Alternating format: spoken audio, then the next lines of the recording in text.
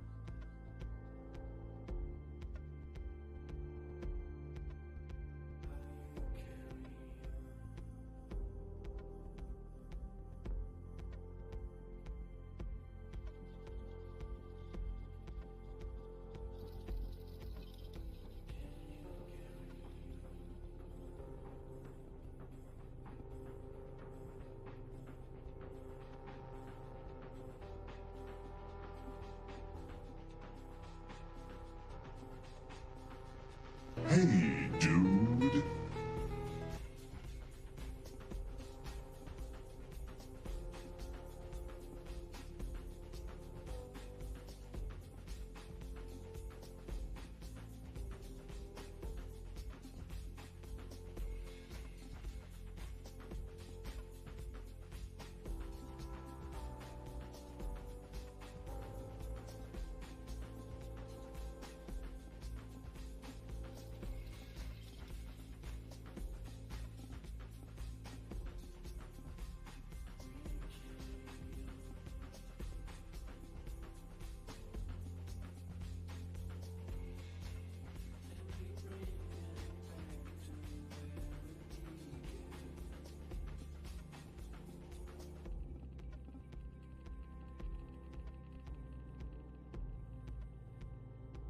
Hello, fighter.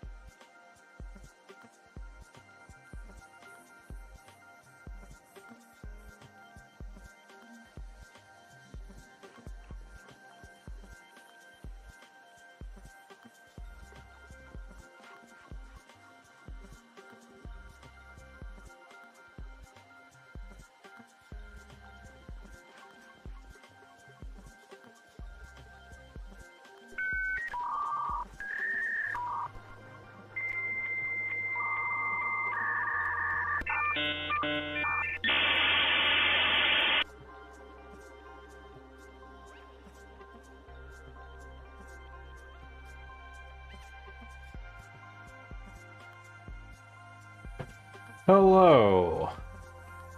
All right. It appears that the microphone is functional, and it appears that the closed captions are also functional, which we love. And yeah. Hello, gorgeous. Cool. Let's just do the thing. Where's the button? Damn it. There it is. Found it. Good day. Good day. Happy Tuesday, y'all. It is. Checks the date. It is Tuesday.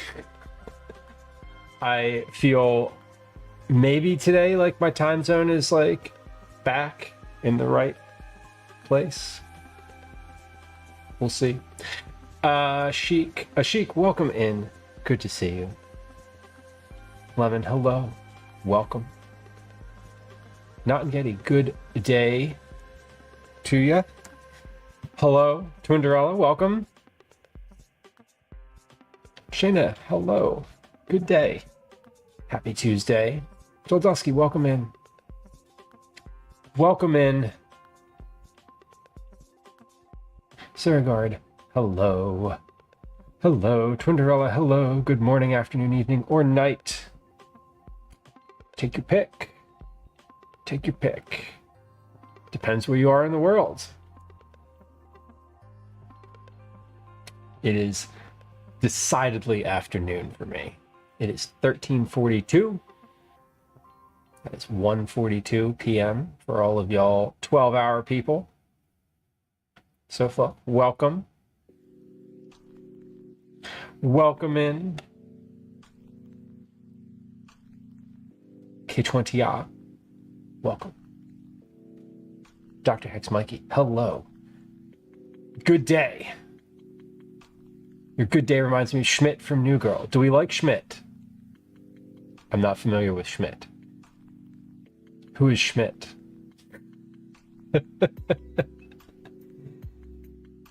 K20A. Amazing. Thank you. 1942 there. Fantastic. 6 hours ahead. I was just 6 hours ahead for the past couple weeks. So I feel you. I woke up on Sunday. No, I came back Friday night and I woke up. I went to bed at midnight, my time, and I got up at 6 a.m. because my body said, get up, it's noon. And the outside said, no, it's not. But my body was like, tough shit. Now you're awake.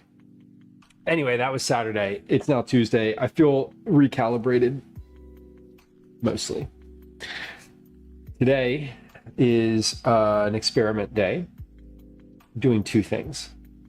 One of those things is to make some caramel corn. I meant to make caramel corn several times over the past couple weeks. I've had a craving for it, one. Two, I have a recipe for it, and I know that that recipe works really well. So we're going to mess with it. Mainly, that recipe calls for Cairo brand syrup, which is like straight up corn syrup, which I don't always love. And I read that you can make it with honey.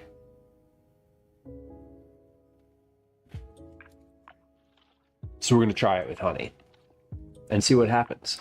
And I'm going to do that one first because that'll be hopefully a little snack when Calvin gets home from camp today. And if it turns out poorly, oh well, we'll figure it out. I think I might potentially, I did I did zero research on this process. My thought is I want to go and just take the recipe I have and just substitute honey for the corn syrup, like 1-to-1, and just see what happens. I think it'll be okay because it's a sugar, a liquidy sugar. I think that it may end up being a bit more like granular, depending on I don't know, depending on whatever, depending on whether or not it is. I don't know where I was going with that sentence. It may be more granular because honey can be separated, can like separates and gets grainy sometimes, but we'll see. I recognize too when I was looking. So here's the thing about recipes when they get passed down, right? I have this caramel corn recipe. My mom made it for like my entire life. She still makes it. It's like the holiday thing. I've made it multiple times for gifts. It's a good like holiday gift, like treat bag situation, because you can make a ton of it at once, and then when it cools down, it's like, you know, you break it apart and you just put it in bags, and it's really tasty and delicious, and I love it just like it is. So I was doing a little research because I was like, hey, I got this recipe, it's really good. Where did it come from? Basically, like, how did this recipe come about? Does it have history? I have no idea. You know, I asked my mom at one point, like, where did this come from? And she was like, I don't know. It's just the caramel corn recipe, right? So I did a little like, let's put all the ingredients and the amounts into the internet and see what it spits out. And come to find out, I'm pretty sure it's the original caramel corn recipe off of the back of a Karo syrup bottle. So it's not her recipe, though it feels like it now. And that's where it's attributed in my head. And a lot of the caramel corn recipes that are available on the internet are basically the exact same thing. Almost all the ones I could find, actually no, all the ones I could find, every one of them used literally Karo brand corn syrup, because that's like the corn syrup you can buy in the stores in the United States.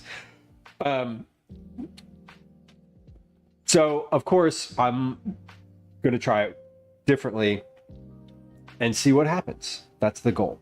The goal is to see what happens. If it works and it works well, then that would be cool. And I also understand why you make it with corn syrup, because corn syrup is very, very, very inexpensive as compared to honey. So this is like a bit of an indulgent experiment, and I recognize that. But we're going to try it. I had the idea to make it with honey was not mine. Some commenter on some recipe that I found on some blog, literally one person was like, I'm pretty sure we used to make this with honey. Like, I think my so-and-so, my ancestor used to make this with honey. So that stuck in my head, and now I'm like, I like taking recipes that I have and like tweaking them a little bit.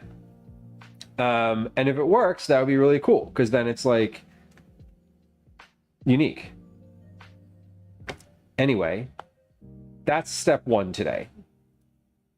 We're going to make the caramel corn first. Step two is lentils. We're going to do a lentil salad. Yeah, we're going to do a lentil salad. Cyber, welcome in. Happy Tuesday.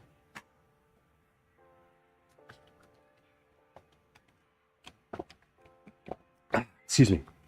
The lentil salad is not a recipe. I do not have any formal recipe for it. It did not come off the back of the lentil box.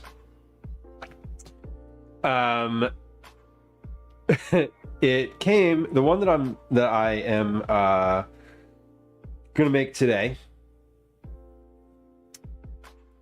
came from a meal that I had in France. I ordered this lentil salad. Actually, no, I didn't order this lentil salad. Where did this lentil salad come from? I had like 4 lentil salads while I was there. 3 of them were delicious. One of them was like a literal trough of unsalted lentils that they were just like, here you go. And I was like, thank you. I ate all of them. I was very hungry. K20A, never done caramel corn. Love to introduce it to my kids. They love popcorn. I would tell you that it is super easy to make. We're gonna make it today. It requires like just a very little bit of like making a sauce. But I will also tell you that if you just look up caramel corn recipe on literally any website, they're all basically exactly the same. And I think the one from All Recipes, like allrecipes.com, is the exact same one that I use or have used in the past, and it is very good. So I hope your kids would love it. I used to love it as a child. My mom didn't make it, but like once a year. She made it at like the holiday time, December holidays, and I looked forward to it. She still makes it. My mom has 3 things that she makes basically every year: caramel corn, sugar cookies. No, 4 things. Sorry. Caramel corn, sugar cookies, snickerdoodles, and creme de menthe brownies. Creme de menthe is green liqueur. She just literally makes those every year and gives them away as gifts. That's like her holiday contribution. Like every single year is just like, here you go. So I used to look forward to them when I was a kid, and I still do. I've made the sugar cookies on stream before, and I've made the caramel corn on stream before. I have never made the snickerdoodles, and I do not have the recipe for it. I have never made the creme de menthe brownies, and I do not have the recipe for that either. But they are in an index card in her house, so I know where I could get them if I wanted to, which I don't right now. Anyway, Bork sounds like a Muppet. Makes me think of the Muppets. Definitely. Isn't there a Muppet? Which one of the Muppets is like?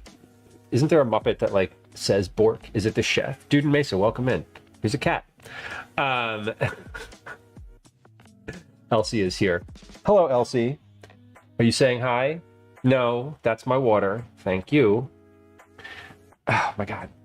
Yeah. Oh my God. Indeed. Elsie wants nothing more than to get behind this computer and fuck with the wires. She's chewing on the wire for the light over there right now. There's 3 of them, and they're ganging up on me. Today they're ganging up on me. I was standing here earlier, like doing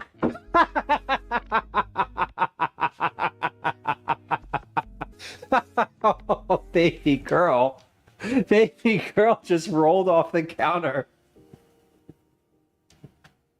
She just fell right off the counter. Oh my God. Do you not want to be perceived now? Is your pride hurt? No, she wants to get down. She's she rolled over and just it definitely looked like I had something to do with that, but I did not. I was going to pick her up and she just disappeared. She did. She landed right on her feet. They do land on her feet. She needs her own Twitch setup. That would be fun. When they were all living in a little box, there was one stream where I just had the camera on them for a little while. Ash is here now. and gone. Ash, yeah, they have been ganging up. They were ganging up on me this morning. Like, one of them was like trying to knock stuff off the counter over there. So I'm like, oh no, don't do that. And then I turn around and Elsie's like chewing on the cords on my computer, and I'm just like, oh my God. Anyway, when we start cooking, if they persist on entering the space, I will remove them to a room with a door. But yeah, they're starting. Playtime is starting right now. They were asleep basically all morning. I don't even remember what I was saying. Oh, right. Caramel corn. So we're gonna make caramel corn. That's first today. Second thing today is a lentil salad. I had this lentil salad in France. I being the good little Americans that we are, we went to a buffet in France. It was honestly some of the best food I had there. It's like reservation only. They have, they have like seating and timing, and a very limited amount of food there. It was fascinating because they also had signs. That not only did they have signs everywhere, but the waiter was very specific. They looked and they saw that we had a child with us, and they were like, do not put more food on the plate than this child will eat. Do not waste food. And I was like, I love that, but I had the reaction of, this sort of like, what do you mean? I had like my Golden Corral moment where I was like, F you, I'm going to take 4 plates now. I didn't. Because I also am not an asshole. Well, not about that, but the buffet was really good. They had a lentil salad on the line that was just excellent. I had thirds. I took some pictures of it, which I unfortunately, and whatever, I didn't upload anywhere that I could like actually share them. Maybe I could. I don't know how to do that. I'm gonna need to look at them at some point, so I might as well find it. Anyway, I picked apart the salad with like a fork, and I wrote down the individual ingredients in it, as well as the cut and the size of them, like how they were cut up, how they were portioned. And then I couldn't figure out the sauce, so I asked. I like went to the kitchen and was like, can you tell me about the lentil salad? DJ Harley, welcome in. Good to see you. Thank you for your tier 3 resub. Holy shit. 37 months. 37 months is a long time on the internet. On the internet, 37 months is a very long time. I appreciate it, and it's good to see you.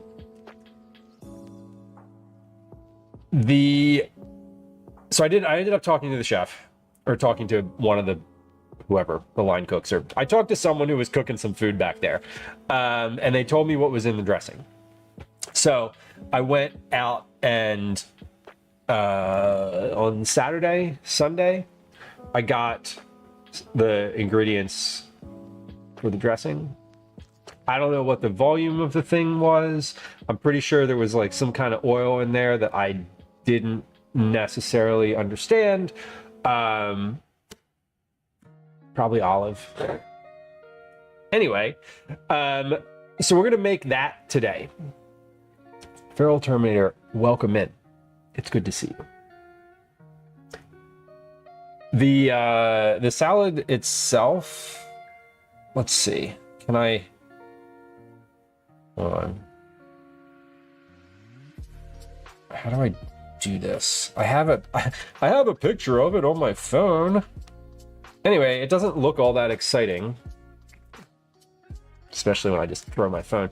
But it's it's basically like a lentil salad. Like super straightforward. But it was delicious. I also had a melon salad, which was really good. The melon salad had some interesting stuff, interesting combo. Green olives, cucumber, pickled red onion, cantaloupe, watermelon, and feta cheese were in the melon salad. But the lentil salad had green lentils, which one in the US we would call those French lentils, shallot, parsley, cucumber, tomato, green onion, and feta cheese. Super straightforward. The dressing was a mustard dressing with lemon vinegar and some kind of olive oil or some kind of oil. Obviously salt, pepper. So I went out, and the dressing itself also had mustard seeds in it. I think from what I understood, the dressing was like a specific type of mustard that they added mustard seed to. I went to like 5 different places this weekend to look for mustard seeds, specifically just the seeds, and I couldn't find them. So I did the next best thing, and I got this whole grain old style mustard that is basically just seeds. And I also have a little bit of this this literally French brand mustard. It's called Moutarde Forte, which means strong mustard. So we're gonna try to make the thing out of that. I also picked up this lemon vinegar, bitter lemon vinegar, which is what they said they were using, and some green lentils, product of France. It says so on the bottom. There is as I found out, a little like French grocer.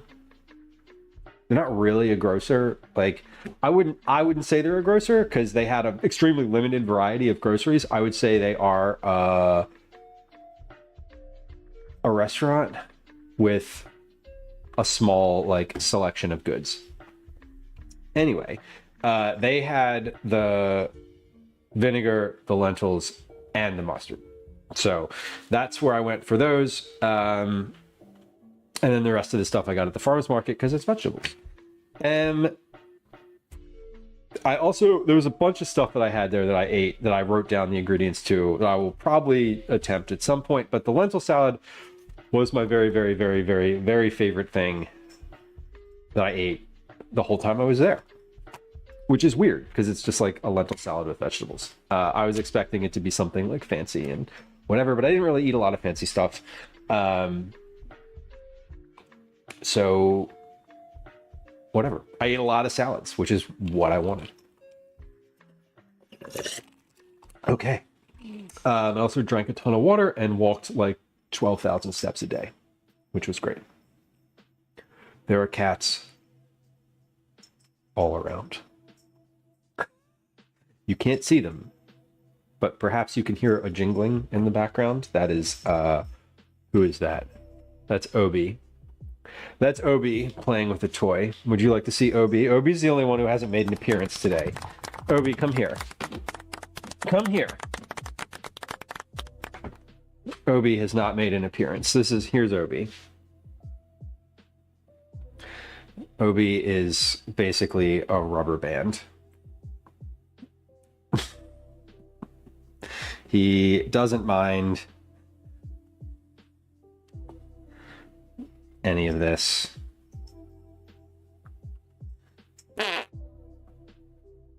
Doesn't care.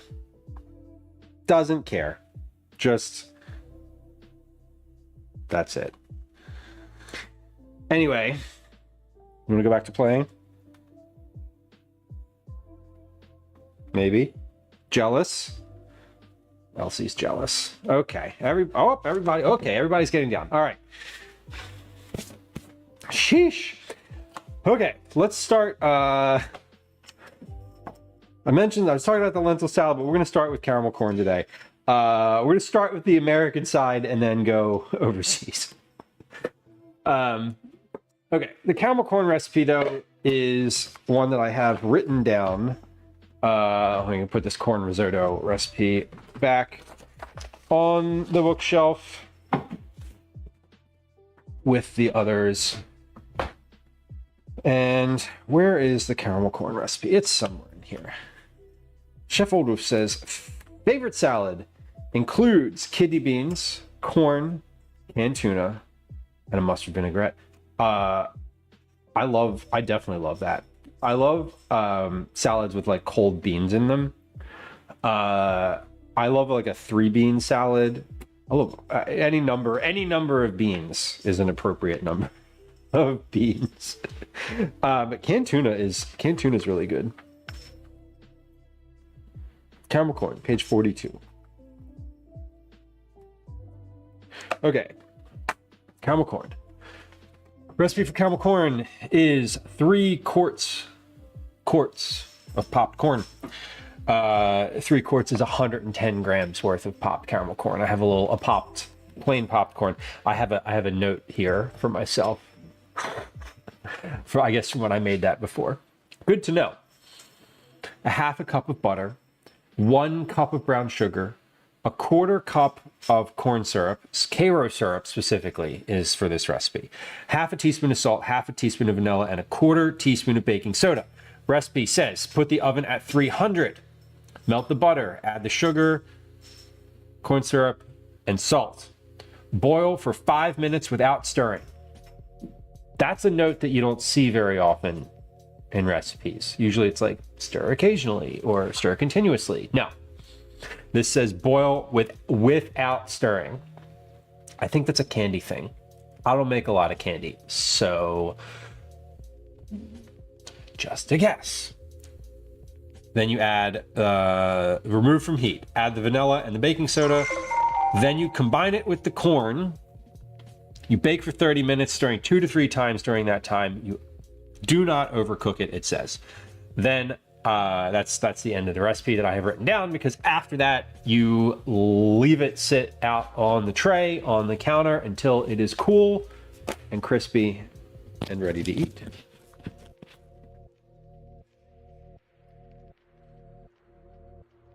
I first made this caramel corn on stream in 2023, because that's when this page in my notebook is from.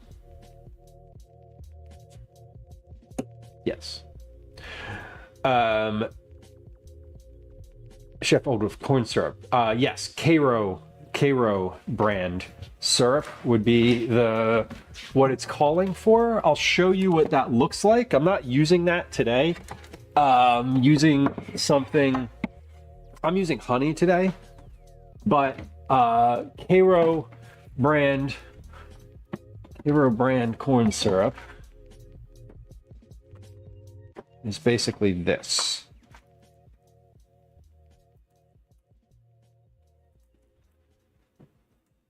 This is not an ad, by the way. This is just corn syrup. Corn syrup is high fructose corn syrup, and I would never use that. Counterpoint: 0 grams of high fructose corn syrup. It can be. This brand is not. However, it is corn syrup. I'm going to use honey today just to try it, maybe a little different. Tornillo, your favorite salad? Lettuce, tomato, red bell, cremini, blueberry. I love the blueberry. I love blueberry in a salad. English cucumbers. Do you slice them or do you leave them whole? Asian sesame dressing, MSG, and pepper. Fantastic. What of that is any of that cooked? Like, do you roast the pepper or the mushroom and then cool them down? I love roasting mushrooms before I put them in a salad. I'll eat them like raw in a salad, but I love roasting them first. Slinko, welcome in. Broccoli, thank you for your tier 1 natural resubscription. Not a Prime sub, not a gifted sub, just clicking the subscribe button. Those feel real good, and I appreciate it. It's good to see you. Kupo is sleeping on the clean laundry because it's perhaps retained a little bit of the warmth from the dryer. Why do they go to the clean laundry all the time? Because the dirty laundry smells. We're definitely going to use honey today. That's the point. The recipe for caramel corn is basically the same across the internet. I don't know if there's going to be a difference between the heating aspect of it. I think it should be fine because you're boiling it basically.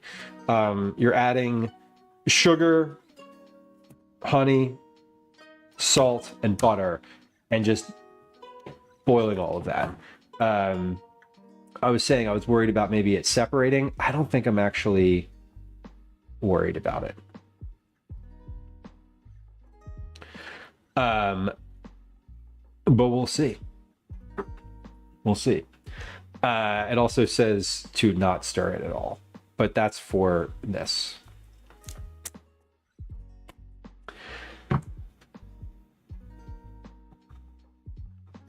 The mushroom, you slice the mushrooms thin. Gotcha. Very crisp iceberg. Wilted iceberg is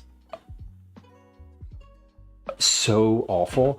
Like the iceberg that you put on when you get, you know what I hate? Like a burger, like a hamburger or any burger, not just whatever, any burger. I was gonna say not just ham, but when was the last time you had a burger made out of ham? When you have a burger with shredded like iceberg lettuce on it and it's just wilted and awful and sad because it's been heated. Or romaine. I guess romaine and iceberg are kind of like two in my head they're like very similar. Anyway, let's get our ingredients out. Half a cup of butter. That is a stick of butter.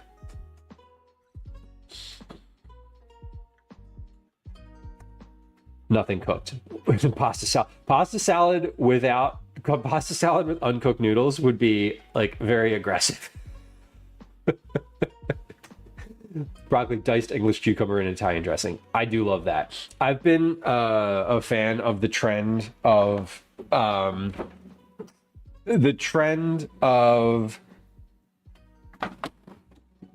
trend. I guess it was an internet thing for a little while. We're gonna try some of this Kirkland butter. We're gonna try some of this.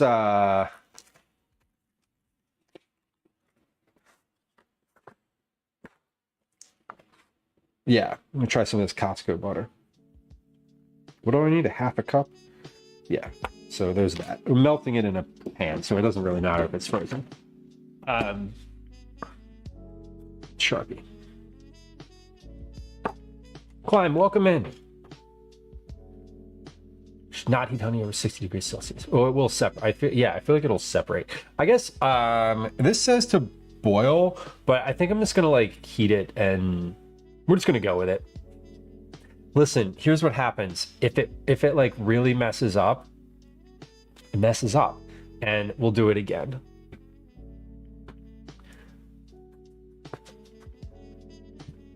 Currently, you have a hard time with romaine unless it's hearts and a spring mix. Can't do arugula. Yeah, hot arugula is no good for me. Lemon says lettuce is commonly cooked in Chinese cuisine, so it never bothered me. The flavor of cooked lettuce is quite different and interesting. I think, yes. I think my issue is when it's like not supposed to be cooked, but it gets hot. You know, when it hasn't been cooked, but it's just like wilted and wet, as opposed to being intentionally cooked. Like I think of things that are commensurate, like bok choy, for example. Like you cook bok choy, it's leafy and amazing. I don't think I've grilled lettuce before. Yeah, I've definitely grilled lettuce.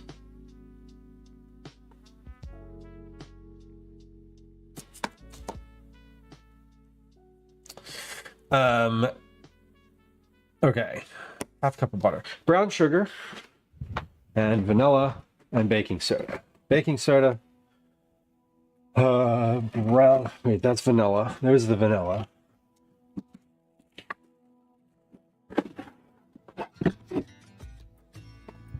And I think this is brown sugar in here. Lyle's golden syrup. Interesting. I've never heard of Lyle's. The good enzymes of the honey will perish in the heat. Oh, we're making caramel corn. I don't care about the enzymes. This is not a health food.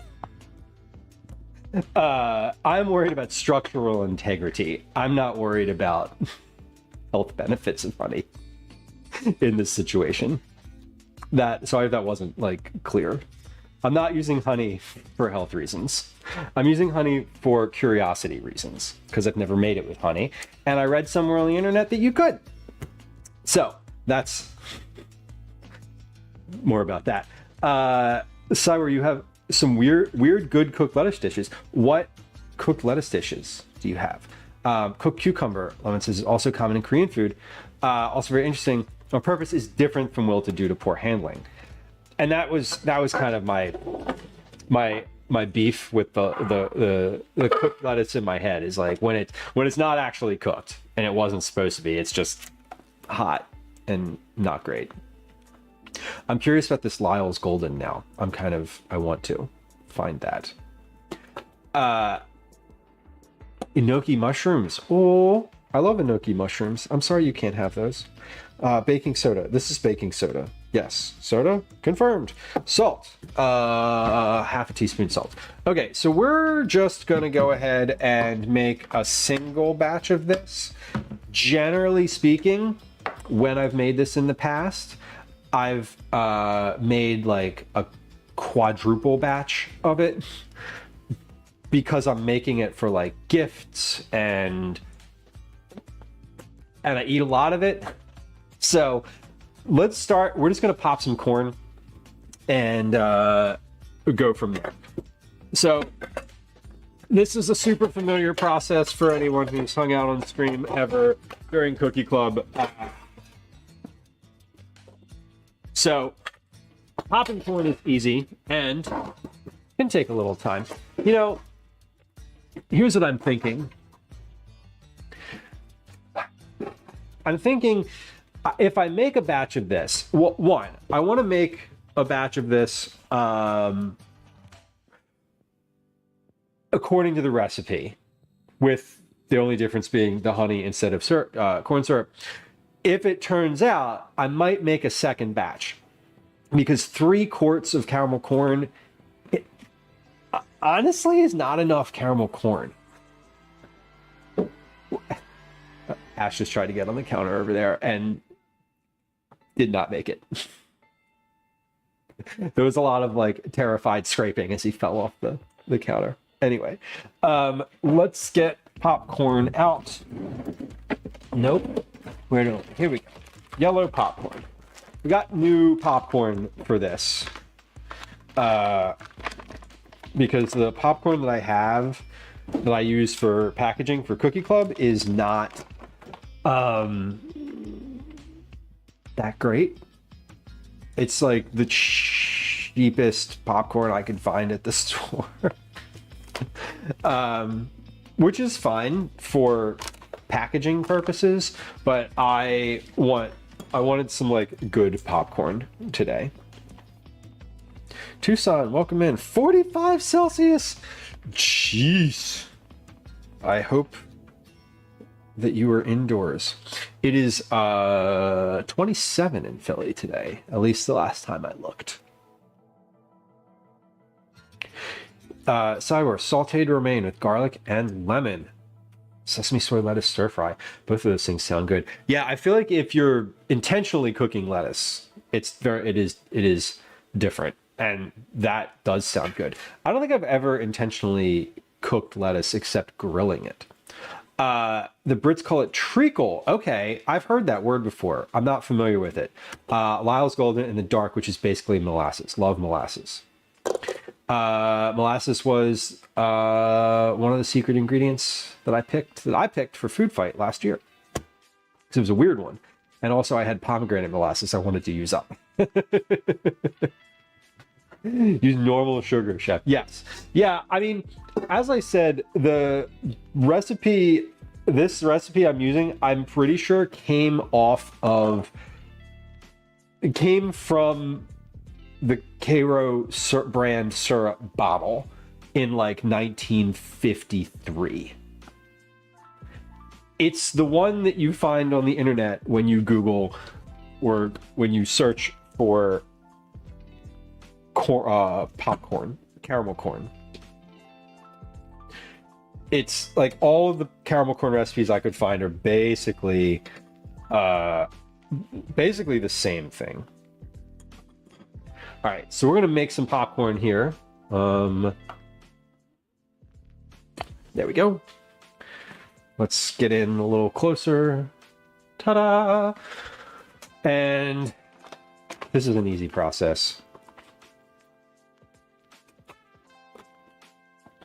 Cheese popcorn. What's y'all's favorite popcorn topping?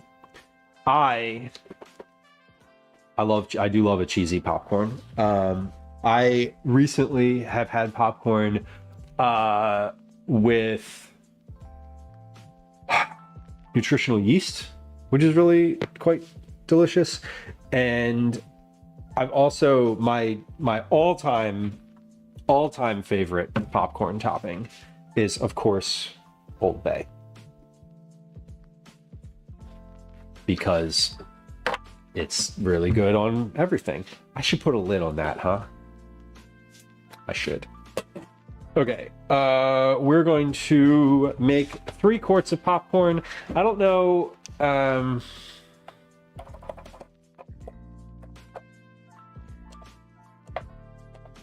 wait. I do know.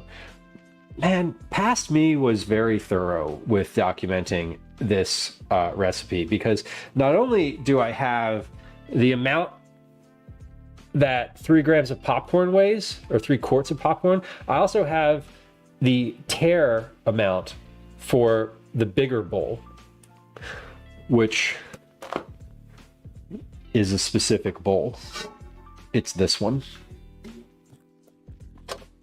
The tare amount is 598 grams. Shockingly, it still weighs 598 grams. I wonder if I wrote down on the bottom here how long that would last.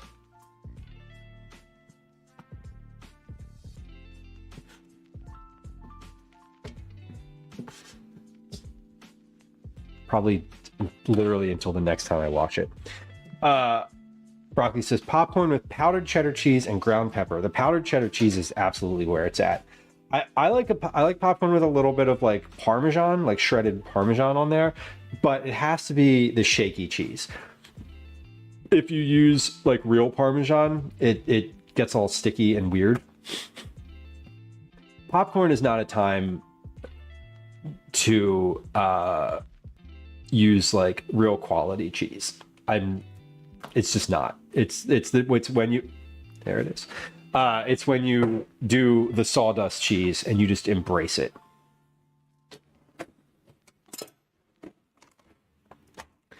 Dill pickle seasoning, hell yeah. That sounds amazing. I actually have dill pickle seasoning, and I am positive that I've never used it on popcorn, and now I'm feeling inadequate about that. Old Bay on saltine crackers, hell yeah. Caramel butter, salt. I see you with the pancake syrup, Tucson. That's great. You know, when I was a kid, I used to love popcorn. I mean, I still do.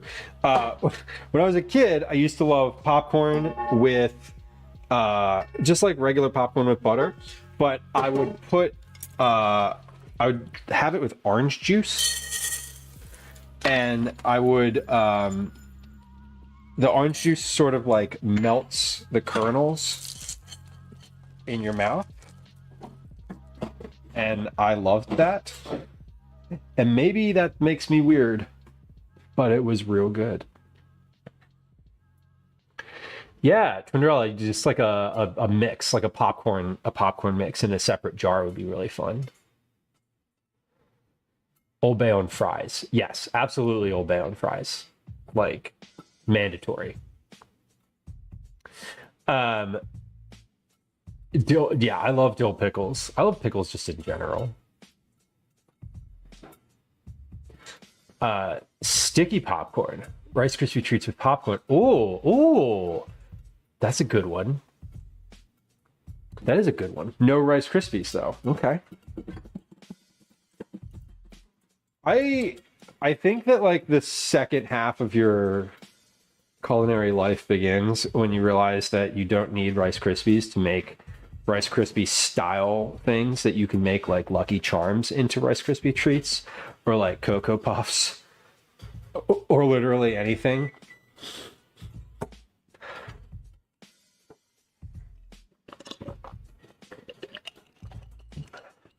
That said, the chickpea crispy treats did not go over very well at the family function. I'm just kidding. Nobody made those. That's cursed food. There's knowing that you can make Rice Krispie treats out of anything, and then there's restraint. And both of those things are important. Popcorn's almost finished.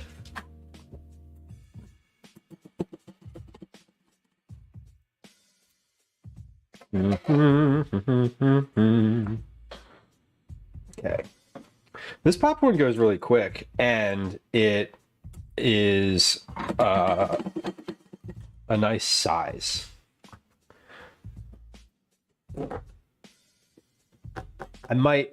If this works and like the honey is good, I'm definitely going to make a second batch of this, because I don't think that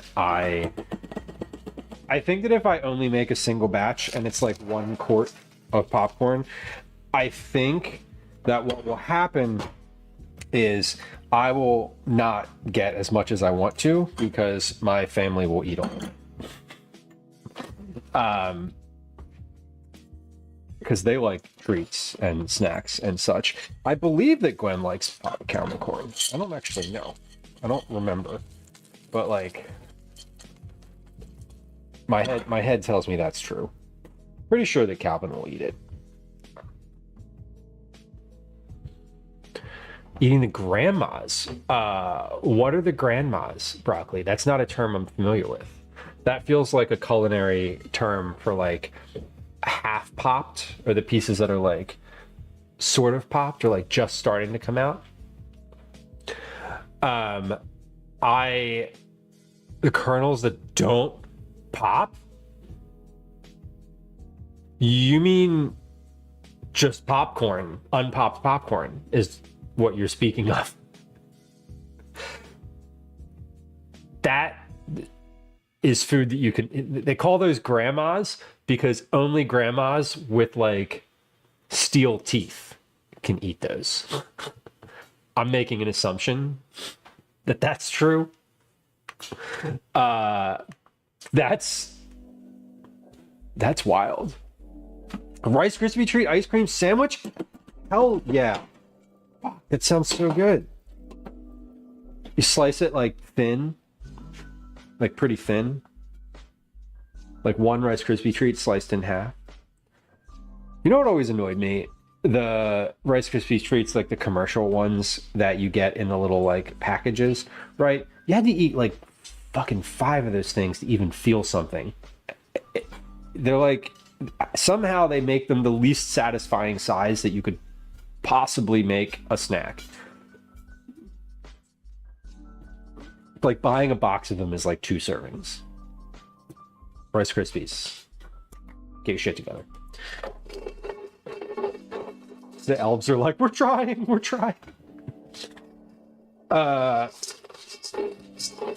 It's relatively kernel free. I see one. I will do like a final kernel pass through before putting these in on the pan. So basically you mix these together and you make the popcorn, you make the sauce, you combine them, you put them in the oven. Have we made the lentil dish? Oh no. So look, we're an hour into stream. We're basically we're making pop. We've made this. This is what we've made so far, plus a lot of noise. Looks like I just see popcorn. We're doing the popcorn first today because I wanted this to have time to set and like dry and solidify before I go in with the lentil dish. Now the lentil dish is also a cold dish. Or I think it was lukewarm when I'm pretty sure it was lukewarm.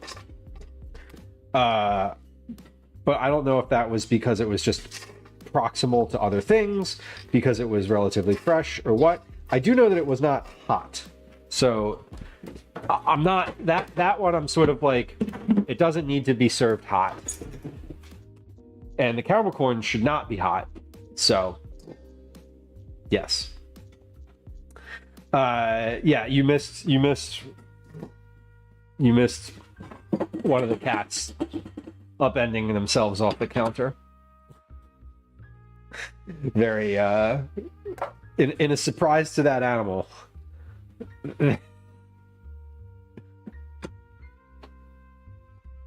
Okay, so they're cooked, but they didn't burst. Interesting. So in my head, that feels like maybe they would be really difficult to eat. But I suppose not. All right, we have, I feel like I've eaten, I mean, of course I've eaten them before. I don't think I would ever intentionally eat them like that, though. That is unique. I love quality popcorn, too, like, because, generally speaking, you get less unpopped kernels.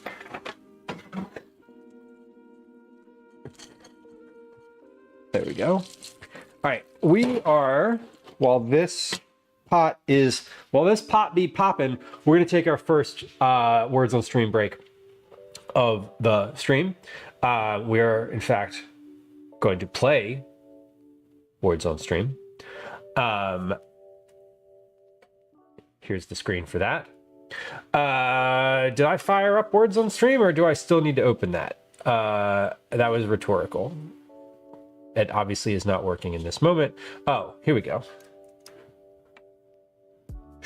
Will it go? Yay, it worked. Sheesh. Okay, we're gonna do a game of Words on Stream. I'm going to run a 3-minute advertisement. So if you're on Twitch, heads up if you're lurking. I don't know if the volume changes when ads run, but I think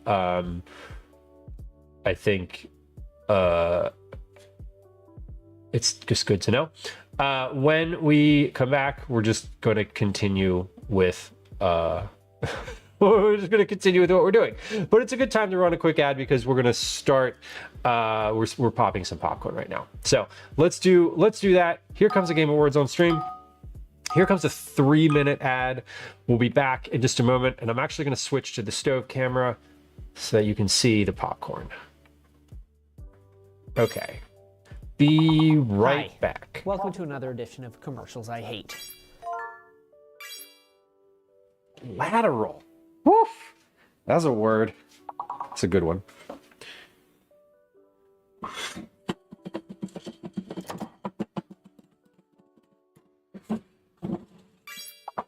Oop. Getting some pops. Fantastic. And we'll just as I'm waiting for that to pop, I'm just kind of combing through the popcorn that's popped already, looking for unpopped kernels. Not very many.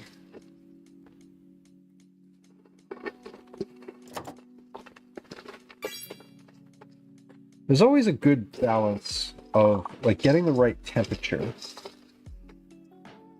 Too hot and they pop too quick and they don't pop very much, but too low, the ones that pop first will end up burning. And you got to stir the whole thing like during the process.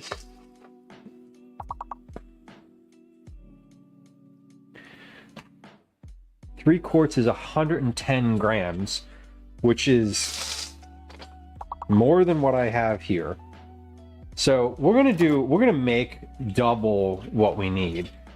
Because like I'm looking at the amount of caramel corn in this bowl and I'm like, that is a literal single serving. But I'm gonna make 2 batches of it only because I don't know if the sauce will turn out correctly. And I don't want to mess up an entire cup of honey. That feels like a bad idea. All right, let's do one more.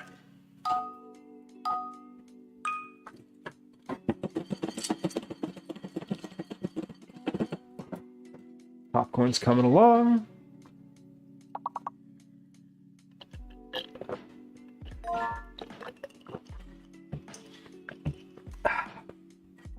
Yeah, we are 100% going to make at least 2 batches of this because I can't see a world in which I can't see a world in which 1 batch is appropriate.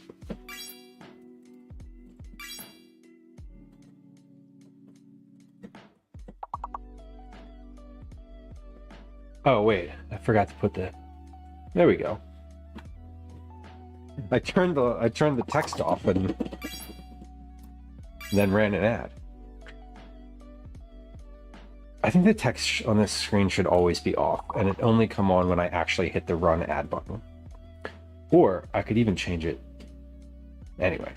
Hey, if you're on Twitch, welcome back. Thank you for your patience. I appreciate it. No one likes the ads. I don't like the ads. I do like the ads, insofar as I earn like a little bit of money off of them. But I do not like them because they interrupt the flow of the stream. Anyway, me talking about it also interrupts the flow of the stream, so let's get back to what we're doing. We're finishing a game of words on stream. I'm finishing this batch of popcorn. It's going well. And I'll be back on the big screen just the moment that this game of words on stream is over. And it's going to be over in a moment. We got one more guess. Everybody gets at least one more guess here, starting now. Okay. This is good. Great. Now let's do one more batch.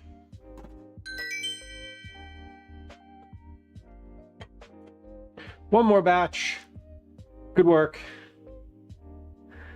Tits can be birds too. They sure can. It's awful. Words on stream is kind of prude, isn't it? Not that prude is a bad thing. Prude has negative connotations, but words on stream sure doesn't love anything that could even be construed in any possible way as naughty. All right, last batch of popcorn. So I realized that basically I've already made twice as much popcorn as I need. So we're definitely going to make 2 batches of this. Ah, you did. Wow. That is that's naughty. That's naughty, except when you think about it in like the construction sense, in which case it's not.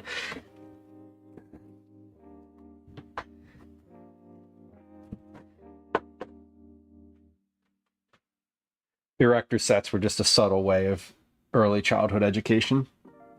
Fight me. Okay. This is the last batch. We need 310, 110 grams is 3 quarts. I currently have 202 grams in this bowl. That is what I'm gonna do. Here's my plan. I am gonna make probably 2 separate trays of this. One, we're gonna do like a first pass, and I'm gonna do that just as it is, you know, one recipe for 110 grams of popcorn, and then we're gonna do another batch because I just want to make sure that the honey situation is good and that it's an acceptable substitute. I don't want to waste an entire because this calls for a 1/4 cup of syrup, which I'm gonna use a 1/4 cup of honey. I don't want to waste. Basically, if it doesn't work and I start out with a double, I don't want to waste a 1/2 cup of honey. I'd rather waste a 1/4 cup of honey and find out that it works and then just make a second batch.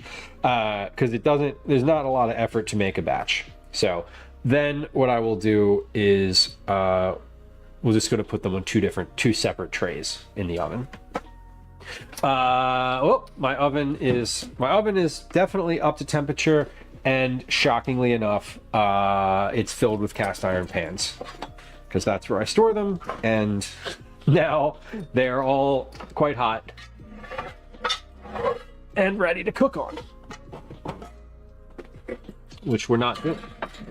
Anyway, let's get those out of the oven while this pot of popcorn finishes up. There we go. Okay.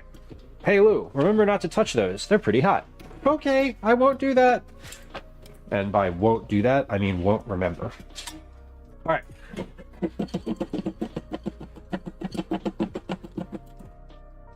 I grinned like a demon when I got a chemistry set. Excellent. I remember playing with Kinects when I was a kid. Kinects were like the toy that I ended up sort of gravitating towards. Mainly because that's like the one that I had.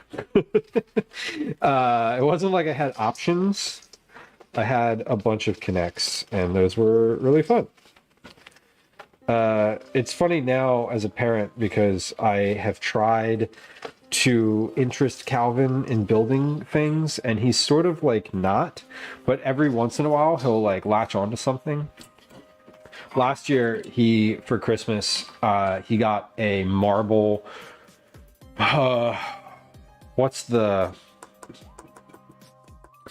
term for it? Sort of like marble maze. Like the marble goes up a little ramp and then kind of goes down a bunch of chutes, right? And it's like wooden, and you put it together. I was kind of surprised because he really enjoyed it, and he like put it together. I think he enjoyed putting it together. He played with it like 2 or 3 times. You know, it's not really like an ongoing toy, but he did enjoy putting it together, which I was a little shocked about because he's never liked any of the other sort of construction adjacent things that he's gotten. Like he had some Legos at one point and was just like, meh, who cares? Speaking of Legos, I bought Gwen a Lego set for Christmas last year. Like flowers, like Lego. There's like a Lego bouquet, and she hasn't touched it because she's not really into Legos.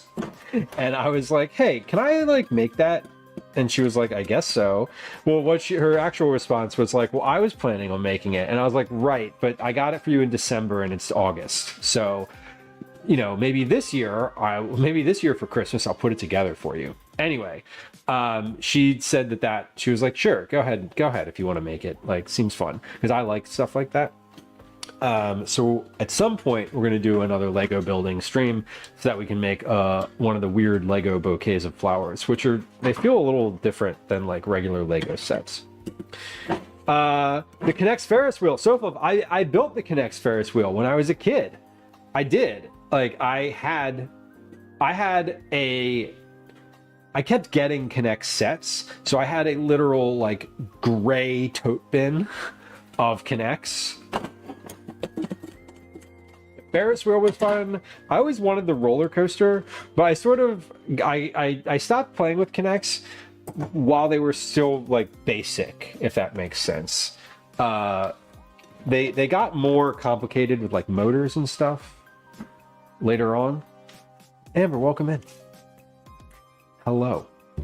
A Lego Sakura tree and a Lego Baby Yoda. Aw, I like the tree. That sounds cool. The Yoda sounds fascinating. The ears are probably the ears are probably interesting. And so I never had Legos. I had Kinects. I had some Legos, but I think the Legos I had were like inherited from somewhere. They weren't like mine. All right, this has stopped popping. Went over to the stove. Or no, the counter. There it is. Okay, so we're now at 265 grams. 110 grams is one batch, so we have double the amount that we need in here. This is an appropriate amount of caramel corn. All right, we're gonna clean this pot out because this is the pot that I want to use to also make the sauce. The reason that I like using this pot is I'm not actually cleaning it, I'm just wiping it out. The reason I like this pot as opposed to other ones is this one has, you can see the bottom here is thick. And it's like a pretty heavy bottom pot, so it retains heat really well and doesn't need as high heat in order to make it stay at the right temperature. Comes with a frog? Super. I finished all of the Star Wars movies recently. And I was explaining, who was I saying this to? I was saying, like, I think it was to Calvin. I was like, Baby Yoda is not Yoda. Baby Yoda is just like called Baby Yoda, but it's not actually the same character. The Lego Orchid. I forget, Sofa, I forget which one I got, Gwen. Honestly, I don't remember. Amber says, when did you get your first TV? Didn't you tell us one time that you grew up without a TV in your house? Well, my parents were divorced, so my dad had a TV, and my dad used to, so my dad's house was like where I consumed media. There was a point when I was a kid, we had a TV and we had like an antenna in my mom's house, which for those of you who are like younger, the antenna is like broadcast TV. So we had, like 5 channels, right? Now, at one point, my mom got the basement redone in our house. And instead of cutting a nice little hole in the drywall where the antenna like plugged in, where the TV plugged into the antenna that was on the roof, they just drywalled over it. So when I was 14, I think, TV went away. We had a VCR. So I had like a television and I had a VCR. So like we'd go to Blockbuster and rent movies. But when I was at my dad's house, we would he had cable and I would watch TV there. So it's not accurate to say I grew up without a TV. I did grow up without cable in, like my day-to-day life. For a large majority of high school, for a large majority of middle and high school, I didn't have any access to like channels of any kind. It was just VHS tapes. So I watched Hook several tens of times. I watched a Nova special about the Bermuda Triangle a bunch of times. I watched Godzilla 1985. I did have a radio. I listened to a lot of baseball games. I used to stay up late, 10 p.m. to midnight on the radio and listen to Loveline with Adam Carolla and Dr. Drew. That definitely dates me. Neither of those people are people I would recommend taking any advice from nowadays, but that was a nice little education about all the things I wasn't learning otherwise. Okay, popcorn's ready. Let's get the sauce together. Let me get my trays together first. I'm going to use parchment paper on these trays as opposed to my silicone silicon pastry mats. Or not even pastry mats, just the silicone mats. I'm gonna use parchment paper here because I want to.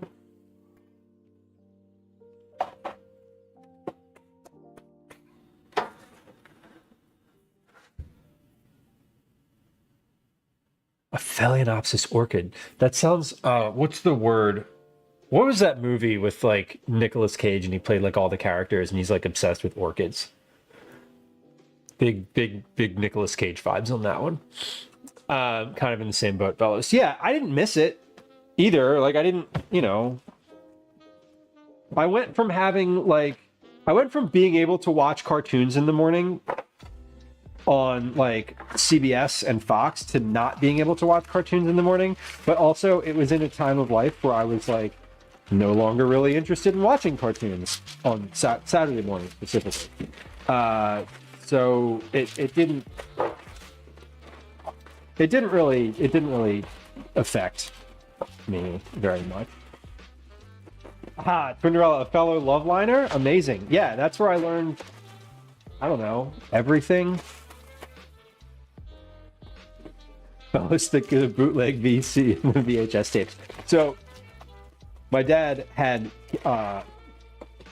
cable, and he also had like HBO and the movie channels, and would record VHS tapes of movies, but they wouldn't always. They weren't like thematic. Some of them were, but it would be like a VHS tape, and it would be like Groundhog Day and like My Cousin Vinny on the same tape. Or something like that. It was like whatever was on next. I remember when I went to college, I took the VHS tape that had Fight Club on it, and it was like the one movie that I watched in college. I didn't have cable in college either. Rocky still have a transistor radio. Super. 2 AA batteries. Amazing. Mega, hello. Welcome in. Sorry for all of the crumbling. Was Loveline a show like kind of like Dr. Ruth? Exactly, Amber. Exactly. It was a radio show where people would call in and ask questions about sex and sexuality and lifestyle questions. And at the time, the feedback that they got was like super progressive.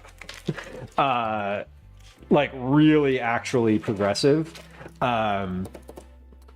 And yeah, I was on the radio. I just listened to it every day, every night, 10 to midnight. I'm 53 and I still want to watch cartoons. Sure. And maybe you also, because I wish I still did, had a Ninja Turtle cereal bowl that you got off of the back of the Cookie Crisp box that you ate your cereal and milk out of. Now I don't copy anything, Bella says. Yeah, you can't anymore. I realized the other day I don't even have the capacity to play a DVD. I don't know how I would play a DVD. Like my laptop doesn't have a disc thing, and none of the stuff in my living room certainly doesn't either. Okay, melt the butter, add the sugar, Karo, and salt. So let's melt the butter while the butter is melting. Velas, do you run like a Plex server or something like that?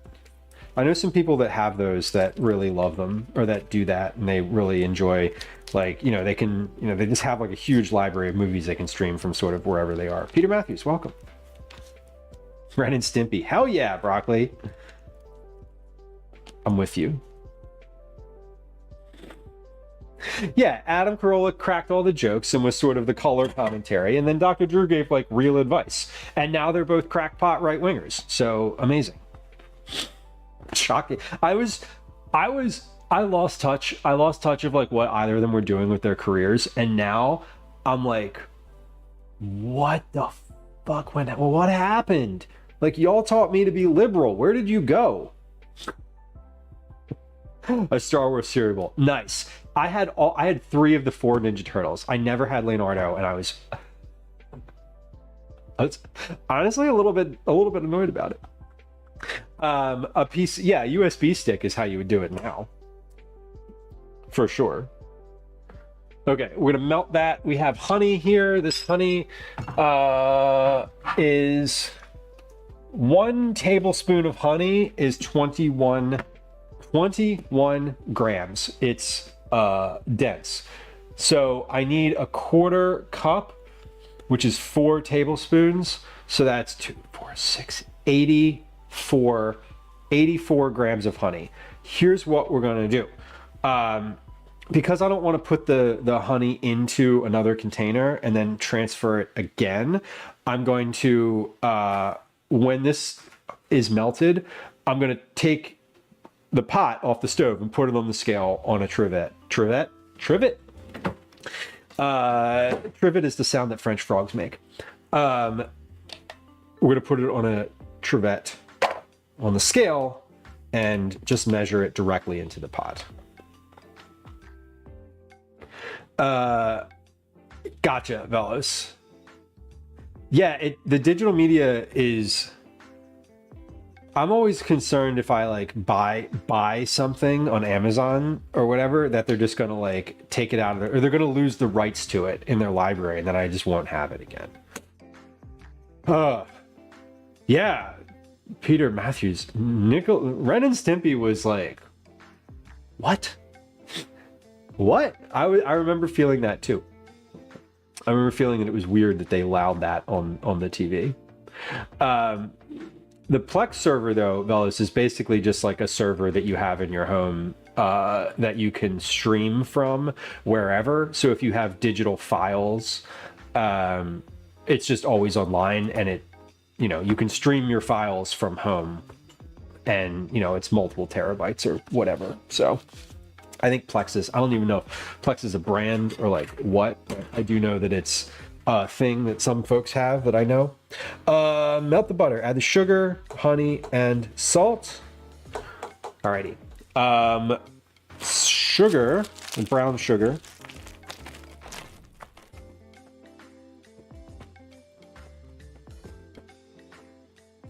I do love, Velos, I do love that they will give you like money off, you know, like, can you ship it slower? I think it's hilarious. And slower is still like 2 days.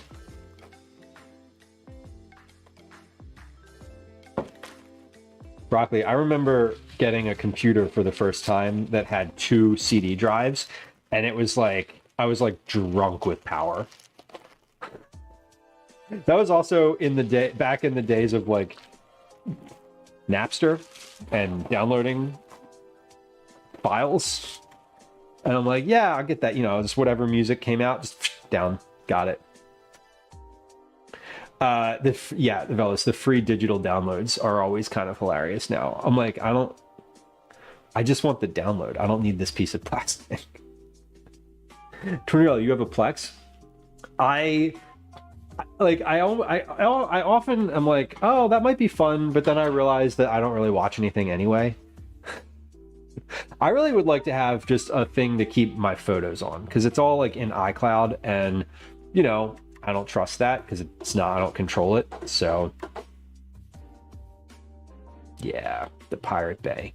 I remember Pirate Bay.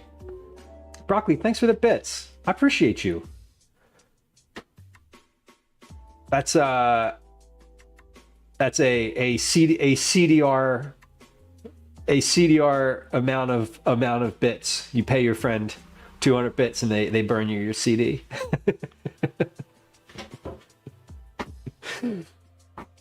Oh my god, Velos, I remember when we had AOL, and when I was a kid, we had AOL, and the computer was in my bedroom, which in retrospect was probably not a great idea, but whatever. The computer was in my bedroom, and I remember downloading the Korn album, some album from the band Korn, overnight, like setting it to download overnight, and like I got up the next morning and it was still not finished, and I was like, what the hell? I was like, this has to get better, and it did. And it did, but there's a trade-off. And the trade-off is ownership. Okay, what did I say? 84 grams of honey to 21 grams per 21 grams per tablespoon. 4 tablespoons is a quarter cup. 21 times 4 is 84. Okay, so I'm adding to the butter, I'm adding the sugar, honey, and salt. And this is a single batch again. So we're just doing a single batch. Let's add the honey first.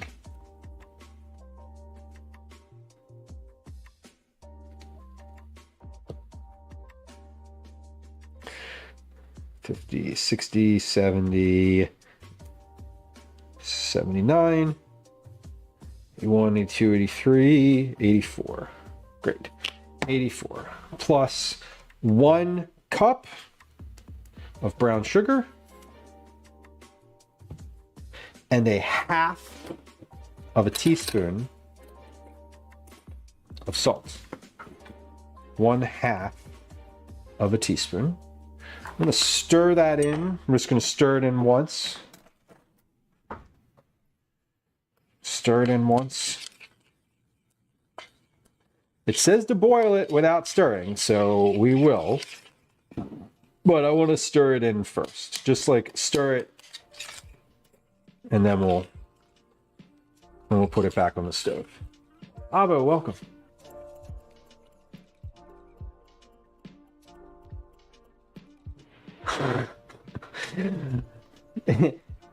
Amber, you are. I feel interestingly represented with that statement. As in, I am neither of those things, and yet none of those things are like. That's an interesting depiction. Fellas, I remember original Napster. Yeah, never forgave Metallica. No, I still haven't forgiven Metallica. Metallica was a bunch of whiny children over it. I think I got yeah.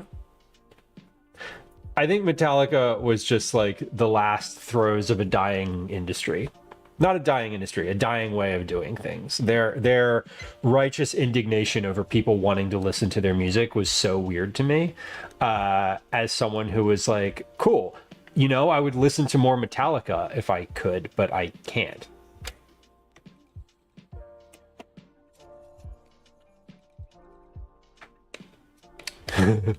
I'm glad that they still get hate on the internet. I am. I truly am.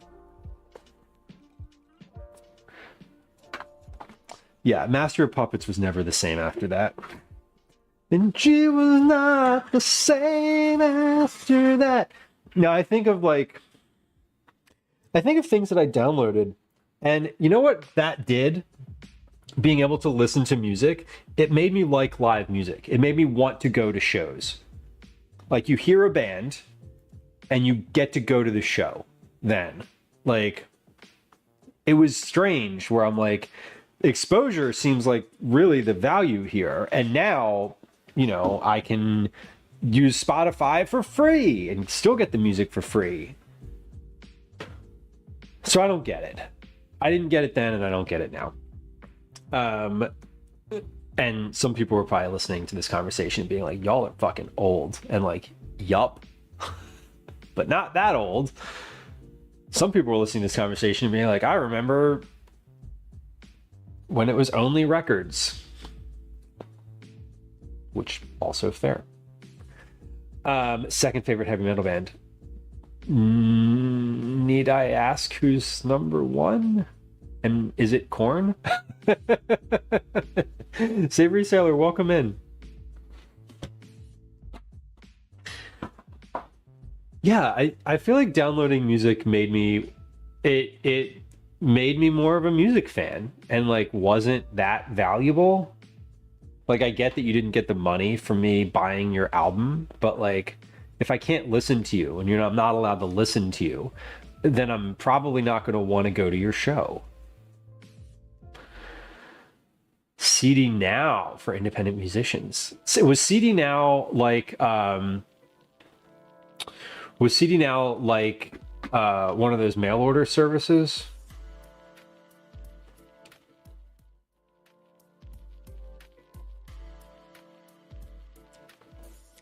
I remember Columbia Records had a mail order service, and I ordered a bunch of like, it was like, order these CDs, and if you like them, you can pay for them. And I just ordered a bunch of shit off of there, and then didn't tell anybody, like, say my parents, and didn't have money to like pay for them.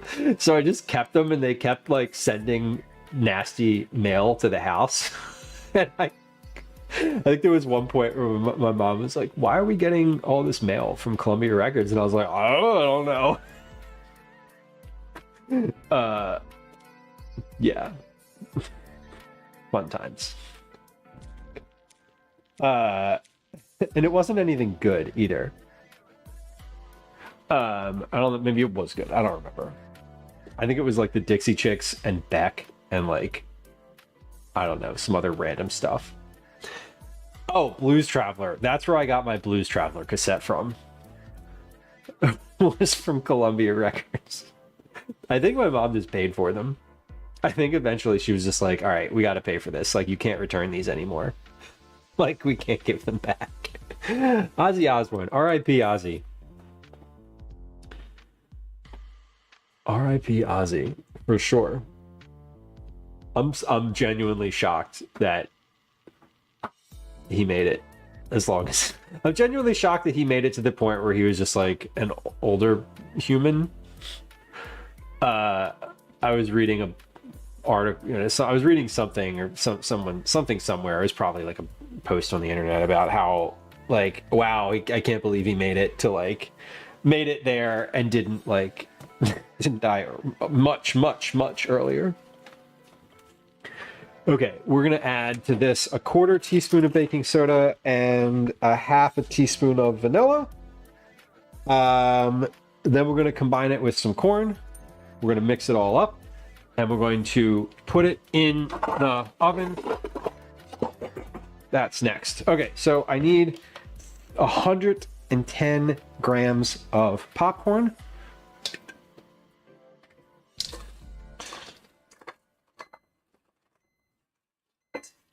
Broccoli. John Popper with that harmonica was definitely yeah, it was definitely like, wow, he made something really popular that was like weirdly not, or was just like weird. No one was rocking a harmonica. John Popper did for the harmonica what Jethro Tull did for like the flute.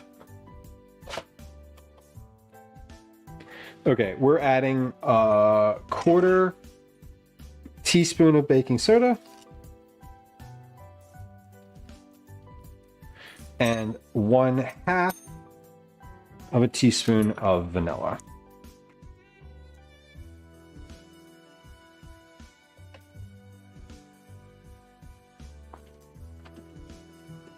Whoa, chill, bro. Coming at me with your spiciness.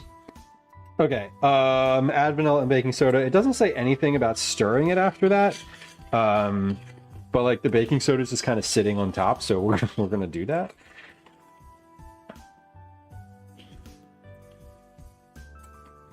All right, so we have a nice like caramel situation going on here.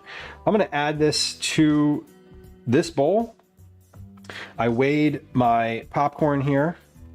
So we're going to add to the bowl, and as I'm adding, I'm going to like stir a little bit, and obviously some pieces are going to come out because this bowl is teeny tiny, but yeah, I'm just going to go ahead and add all that at once. Great.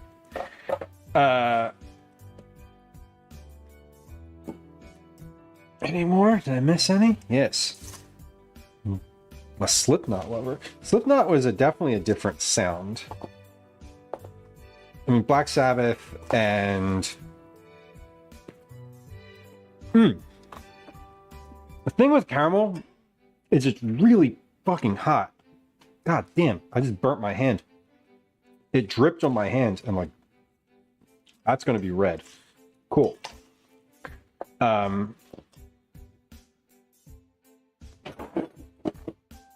Yeah, I should use one of these.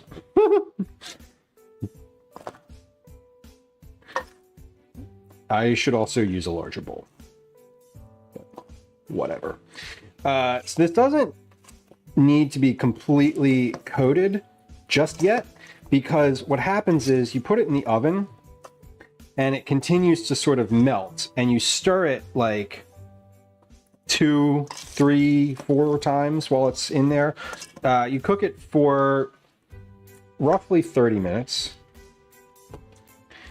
And by the time it's finished, it is really, really well coated.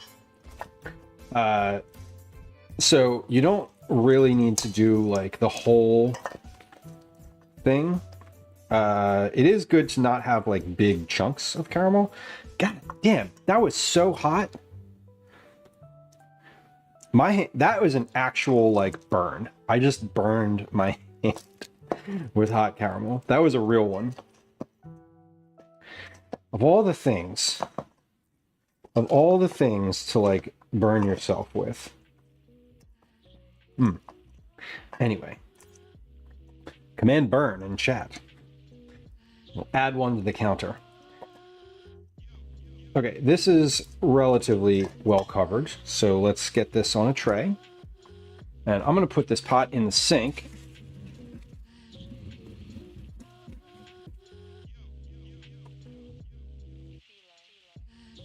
I think the honey seems to work out really well.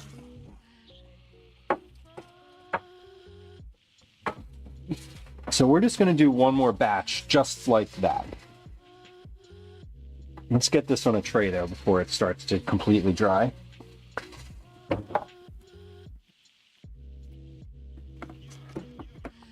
Broccoli, what is... Let me think about it for a second. I'm trying to come up with what BOC is.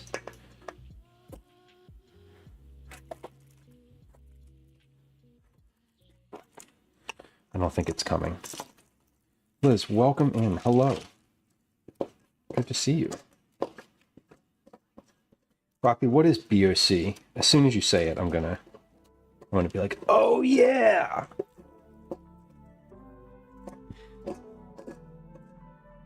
Okay. This is looking great.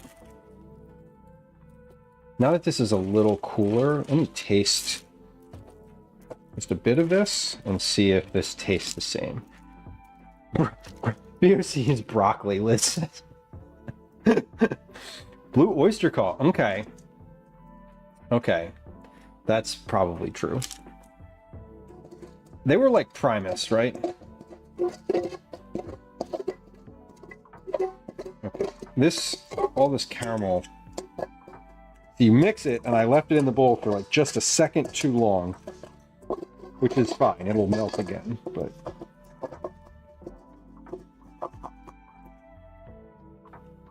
Yeah, probably blue. That would also be my guess. Oh yeah. See, I had to do the thing. Okay. I can't stir this with this spatula, but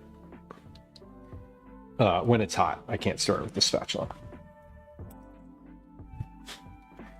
All right, let's try a piece now, just like an initial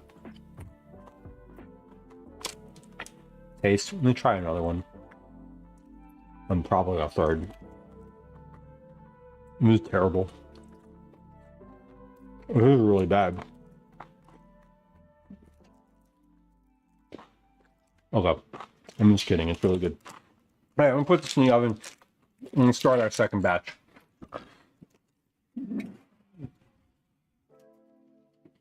Now, I'm gonna leave that in there for 30 minutes,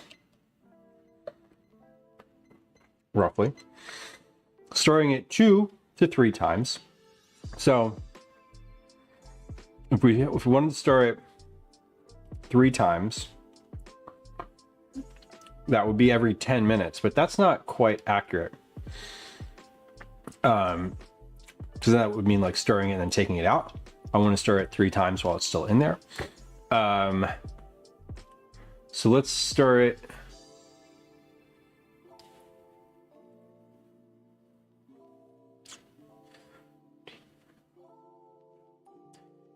at 7 minutes and 30 seconds.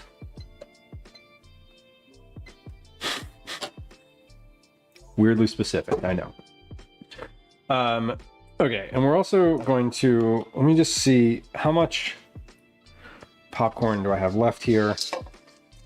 I want roughly 110 grams. Oh no, there's a kernel. 110 grams. I don't want to go too much over, because if I go a lot over that, it's not going to have as much coverage.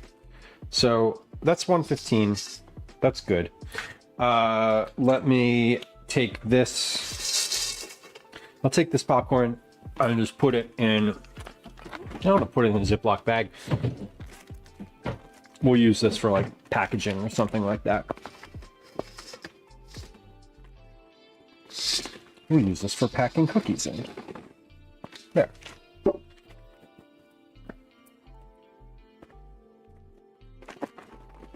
Saw them back in concert. Back when you could go to a concert and no one was watching it through their phone. What a time. Okay. This is good to go. Let's get our second batch going. I have my pot in the stove. I'm going to give this a quick scrub. I put some soap in it and water. And because this is kind of buttery, it doesn't really stick to the bottom of the pan, which is nice. It sort of slides out of the pan quite nicely. So this pan is just about ready to go again.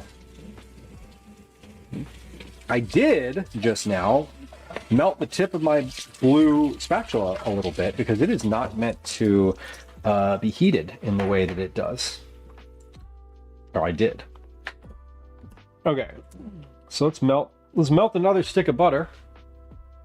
That came out really well. I'm pretty happy with that. No farther notes, just a 1-to-1 substitution of honey to syrup, corn syrup. Worked really well. So, wonderful. All right, we're gonna melt the butter. Popcorn's ready to go. I'm gonna get a cup of brown sugar. I should have noted how much that cup of brown sugar that I just put in weighed, so I don't have to like measure an actual cup again, but I didn't. And that's okay. I'm using dark brown sugar. Or I used dark brown sugar, but I think this is all the dark brown sugar that I have. So we might have to do a little bit of combination here. My music taste is mainly just pop music. Pop music is great. I love pop music too. I will listen to everything, generally speaking. I think I had a lot of, I think it's interesting nowadays I find it harder to find new music, because there's so much like available, and I don't always trust that if I see something on Spotify that it's not just being like paid for, you know, like I think when I was a kid, it was very easy to be, you know, to get a recommendation from your friend, to like, you know, whatever. Some bands I liked and have liked for a long time was because I saw them in concert and I was like, that band is great, which is sort of the purpose of having an opening act, you know, in general, when you're an artist. But all that is to say, I definitely do not judge you for enjoying pop music, and I too enjoy pop music. Although I found this interesting, I don't want to say phenomenon, but there's a thing where like I don't know the names of songs or artists anymore. I just know the song. Like I hear the song and I'm like, oh yeah, that song. You know, but like I don't have the I don't always have the knowledge of like what artist I'm listening to, because no one said it out loud. Like the radio was like, here, you're listening to blah blah blah, and you're like, oh yeah, okay. Now it's like just the algorithms, endless, relentless algorithm. You know, a motorcycle and a big Godzilla. Super. That's funny. Little Teresa, welcome in. Good to see you. Country music makes me vomit, Bella says. I love country music. Whenever we're camping, I usually try to find like whatever country station is available. Pop, alternative, dance music. So you like something with a beat. I can get behind that.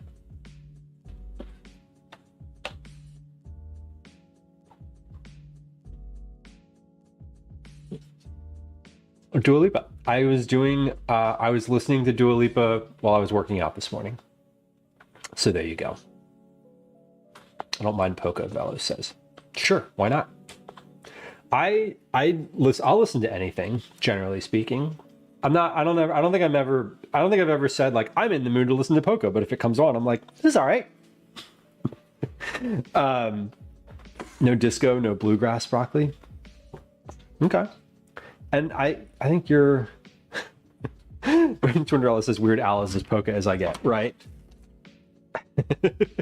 That's kind of funny. That's pretty funny. Weird Al, still around. Every Canadian learned how to line dance in gym class. God, remember having to fucking dance in school, in middle school, with other people? Oh, what the hell? What a form of torture that was. God, I would have rather, the list of things I would rather have done than take fucking square dancing in middle school is long. Long. Twinderella knows what's up. Okay, so the butter, we have the honey, the sugar, and then salt. I need a half of a teaspoon of salt. Give that a little stir.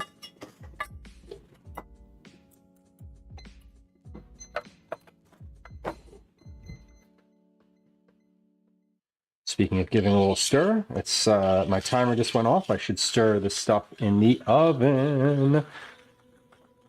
Till Dusky, middle school square dance, right? Just the fucking, oh my God, at a time when you're so self-conscious and just like raging with hormones, it's like, yeah, you think this is bad? Now you're gonna fucking square dance with your friends. No, sorry. If you're a middle school teacher, gym teacher, and you make the kids square dance, like, you are the monster. You are the monster. Okay, we're gonna put this right back on the stove, let that boil, then we're gonna stir the stuff in the oven here. I'm gonna get my gloves because goddamn, that was hot. Ballet and ballroom dancing classes.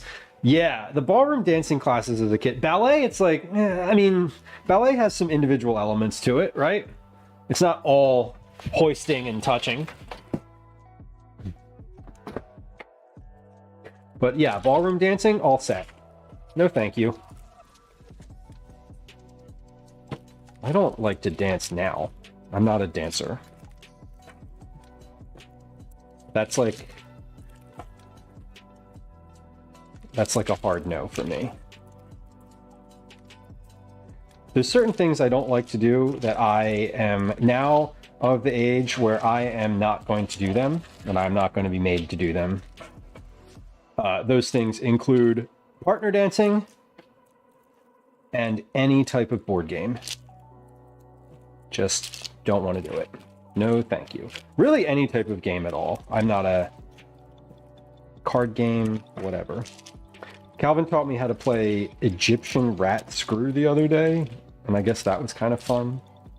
But I feel like that's more of a reactionary thing than any type of like strategy. Okay, this is good. We're gonna pop this back in. And my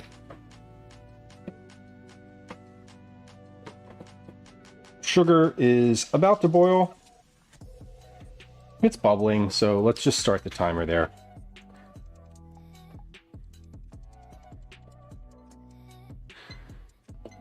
Okay, great. Heads up that we have an ad coming up in about 10 minutes here. Maybe a little less. Just an FYI. Fellas, you did not square dance. Good for you. Oh, swim class. Oh my god. Seriously. I just remember like getting changed for gym class. It's like, not only did you have to get undressed in front of all your peers, you then had to like dance with them, which was like some fucking level of awful that I like can't quite articulate.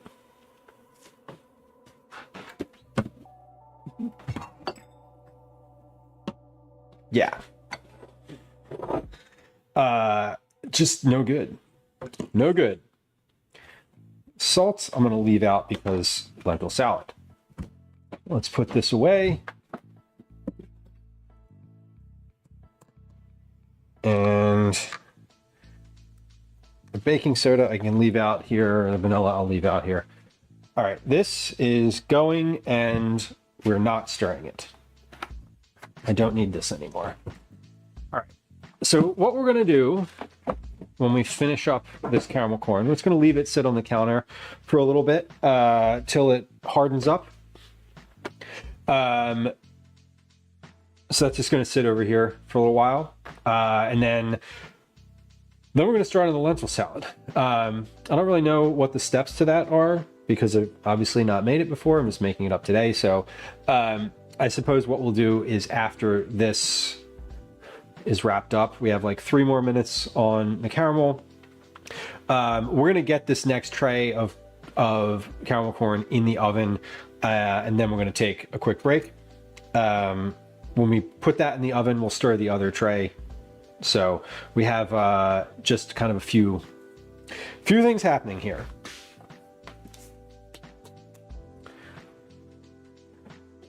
This is good. I'm excited for this caramel corn because the little taste test that I had from the first little section was delicious. Dan, welcome in. Good to see you. Hello. Wako Wako, welcome in. Good to see you. Sofa, thank you for the shout out. Fellas says I used to think about like Oprah Winfrey or someone so we can get excited during swim class. Yeah. You're thinking about like baseball stats or whatever the least stimulating thing you can think of is.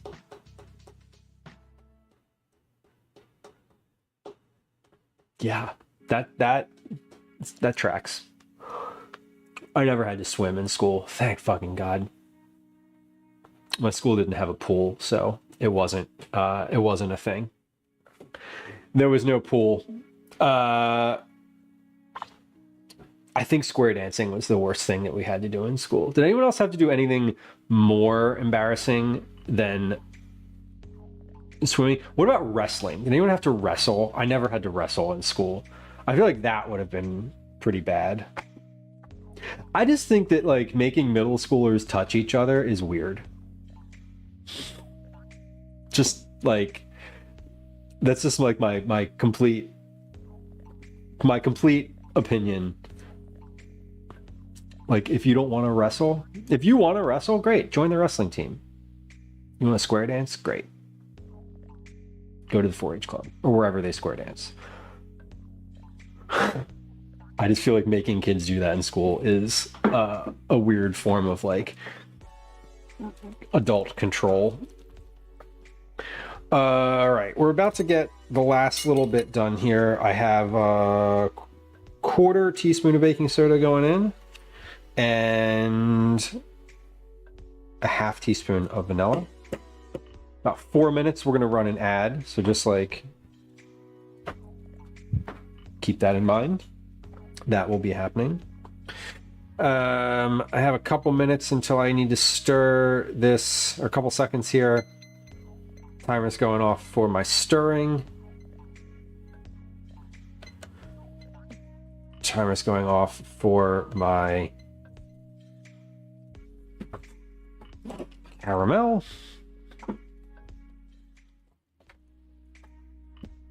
I don't actually need the scale for this. Okay, let's get the baking soda in there. Now the baking soda, as I understand it, is for crispiness. I like that the vanilla is just for flavor, and I recognize that you could also use like caramel or some other type of syrup in here. That would probably be pretty good too.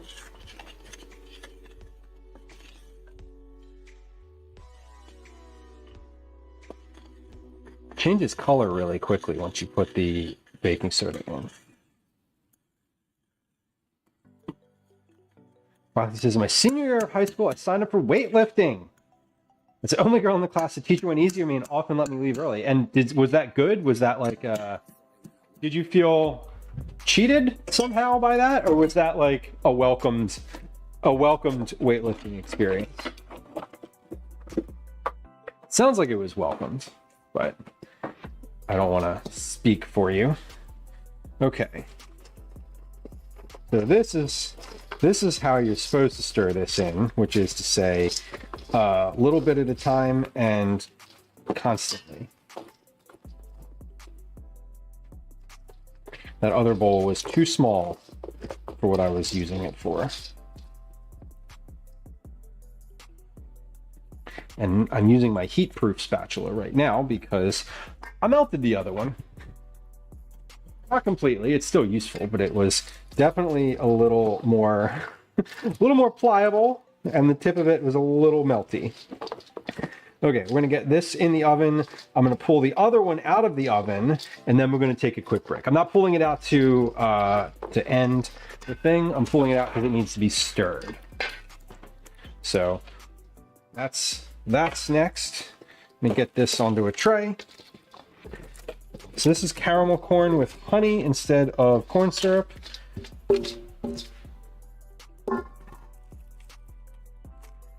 And I think I'm going to use the spatula here to stir this other batch in there, because I'm going to use the heat-proof spatula. They're both heat-proof. I'm going to use the rubber one. I'm like trying to find the right word because they're both the same thing. Perfect. Okay. Let's get this in and get the other one out. Just briefly. It says stir 2 to 3 times during the making of the thing. So this will be the second stir for this batch. It's very pliable. So none of it is melted yet, but it's certainly a bit more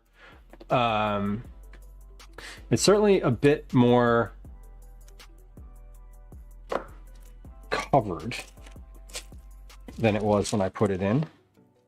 So the caramel is definitely melting. Like getting out of school early. All right, I can get behind that. That sounds like a great reason. It sounds like a great reason. God. Next year, this coming school year, the orchestra that Calvin's going to be in is at a different time. So his orchestra, his violin stuff has been after school for the past 2 years. And this coming year, it's going to be before school, which sucks for me. Okay. All right. We're going to take a quick ad break. Here comes the Game of Words on stream. Here comes a 3-minute ad. We'll be back in just a moment. I'm going to pop this in the oven. BRB. Hi. Welcome to another edition of Commercials I Hate. And I'm going to set the timer. Yes, I am. Oh, I already set the timer. Hell yeah.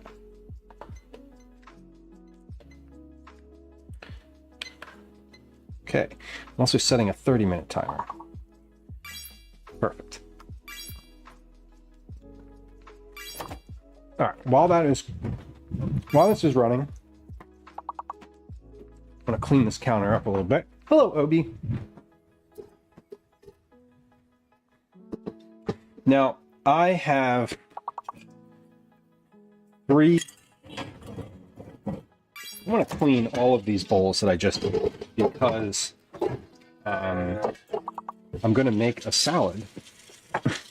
And these are the 2 biggest bowls and the pot that is probably best for cooking lentils in. So I'm going to go ahead and do a few dishes here while we wait.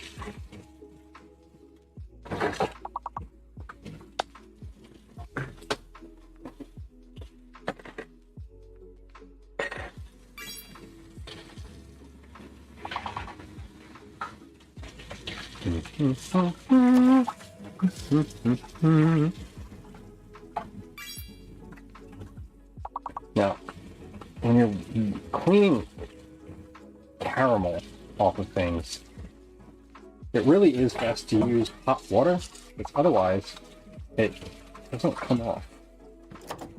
If you use hot water, it like melts away right away, and it's super easy. I don't always love letting the water run until it's hot, but it's in this scenario it's kind of important. Okay, one more. One more.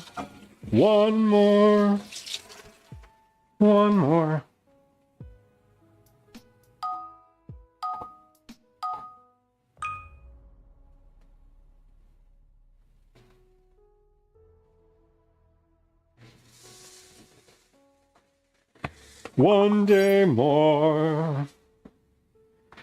That's the song I was trying to come up with just there, and was failing and finally did.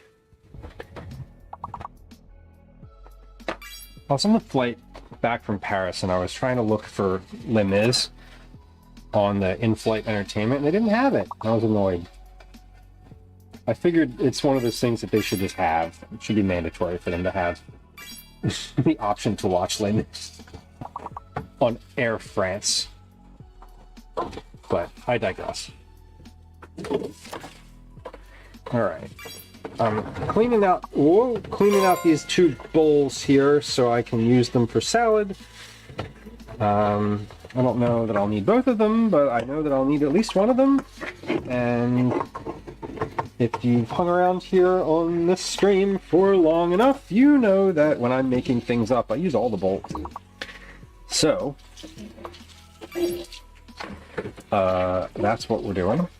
We got a couple more guesses here, and then we'll be back on the main screen. Big and larger than life, as the Backstreet Boys said. It was the Backstreet Boys, right? God, Gwen would be so embarrassed.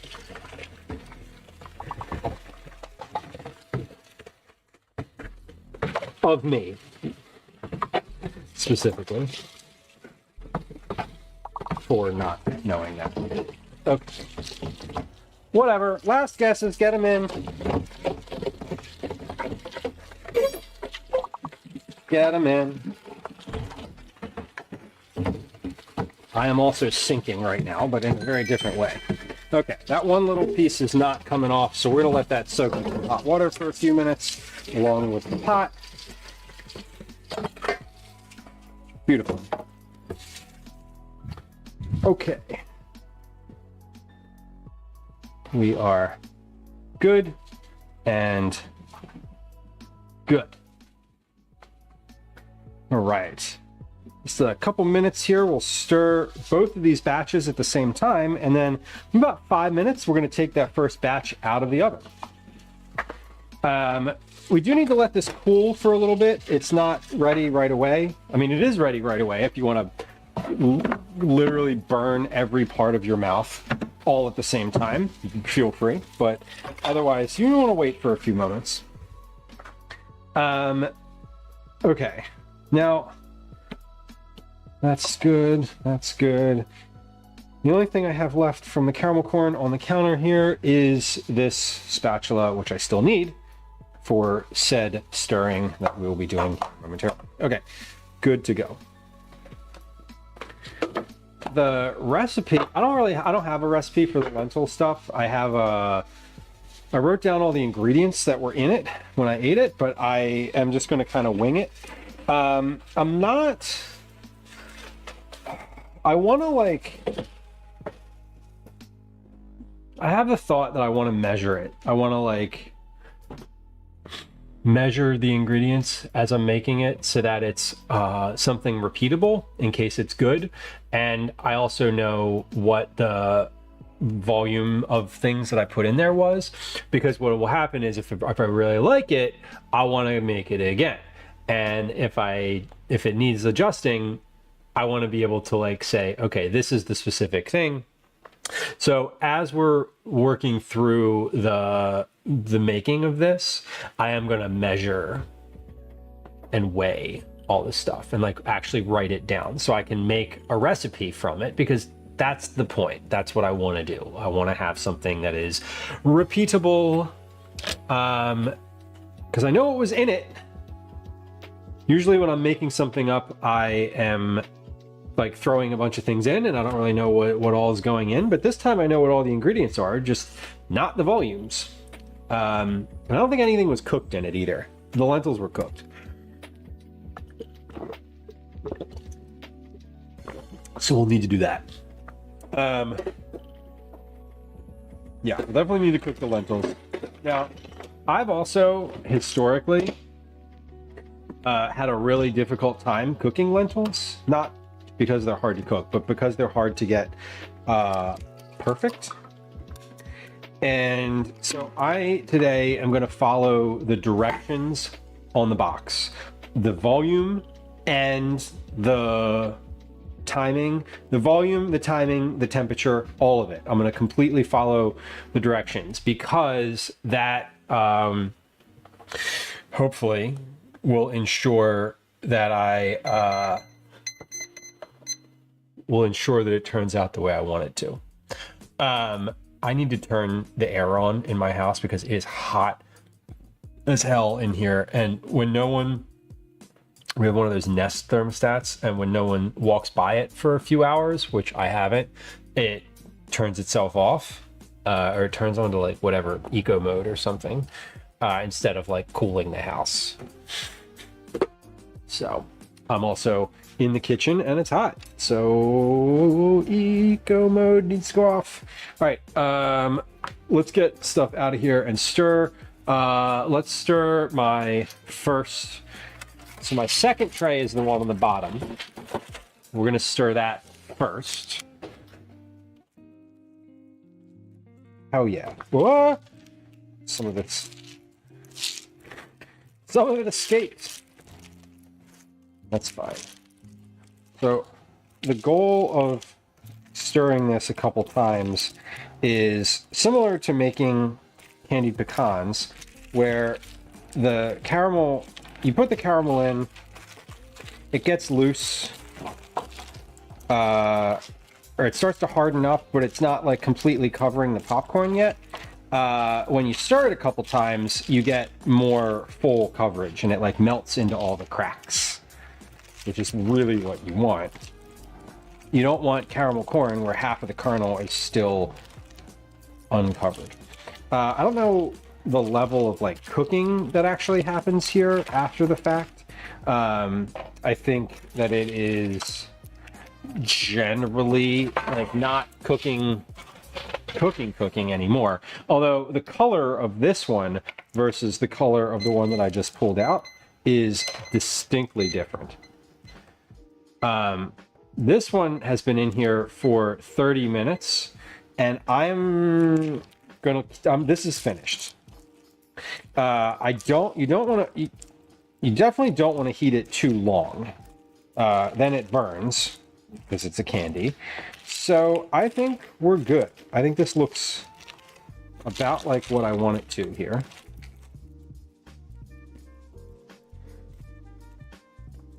And so we're going to spread this out on the tray now as thin as possible.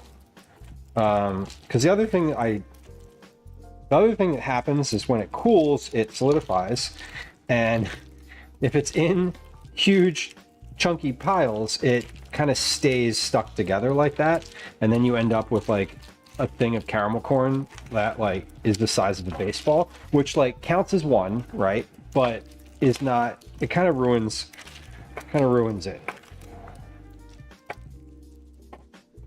Okay, there.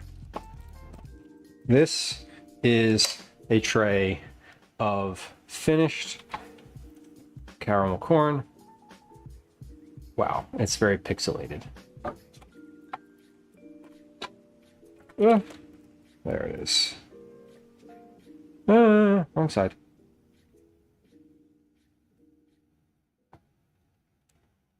This Werther's caramel corn sounds kind of fun. I wonder if you could make that at home and how many mints you'd have to individually unwrap and melt down in order to get the same taste. Or in order to get enough. Is that how I wonder if that's how you would do it at home? Just take a bunch of mints and melt them down. What is or maybe I don't know. I have no idea. All right, this is. Oh yeah, this looks great. I'm very excited for this, honestly. I was very excited for it when I decided I wanted to make it like a month and a half ago, and I finally got around to it. Mainly, I wanted to make it with honey as opposed to corn syrup, because every recipe on the internet I could find said use corn syrup. You clearly don't need to do that. This is delicious. It's still hot. Just want to leave that. I'm gonna leave that there. And the stuff in the oven has about 17 minutes left. So, we're going to move into lentil salad mode. The other thing today is I may also make dinner. I'm not going to make anything specifically, but dinner is not going to be lentil salad. I'm going to eat a lot of it, but I don't think that's going to fly for Gwen and Calvin. Dinner tonight is probably going to be something real simple. I don't know what, because I haven't really thought about it. So maybe while I'm waiting for this caramel corn to like go, let's take a peek. Let's take a peek in here. Oh, right. I emptied much of my freezer before leaving. Okay. Frozen pizza, obviously an option. Frozen pizza, we could do dip dinner. Yeah, I think we might end up doing dip dinner. Yes. Okay. Sorry. Sold. Because I looked in there and I was like, "Whoa, what do we have?" And I was like, fish sticks, chicken strips, onion rings. So yeah, we're gonna do dip dinner tonight. And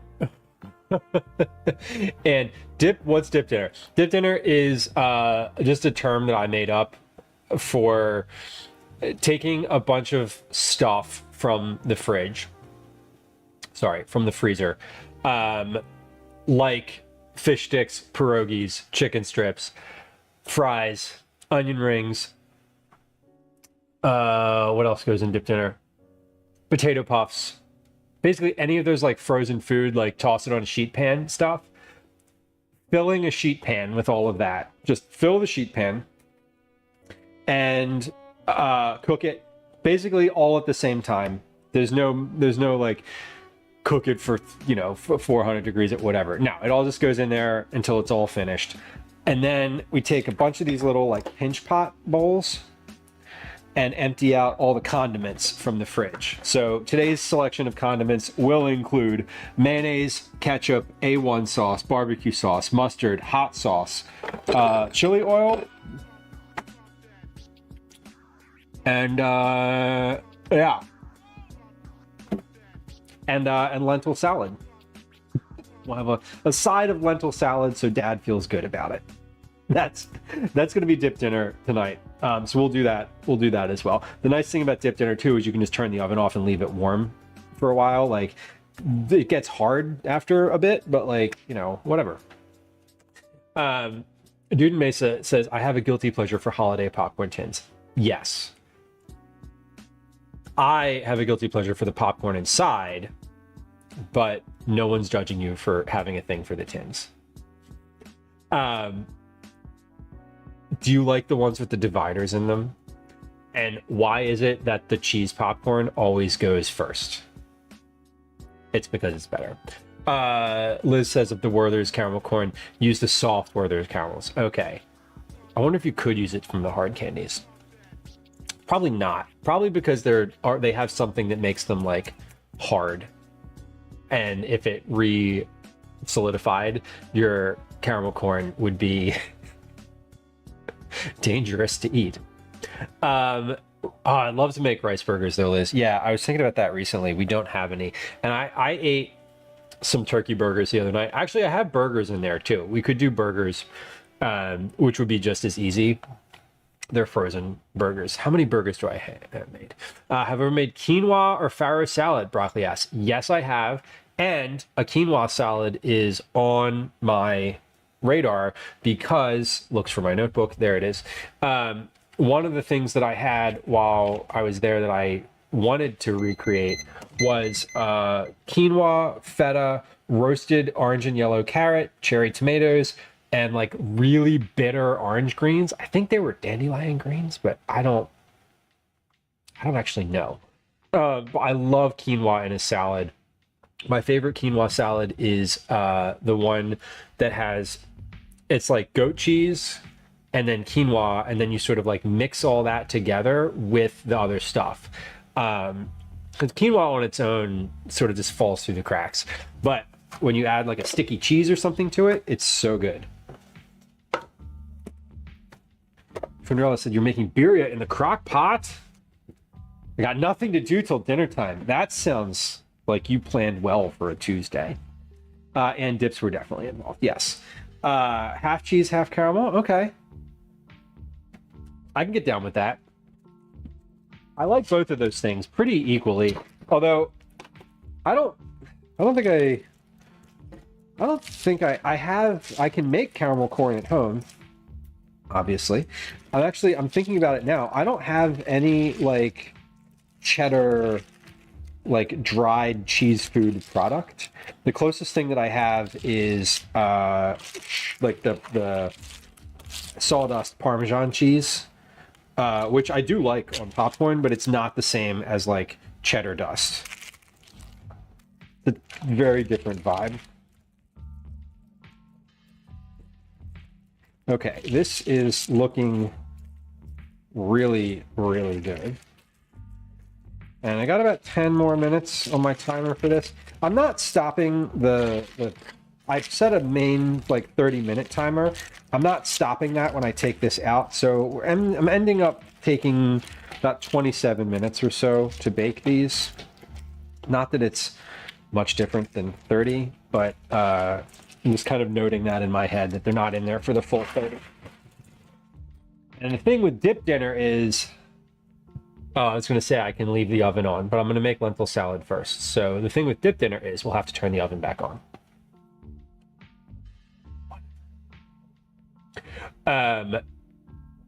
Trinella says, Best Foods has a vegan aioli, and you actually liked it. Excellent. Excellent. How did it translate to the mayonnaise for you? Spread it on some sandwiches. It's really, you know what's really interesting? Gwen does not like mayonnaise. She likes mayonnaise, but it's not like, you know, some people will just dip fries in mayonnaise. Absolutely not. Like, gross, super gross to her. She does not like ketchup either. But when you combine the two of them, it's like her favorite dip for fries. And I'm like, my head is like, I'm always trying to wrap my head around that fact, which is great. I'm like, you know, do you, whatever you want.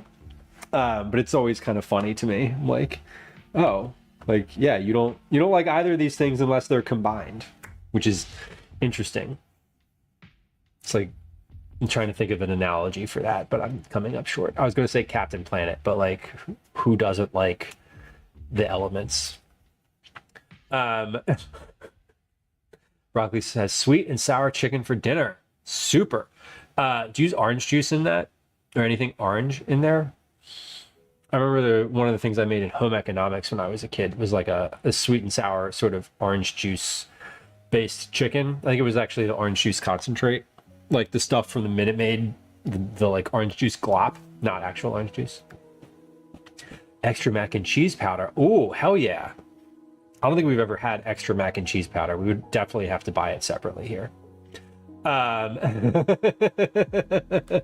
sudden unscheduled trip across town to the splash park. Amazing. So if that sounds really lovely on a Tuesday evening, or afternoon, I love that for you. And I want to say that I hope that you appreciate that it's not snowing there. Because as recently as last month, it had snowed. Ooh, spaghetti sauce with leftover bolognese. Hell yeah. I love spaghetti squash, and I feel like I overcook it all the time. I feel like whenever I make it, it's just like lumpy. I was thinking about that the other day and how I wanted to try it again.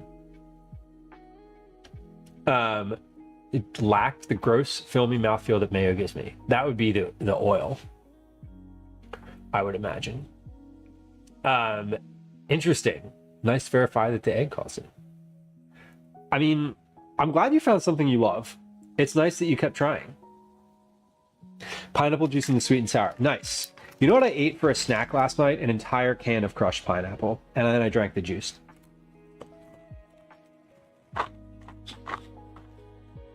I was depraved.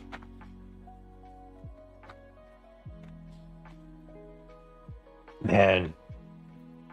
This is dangerous. Half this tray is going to be gone before anyone else gets home.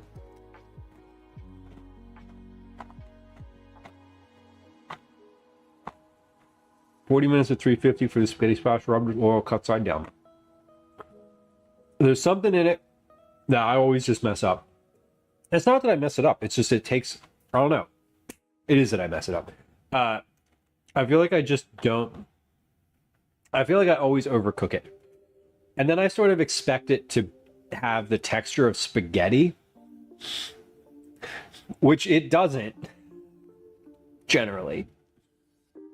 If you could get spaghetti squash to have the similar like strands and eat it like a fork, like spaghetti, tell me your secrets. Dan asked, when did I get back from vacation? I got back on Friday. We landed. We took off from Paris at 1 p.m.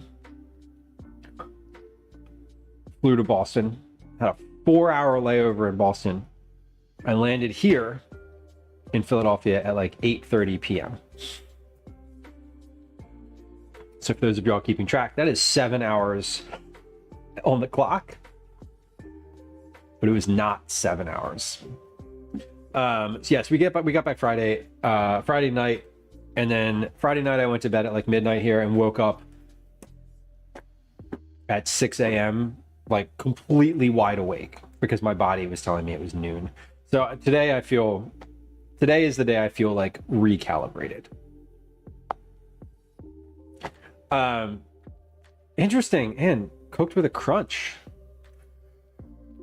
I've always tried to fry it afterward too, like saute it or something. Cook it less than you would think. Right. I think it's I cook it afterward. I like toss it with the sauce and then it gets I think that's where it gets overcooked. I need to like way undercook it on the roasting time so that I can toss it a bit more with the sauce. DJ Harley, Cal was absolutely exhausted, but he was up at 5 a.m. on Saturday. He's been up early every day since. He's been up at like 5:30 every day. That's what happens when you go to bed at 8 p.m. Nighty Whiteys, welcome in. Cito, welcome in.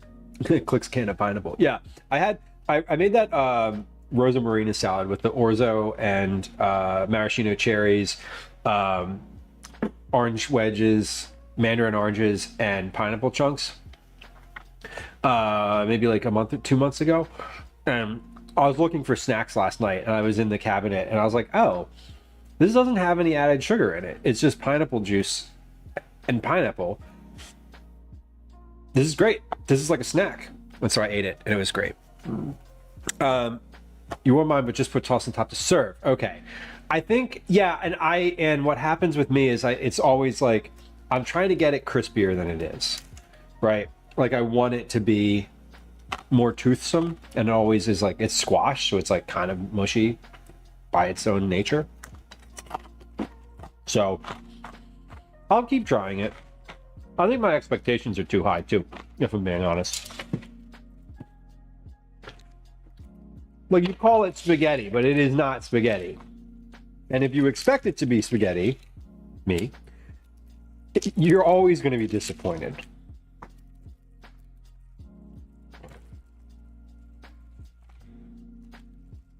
So I think I need to adjust both my process and my expectations,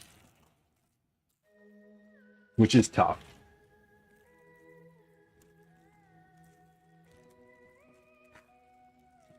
All right, time check, 16:02. Perfect. We are doing great. We're doing great. This is almost finished. I want to finish. My goal here, by the way, is to finish this caramel corn, not eating it, cooking it, or both. My goal is to finish the caramel corn before starting the lentils and that salad, because I want to focus. I want to be able to focus while I'm making that. I don't want to have to deal with like this in addition to like stirring something on the stove.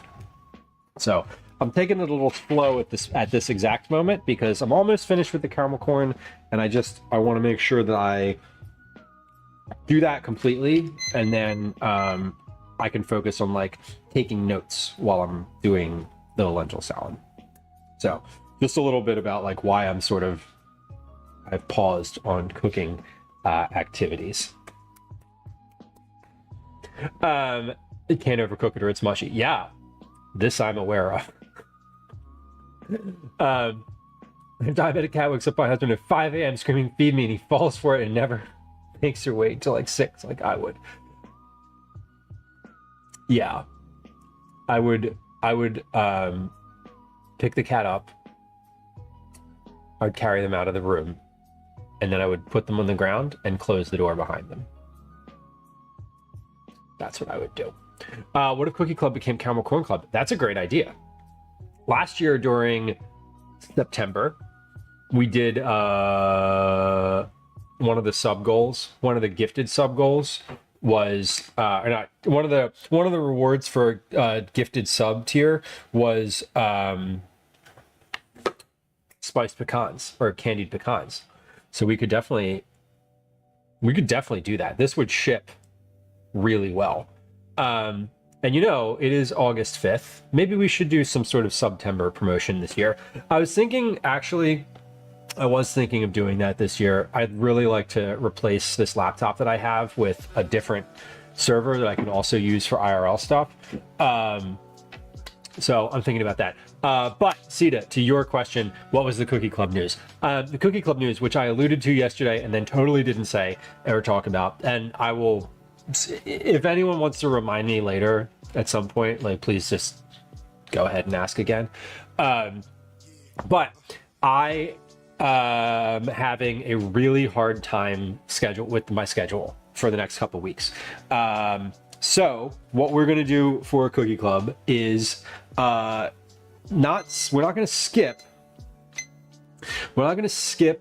entries from what was last month, July. However, I'm not gonna send out cookies in August. I know. But listen, what we are gonna do is do double in September. So, I'm going to take the entries from July, of which there were very few, because I didn't stream all that much in July. So if you are a subscriber, good for you. We're going to do July and August, and we're going to combine them. And instead of doing 10 entries, we're going to do 20. So, really good chance to win. If you are a subscriber. Basically, if you had an entry in July or in August, like, you have a really good chance at getting cookies. We're also going to do a 2-day cookie thing. I don't know if I'm going to make 2 different kinds of cookies, or the thought was to make a more complicated version that requires like 1 day of work and then rest and then another day of work. But the reason that the reason I'm doing that is scheduling this month is absolutely atrocious. Like, I could have done cookies today, right? We could have made cookies today, but tomorrow morning, I'm not able to send them out. Thursday morning, I would not, basically tomorrow and Thursday, I would not be able to send them. I could have made them, but I can't send them.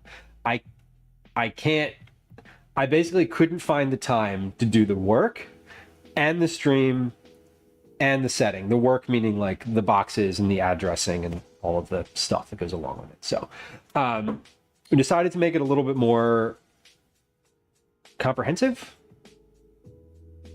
for August. And then I think in September, we will do something. I do think we're going to do something for September this year. I may even have... That may still be on the stream deck somewhere. It's not. Okay, it's not. I thought it was. But we'll do something in September as well, which will include probably caramel corn, now that I'm thinking about it. So that should be, that's sort of the schedule here.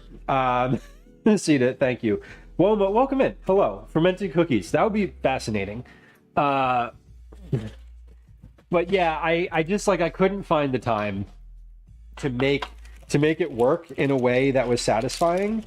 And I also had expressed that I was going to do a specific cookie to a specific person who was going to sponsor Cookie Club, and I wanted to honor that as well.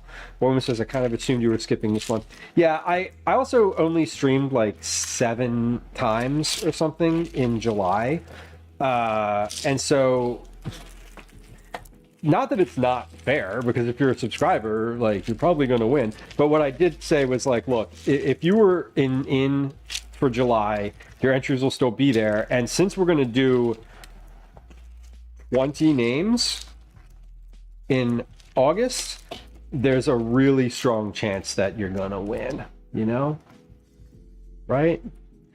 There's a really strong chance. And then in September, we'll have some specific rewards, which will probably include cookies, as well as some other snacks, maybe pecans, caramel corn, etc. Somebody, bonjour. Bonjour. Bonne nuit to you.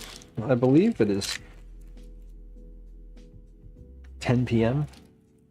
in France. Or bon noir. Does anyone say bon noir? I think it's nuit. Anyway, I'm sure it's not the way I'm pronouncing it. I know that. So, all right. Caramel corn is finished. Looks great. Ready to go.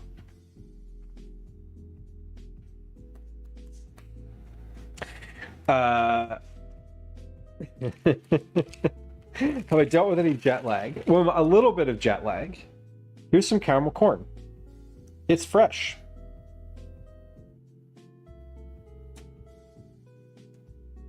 I have dealt with jet lag more, but I was saying today I think is the first day that feels like a normal. Today's the first day where I went to bed at midnight and got up at 7, and I didn't like wake up earlier. Like I'd been waking up earlier. Bon nuit is more to wish someone to sleep well. Ah, okay. Bonsoir. Okay. And that's the type of thing that I love. Like, it's the difference. It's definitely like there's all sorts of little language things like that. It was interesting. I was really trying to I was trying to talk to people while I was there. I was using my translator app. I was using like the little book.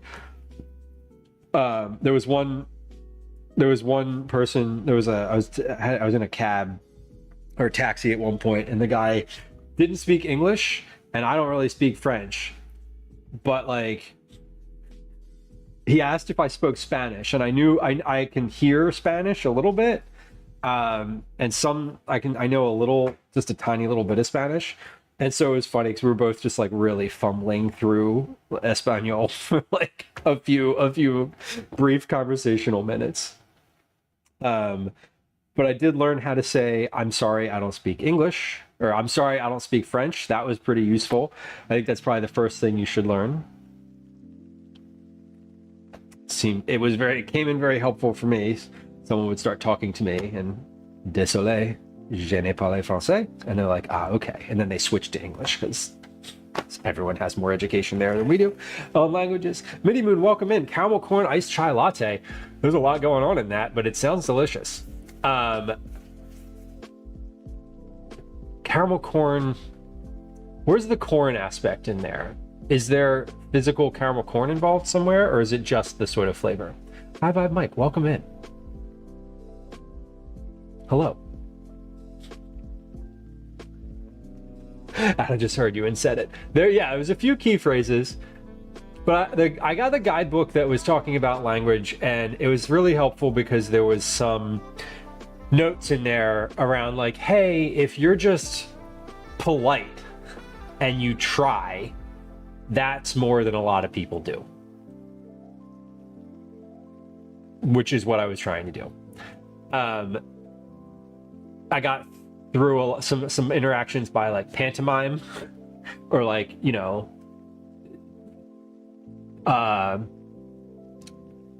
there was one where like I a couple times where I was trying to order like 2 espressos, not a double espresso, you know, and you're like, and they're like, oh, okay, you know. But human interaction is very interesting. I think if you try and you're polite, that was like the big takeaway.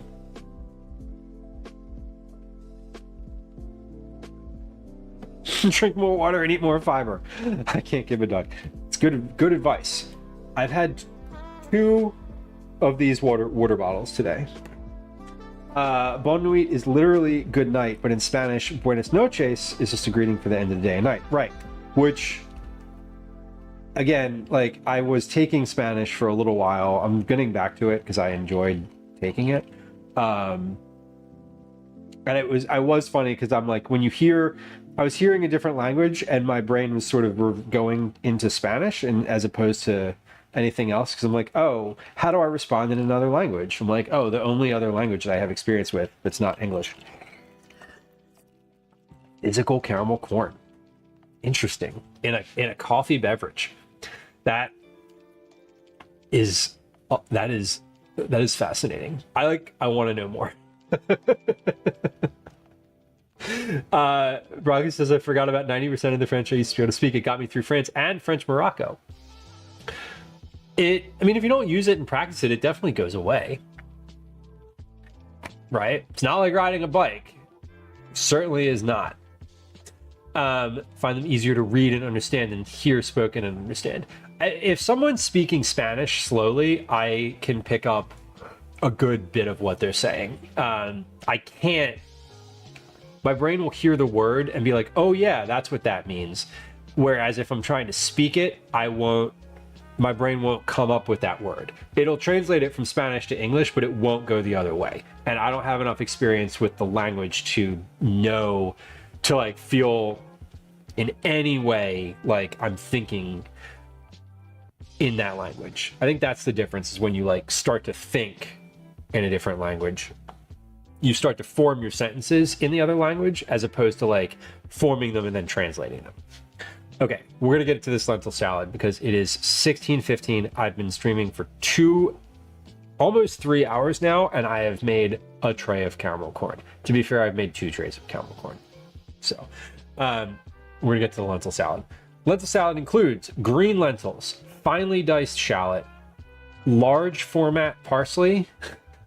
I wrote that down because it was very specifically like large chunks of parsley in there. It was not chopped up. It was like visible parsley.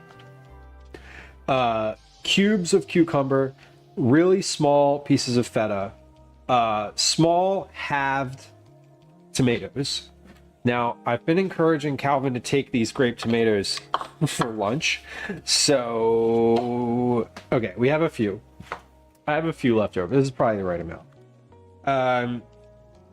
Green onion cut on a bias, and then a sauce. So we're going to do the salad first. We're going to make all of that. We have to make the lentils first because the lentils look like this.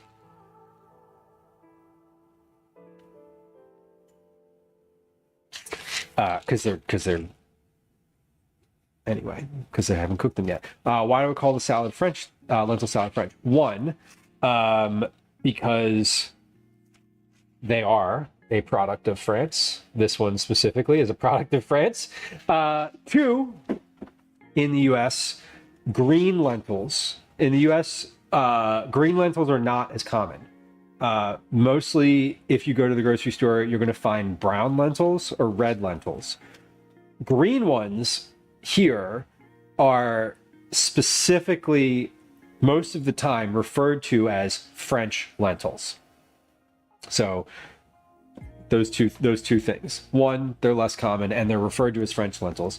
2, these are literally from France. I didn't buy them there. I bought them in Philadelphia, but they had imported them. There was a grocer here. 3, I am recreating a salad that I had there. So I'm sort of borrowing my reasoning based on like, I'm triangulating my reasoning for calling them French lentil salad. But these are green lentils literally from France. So I don't know.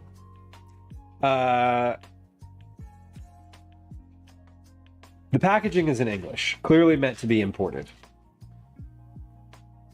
How do I cook these? Okay, 5.6 ounces of lentils. You can tell, by the way, that the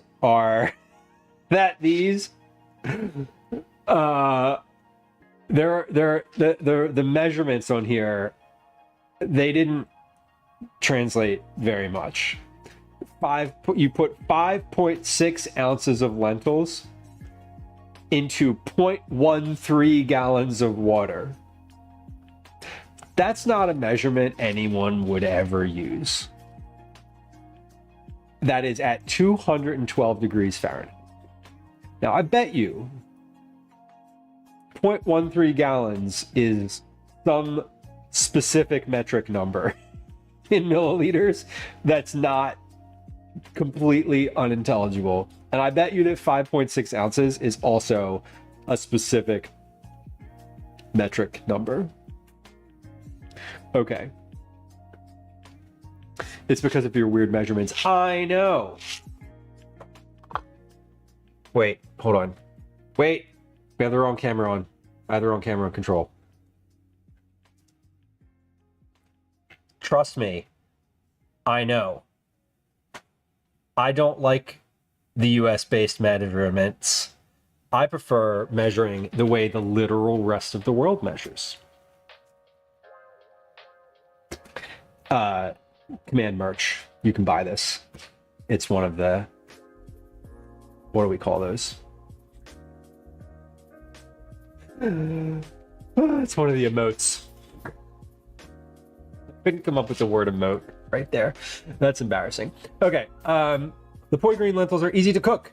Pour 5.6 ounces of green lentils in 0.13 gallons of boiling water and let it cook for about 20 minutes if you like them a bit crunchy. They can be enjoyed hot in vegetables or as a side dish, but can also be served cold in salads. Beautiful. 212 degrees Fahrenheit is boiling, correct? 492. Easy.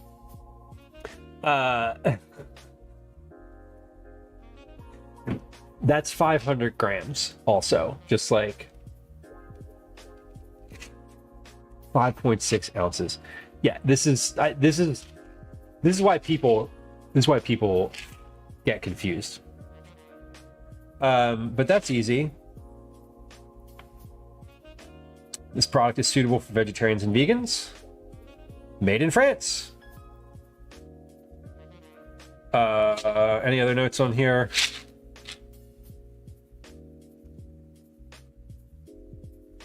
Founded the company in 1819. 7th generation owners of this company. Holy shit. Okay. This is when we ask the phone and we just say 5.6 ounces to grams. Yeah, 158 grams. That's 150. Perfect. 0.13 gallons to milliliters. 492. Easy. So you're all correct. I just like to check, you know? Okay, let me wash the pot, because the pot that I want to cook these in is here. It's the same pot I made the popcorn in. And I'm going to cook these basically exactly as it says, because I do want them to be a little bit crunchy. That's the point. I've used lentils a bunch in soup and have not, I haven't measured them. Or not measured them, rather. I haven't like timed them, and they usually get, you know, really, really quite mushy, and I don't want that this time. So we're gonna do 500 milliliters of water, which is roughly 2 cups, half a liter. 0.13 gallons of water. Like, that is such a funny, like, ridiculous amount to think about. I think one of my favorite little tidbits of information is that a milliliter and a gram are basically the same thing. So yeah, we're gonna do 500 milliliters. Never measured for lentils, and I also have like 3 or 4 different types, which is great. I don't usually measure when I'm using lentils, but I'm usually not cooking them in as a standalone thing. I'm usually cooking lentils as a part of something else. I turn the oven off. Okay, now it did say to put them into boiling water. That is the direction. I'm gonna salt the water too a little bit. Maybe that's not good. I don't really know, but I am going to, because that feels right. Now let's do 150. Ooh, these little things bounce. Let's do 150 grams. That was what we said, right? 150.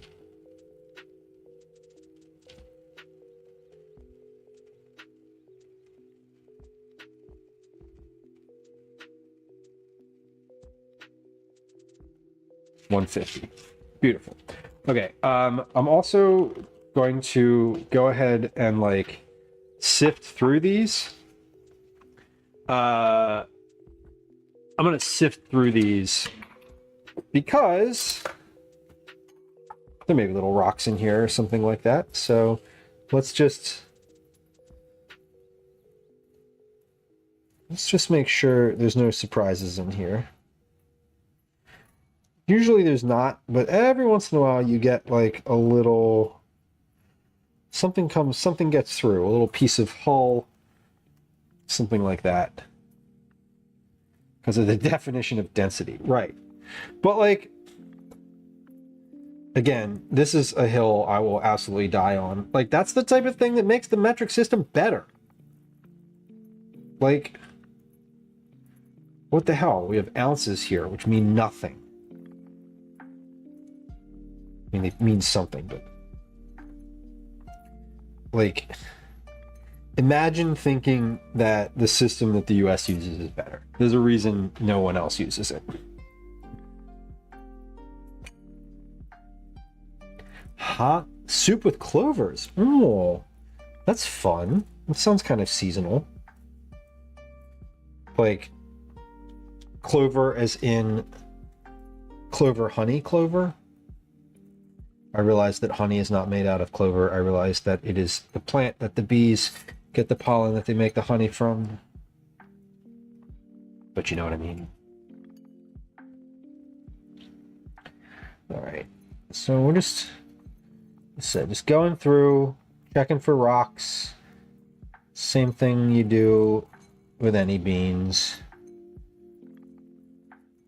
Waiting for the water to boil.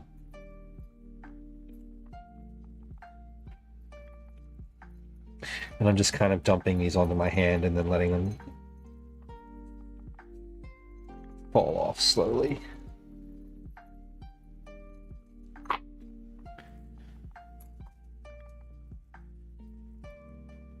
Nettle quiche. I love nettles. I love the greens. I had a salad recently that had nettle greens in it. I'm pretty sure they were nettle greens. It didn't say. There was like multiple ingredients in the salad that were not listed on the menu, which I always kind of I'm always a little annoyed when that happens. I'm like, how am I supposed to know all the things that are in it?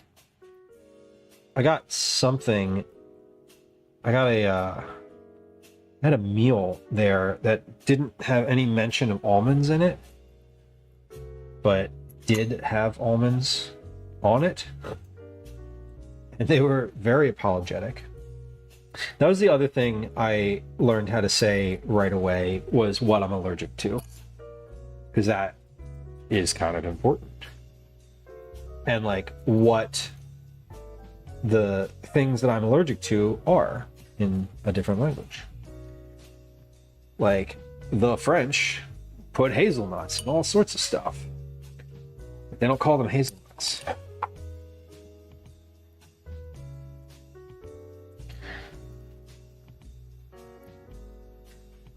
All right, almost ready. My water's almost boiling. So it says to boil these for 20 minutes if you like them a bit crunchy. So we will do that. Chapstick Queen, welcome in. Happy Tuesday, good to see you. Okay, this part of the process is very slow. But what I'm gonna do is basically make just this amount of lentils, and then I'm gonna cut up my vegetable and other ingredients to make a salad of this size. And I'm anticipating that I'm like, for things like the cucumber, that I'm going to use like half of a cucumber here, because there was not a lot. The lentils were like the main ingredient in this salad. The other stuff was sort of like sparse. So I think in like a version of the recipe, my best version of a recipe here would be using a whole cucumber a whole shallot. Using a whole cucumber and a whole shallot. Those are the two things that are basically like, you know, you can't really, you can cut them in half, obviously, but they're, it'd be nicer to just be able to do the whole one. So my goal is sort of like figure out, okay, if I double the amount of lentils, would that be the right amount?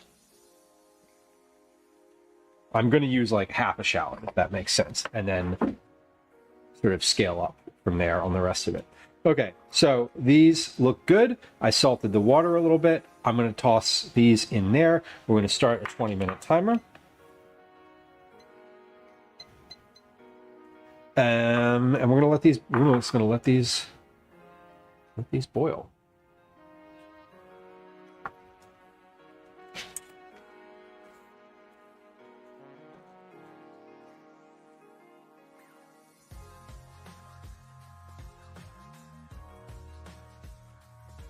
Beautiful. Okay. Leave my spoon over here. Did I start my timer? No, I did not. Of course not. Okay, but that was maybe, let's see, 5.6 ounces. This is a 17.6 ounce box. So there's 12 ounces left in here. So I could make this recipe again. I could make, this makes 3 times.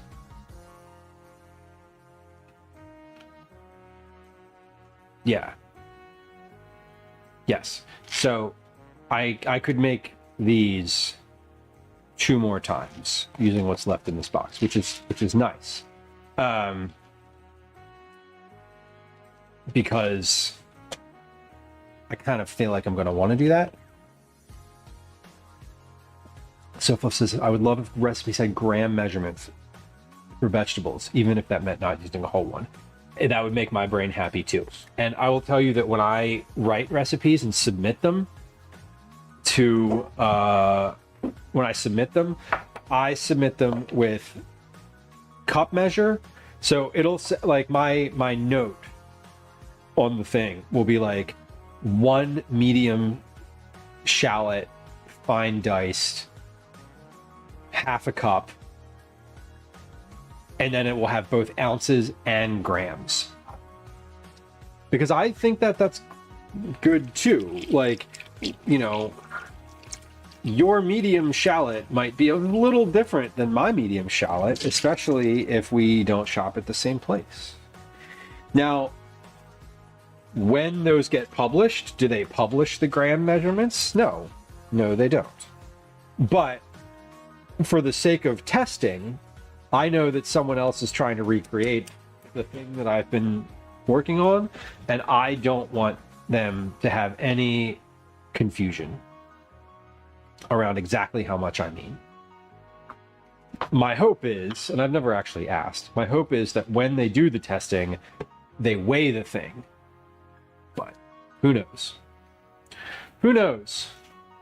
Okay, these are definitely boiling. I want to bring these down to like not a rolling, raging boil, but like above a simmer, but not a, yeah, not a like massive, like big bubbles rolling boil. Okay, we have a quick break here. We're gonna let these lentils roll for a few moments. We're gonna play a game of words on stream. I'm going to wash this other bowl that I've got in the sink, and then we will be back to do some specific measuring, as we like to do here. Okay, here comes a game of words on stream. If I can find my mouse, there it is. Here comes a 3-minute ad on Twitch. Good time to get up, get a drink, use the bathroom, get a snack, whatever you need to do. Be back in just a moment with more lentil salad. Okay, BRB. Hi, welcome to another edition of Commercials I Hate. Okay. Let's add some stuff into the dishwasher here. Time check, 16:35. Gwen and Calvin are... She should have gotten him from camp already. They are likely on their way home. I hope they're not stopping for snacks today because I have caramel corn waiting for them. But if they are, then there is also caramel corn waiting for them, I suppose.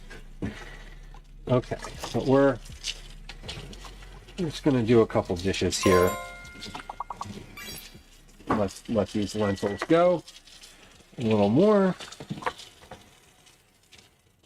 Trying to stay on top of the dishes today. I am doing well with that recently. Not just yesterday and today, but in recent streams prior to a little break.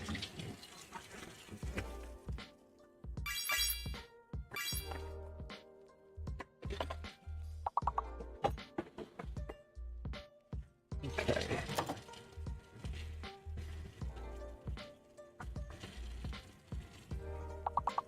And I am going to write this recipe for myself, so I really am just going to use weights.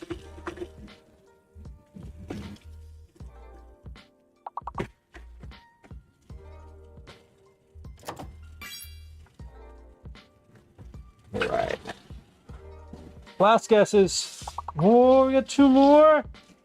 So close. Elsie, get off the counter. Elsie. Elsie. Elsie, get off the counter. Nope. Nope. Meep. She just gave me a little meep. Cats want in. They want the popcorn. They just found out that there's popcorn on the counter. And now it's their mission to get the popcorn. Eat it. All right. Oof, this knife needs a scrub. I let that one go for too long. It's got stuff caked on it. Uh-oh. That seems bad. Let's see. I think that wasn't... Oh.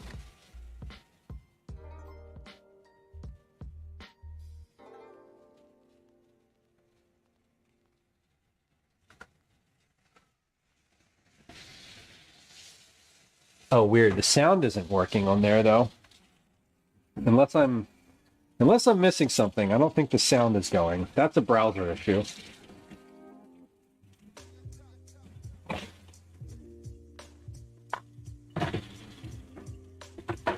What the hell? This free game that I don't even pay for stopped working.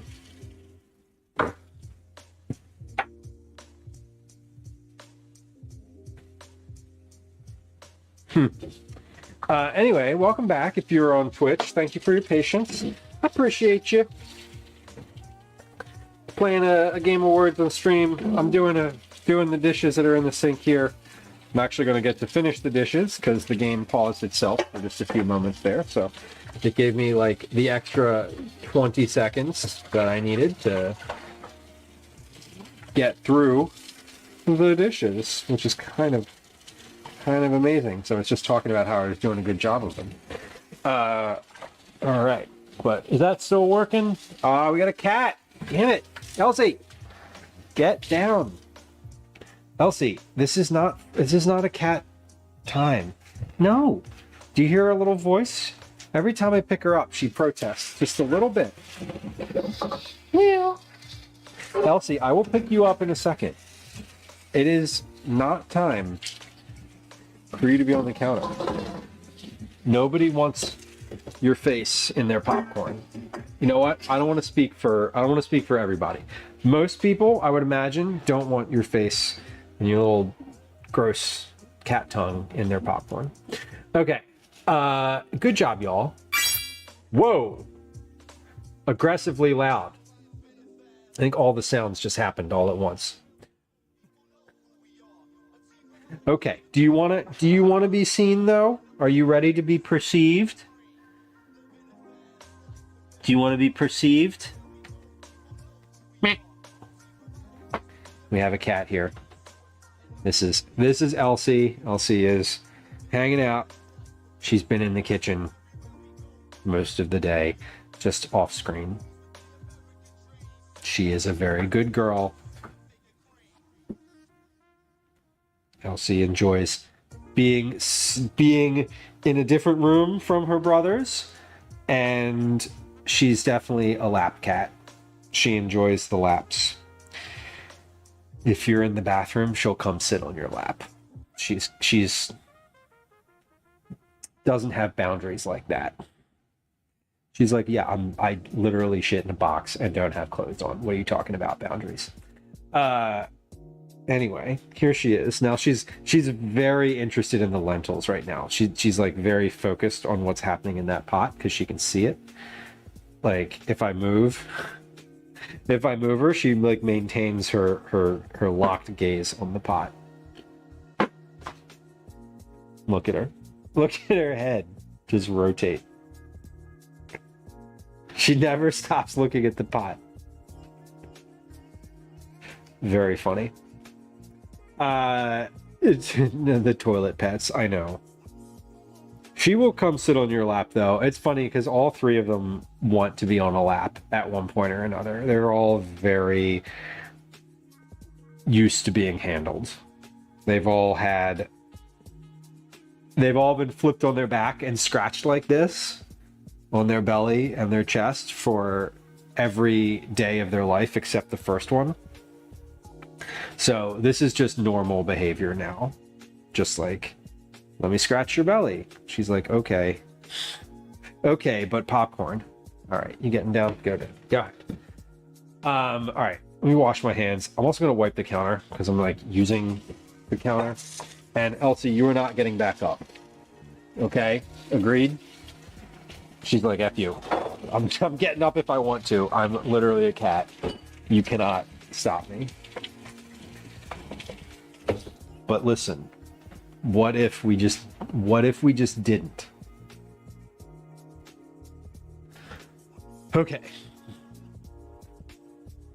Good. Let me get the wipe. Where are they? Here they are. We've had... No! All right, we got to move the stool away. They get up on the stool, and then they get onto the counter. So they like being up here because there's food. But I don't want them up here for the exact same reason. Okay. We've got the counter clean now. I feel like I can maybe put food here again. It's food for the house. I had the thought the other day that when we do Cookie Club, I am just going to put the cats away in the basement, totally out of the realm of possibility for them to come up here. Because we cannot have cat around while I'm making food for other people. We could. I'd rather not. I'm sure most of you would rather not too, even if you're cat people.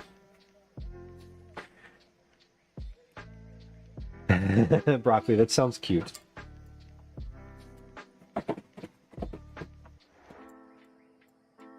These cats are all very, very different, but they're all very similar. They're all siblings. They're triplets. Okay, let's get out the rest of my ingredients. So shallot. Just gonna get a regular old shallot here.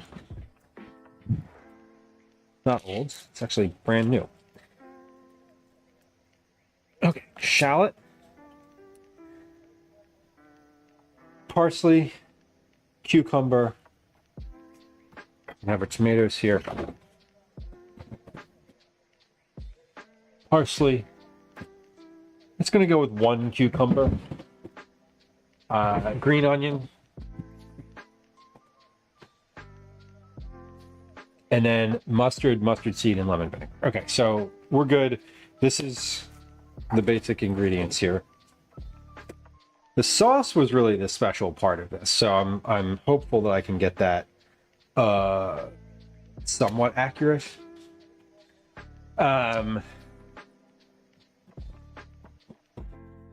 It doesn't say anything about stirring these lentils. Like zero information about stirring them. It seems like they're like rice insofar as they're cooking down. Because what's in that pot right now is not a lot of water. Like that's not a whole lot of water in there still. They're getting kind of there's parts of it that they're not under the water anymore. I should maybe take a fork and taste one of those. We got 5 minutes left on those. So they have been in there for 15 minutes now. And they're looking good. They're smelling good. Let me get a little, I just want to get a little barometer on where I am here. Crispy.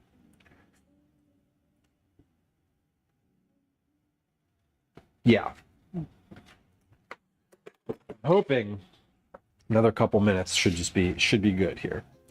I think it will be. Again, I am very much I'm usually like I'll overcook them. So I'm just gonna cook these for like the exact amount of time that it says, and we're gonna let them go. Like that's gonna be it. Okay, what knife do I want here? This one will do.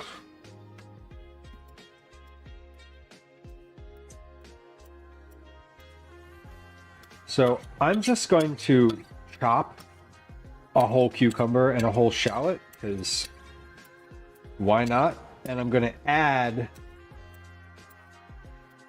just the amount that I need into the thing.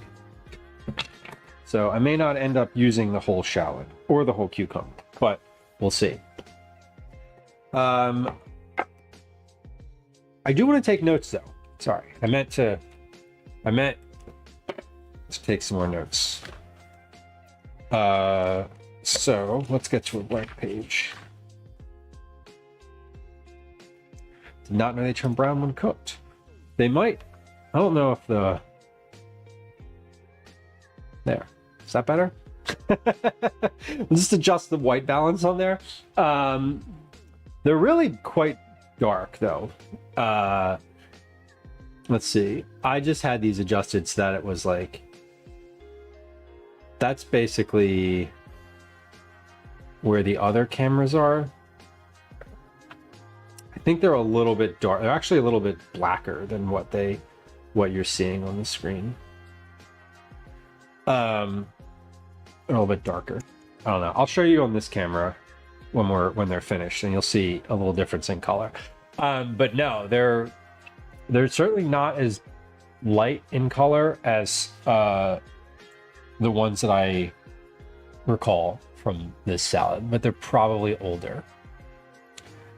Guessing. Lentils, 150 gram, 500 milliliter water, salt, boil for 20 minutes. Does it say anything about rinsing these? No, it does say to drain them in a colander. So it's probably okay that there's a little like water left in there. I was worried a little bit about them being too watery, but we'll drain them in a colander.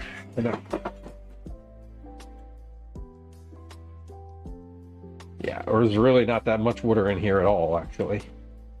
These are wow. These cooked really nicely. A minute and 40 left on my clock. Cucumber, we have one medium I would call this a medium cucumber. So let's see. Cucumber, 1 medium, 228 grams whole. And then when I use that, I will note how much it was. 1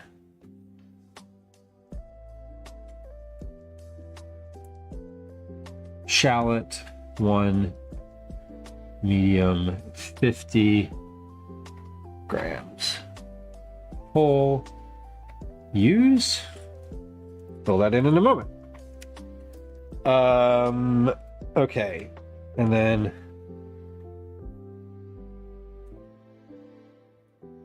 tomato. I'm not going to put an amount on here because I'm just cutting these tomatoes in half. So just however many I use, I'll count. What else do we have? Green onion. Again, I'll just write down how many. And what else is in here? Parsley and feta. Okay. Lentils are finished according to the clock. Lentils seemed finished according to my taste buds earlier. I'm going to turn those off. Let's get them into a colander. All right. These are whole. They're not mushy. Here's a different color for you. Maybe this is a better representation of the color, but they are quite brown. They're very dark. They are distinctly, I would say they are distinctly green lentils though. Insofar as I know what red lentils look like. And I know what brown lentils look like, and these are definitely a different color. Mike, they did. There's definitely they've increased a lot in volume. They're also, I mean, it was boiling, so some of it left via steam, but generally, yeah, they soaked up a ton. I'm gonna lay these out on a sheet pan because I do want them to cool off a little bit from having been cooked. So we're gonna lay these out. I'm gonna lay these out on a sheet pan and spread them out. I'm actually just gonna pop these in the refrigerator while I'm cutting the rest of my ingredients, or while I'm prepping the rest of these ingredients. So they've drained. Yeah, when I put them in the pot, they filled up half of this little bowl. Now they filled up almost the whole inside of this thing. So pretty big difference in volume.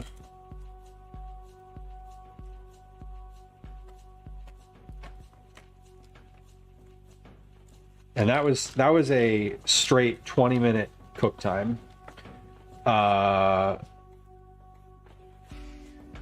Which was pretty easy.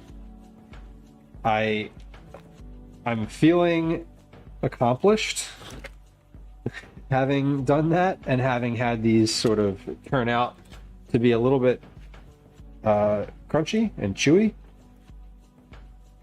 Oh, man, which they are. I'm so glad I salted them though. Excuse me. I had a lentil salad. Well, I had 3 different lentil salads traveling, and one of them had no salt. I don't think it had salt in the entire dish. I don't think they salted any part of it at any point, and it was notably bad. Like, it was really, like, disturbingly bad. So I was like, hey, it doesn't say to salt these, but like, I'm pretty sure that would be a good idea. Salt everything, just in general. Okay, let's just sit those in the refrigerator for just a few moments, and then we will prep the rest of our stuff. Bob, welcome in. Friends, welcome. Hello. Tuba solo raid. What is a tuba? That feels, Bob, I've been in your streams before, and I feel somehow like I feel like there's something naughty there, but I can't quite put my finger on it. But welcome, regardless, and your presence is appreciated. Red bean bitter cream. Hello, welcome. IDK with the raid messages. Fair. I like a random raid message. I appreciate that. Hello, it's nice to have you all. You've arrived at a very good time. We're in the middle of our second sort of like thing of the day. He didn't even post his own raid message, you know? I have a physically hard time copying my own raid message sometimes. And I rarely do. I literally did, he says. Oh my god.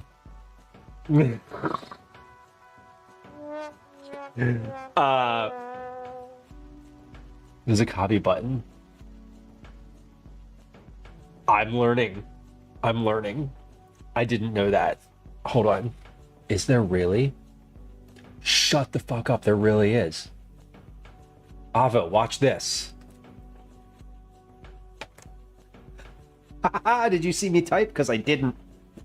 That was amazing. Also, I'm using StreamerBot for my chat, so who knows? Just derailed entirely. Sorry. Not actually sorry. Nova, welcome in. Nova, we all just... I say we all because obviously everything centers around me. Anyway, some of us, I feel like, just learned something new and valuable. And I am 100% going to take that knowledge and utilize it at the end of this stream. Bob, it's nice to have you. Welcome in. Friends who just joined us, welcome. My name's Lou. This is generally a cooking stream. Demonstrably, we have cooked things today, and I will demonstrate them to you. That's not a word. I will demonstrate them to you in momentarily here. We also do IRL stuff in and around Philadelphia, which is where I live. I live in the city. Sometimes we go out for walks. We're going to be doing that on Carry the One Friday this week. So the next stream is going to be Friday. And it will be an IRL stream. So if you like IRLs and you're like, this cooking is kind of shitty, but like, what else you got? You can hit the follow button, and we'll see if you like that. Anyway, speaking of follows are silent. Please feel free to hit the follow button. There's no alerts, there's no sounds, there's no chat messages. It just happens. And if you want to chat, great. And if you want to lurk, great. And if you want to be like, I'm out, cool. No harm, no foul. Anyway, mostly what I do here is vegetable forward family meals for myself, my partner, and our son. Today I'm doing two things. One of those is decidedly not a family meal. It is caramel corn. It's finished. It's cooling. It looks like this. And to demonstrate that it is in fact food and not a decoration, I will eat it. And you may hear crunching. And I make no apologies. You make caramel corn. This is different. I have a recipe that I've used for caramel corn for a long time. I used honey today instead of corn syrup, and it turned out really well. Looks like a family meal to me. I mean, if you work hard enough, if that was the last thing I made today, I would have eaten more of it so far, but I've been busy doing other things. The other thing that we're making is lentil salad. I don't know what the lentil salad, there's no recipe. I had it recently at a dinner. It was really good. I took a bunch of notes about what was in it, and I am making it today. I'm making a version of it. So we're in the middle of that right now. That includes these lentils, which I've just cooked. I spread out on the pan. They are on the tray. They're cooling in the refrigerator a little bit because this is a either room temperature or cold salad. And these lentils were just in boiling water, so they have to cool off a little bit. And they're doing that while I'm cooking, while I am prepping the rest of the ingredients. We're also doing a little bit of like notation on here today. The notation is mainly for my own reference because I want to be able to recreate this. So what I'm doing is I made the lentils according to the directions on the box, like the very specific directions on the box. Y'all, can I share something funny / sad with you? Sad because the United States is just ridiculous in more than a few ways. One of those ways is our measurement system. These lentils are made in France, grown in France. They come from France. They were imported from France. I bought them here in Philadelphia. But I want you to look at the directions on the back of this box, okay? Because they're ridiculous. The measurements are the least of our worries these days. Right, Avo, but we got to bitch about something. Look at what they say, how much water and how many lentils to put in. What the actual hell is 0.13 gallons of water? What the actual hell is 5.6 ounces of lentils? I'll answer that question. It's 500 milliliters and 150 grams because that's how you should measure shit. It's not the French making things complicated. It's the conversion to our stupid system.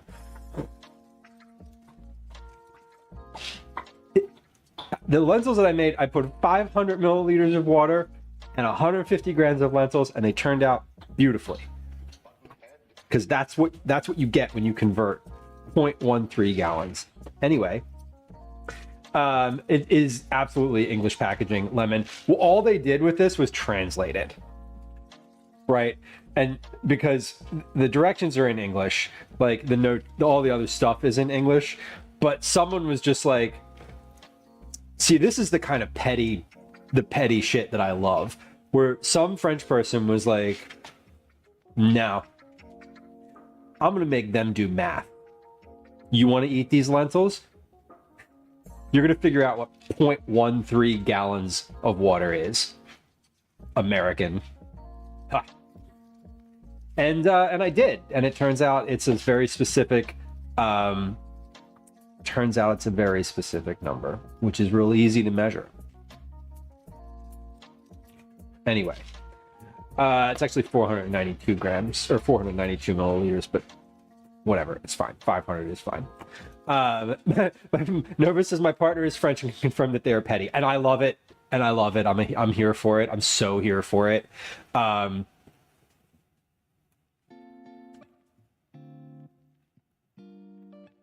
This is today's hat, by the way.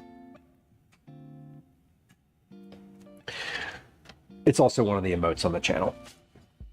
There's a reason it exists, and it's because ounces and quarter cups are stupid. Just use weight. Broccoli says, I'm used to imperial measurements, but I can translate metric when I still want to try the recipe anyway. Yeah, I mean, you just got to do the translation. And I love that someone in making that packaging made the decision, nah, we're not making this any easier. Not at all. Carly, welcome in. But what I'm doing otherwise is I know that I'm not going to use like this whole cucumber. but I'm gonna cut it up. And I wrote down like 1 medium cucumber, 228 grams. I'm gonna take those lentils and put them in a bowl, and then I'm gonna add the amount of cucumber that I want. And because this recipe is just for me, I am going to make that by weight. Because a quarter cup of cucumber sounds silly to me. I was saying earlier before the raid that when I work on recipes for work, I will always give multiple measurements. I give the measurement of the whole thing, the weight of the whole thing. Sometimes I'll give like the length of it as well. But then instead of saying like I'll say like a quarter cup of fine diced shallot, but I'll also give the exact weight. Because when someone's testing it, I want them to be able to test exactly what my intention was. All right. Notes, just like one note here. I'm hearing my family come in downstairs. What that usually means for me is I'm a little bit distracted. When they come into the kitchen, they give me a bunch of shit. They're going to eat a bunch of caramel corn. They're going to talk. We're going to interact for a little bit. So if I'm a little less engaged with chat for the next like 10 minutes, bear with me. We'll get back to the nonsense. That may not happen. They may just like go to their corners and whatever, but I do want to like recognize that that's what usually happens. So anyway, just notes, maintenance notes. Red bean, I am probably just going to eat the rest of it, whatever I don't use. I'll just put a little salt on it and eat it. Because it's cucumber and it's good. Oh, you heard the garage sound. Wow. Interesting. Okay. Good to know. Good to know. But yeah, like I hear that go, and I'm like, all right. I'm about to get made fun of by people in my house. Liz, she was as surprised as she was as surprised as I was. I felt so bad. It was funny. Like, to be fair, it was really funny because it was just like, whoop, and the thing that happened is I watched it. I didn't watch it here. I watched it on the screen because that's where I was looking at that moment. So to me, I had the same experience as a viewer watching it. Because I was sort of like going to pick her up just like randomly, and then she was just gone. Broccoli, yeah, making food without thinking about the measurements. Totally. And I generally do that. What I'm trying to do today is I'm trying to make something I can replicate. The goal here is replication. The goal here is like make a thing that I can make again and again and again. Sparkling Jewel, the risotto was great. Folks liked it. Calvin took some for lunch today. Gwen texted me and said she wished she'd taken some for lunch today. I can confirm that it was also pretty good cold out of the refrigerator at about 11 p.m. So it was very well received. I would make it again. It was delicious. No farther notes. It was great. I was very happy with it. I'm gonna put the cucumber in a glass here so I can have some cucumber water. Liz, she was trying to be cute. She was trying to like roll on her back and get like a belly scratch, and she ended up flipping herself off the counter. Which she landed on her feet. So it was kind of funny. Uh-oh. God damn, another Rita's? Sheesh. Spoiled. He is spoiled. Well, no caramel corn for you then. Because you came back with a giant thing of Raiders. Yeah, told you there'd be caramel corn, but Yes, I did.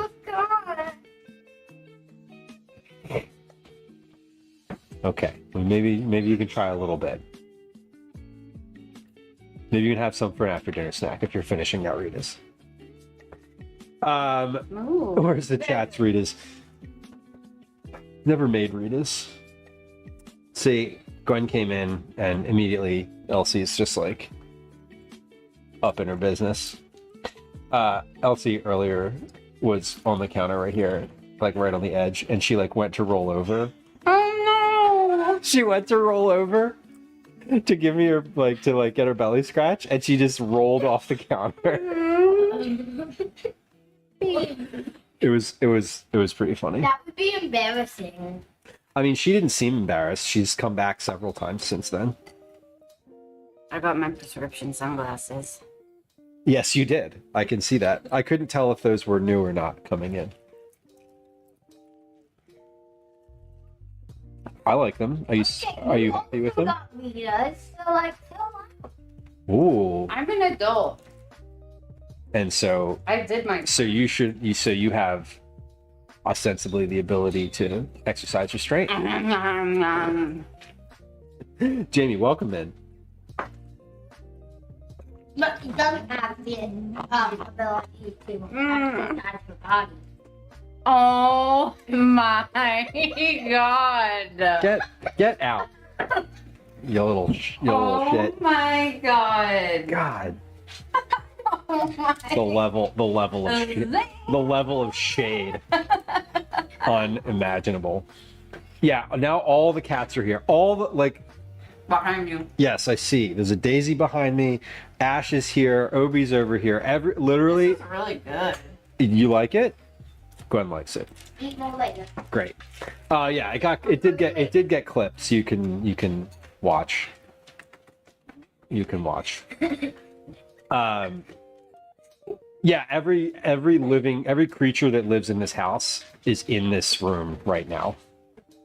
Within 3 meters of me. Don't. It's metric day. With what? Oh. Elsie falling off the counter. You like the risotto? You had it for lunch. It was good. Did it stay hot in your little thermos? Not hot. It was warm though. It was really good. Okay, good. I'm glad you liked it. She's purring because you're back. Because she missed you. My baby. Yeah. Obi's over there too. They're all desperately trying to get up on the counter. Mainly because there's food up here. I think they definitely could get up. No, I know they can get up. I moved the stool away if we could keep it away from the Yeah, counter. Now you can get by since I'm so Okay. Big. Okay. Yeah. Fellas, 90's too hot. I hope you're not out mowing the lawn today. What's the humidity? Don't you love when people are like, it's not the heat, it's the humidity. You're like, shut up. It's both. I do that, but like You do that. Yeah, funny. Yeah, Dad made a poop joke. He said doo-doo. God. Like as I said, it's just good. Like noise is going to begin. The noise has begun, and it will last for a few moments here.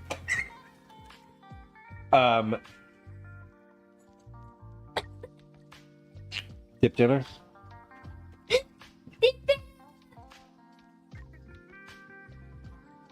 You can have what? Would you rather have leftover risotto?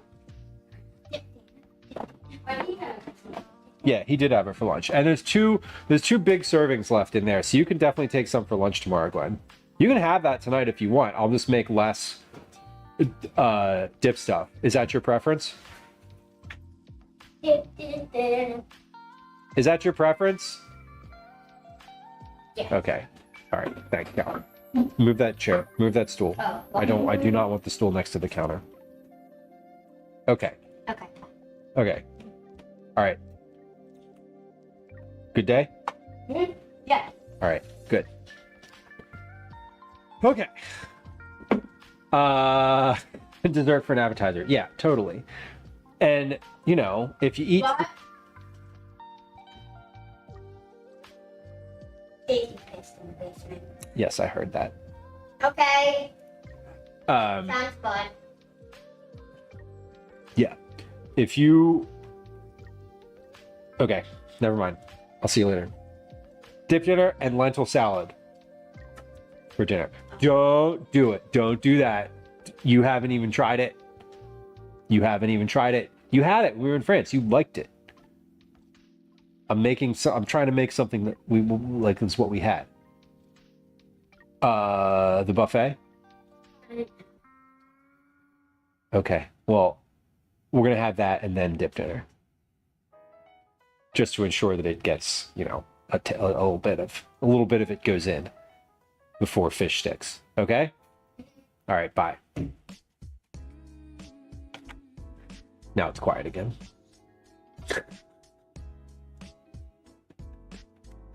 Oh God. Broccoli, you want to make casserole with canned soup? Don't you just cook it longer? I mean, sorry, I don't mean to. So maybe you just had like super roll. Jamie, did I say hi to you? I'm pretty sure I did. Yes. Hello, Jamie. It's good to see you. Yeah, Sparkling Jewel, the dog was around and all three cats were in the room too. The dog just comes around. The dog hasn't been around at all today. She's deaf now, so it's like harder for her to understand when people are home. But she came down just a few minutes before they came home because of just the timing of it. Liz, Gwen did dye her hair. She also got bangs. It's darker. It's more like it's closer to her natural color. And she coined the phrasing "bangs before Botox." You can take that if you want. It is Sparkling Jewel. We definitely starve all the animals. They get a pittance of food. Daisy will literally stand here at the drawer in the kitchen that has her snacks and just bark and bark and bark until somebody gives her anything.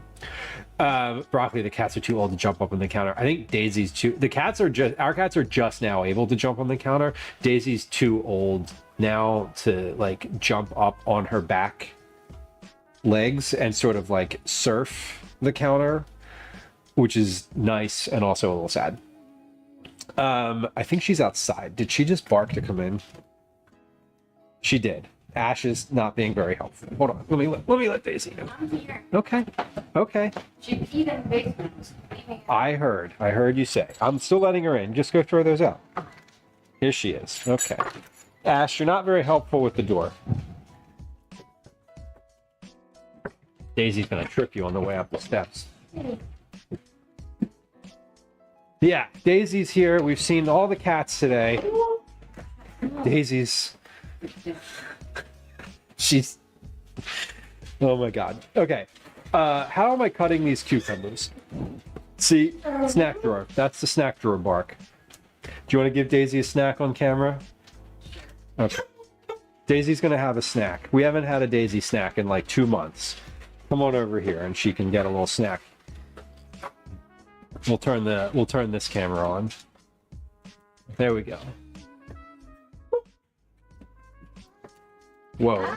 Hold on. I forgot that it's very... Days, stop. Come over here. I forgot how zoomed in it is. There it is. There's Daisy. Just relax. Wait, you need Can we turn around? Yeah. Hold on. Chill. God, she's so fucking frantic. Sit. That's good. Look at her doing the... Pretty. Oh, I forgot you can't hear me anymore. Pretty. Lie down. Down.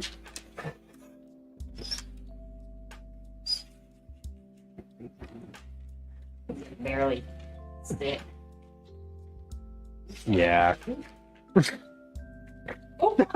Oh no! No!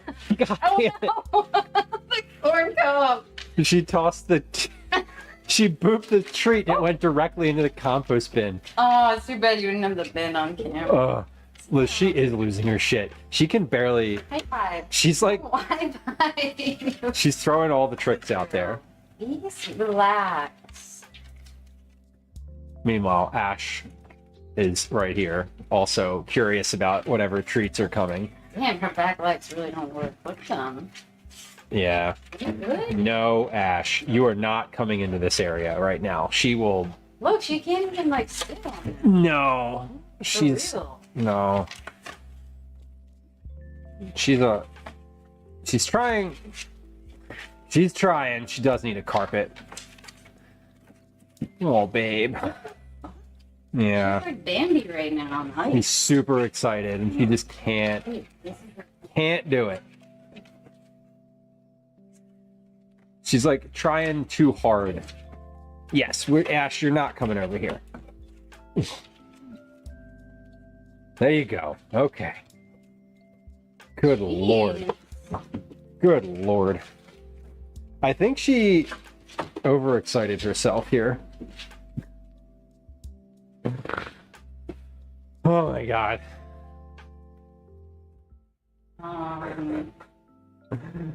Do we have matching shoes? No. They're just both pink. They're just pink. No, she does not. Her back legs are definitely not in a good spot. And A big lump on her face. Did you know that? no, I didn't see that. I think she just like overextended herself just now and was very, very, very excited. Trying to do all the tricks at once. But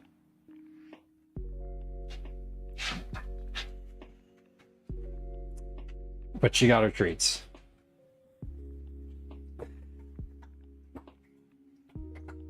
Good lord.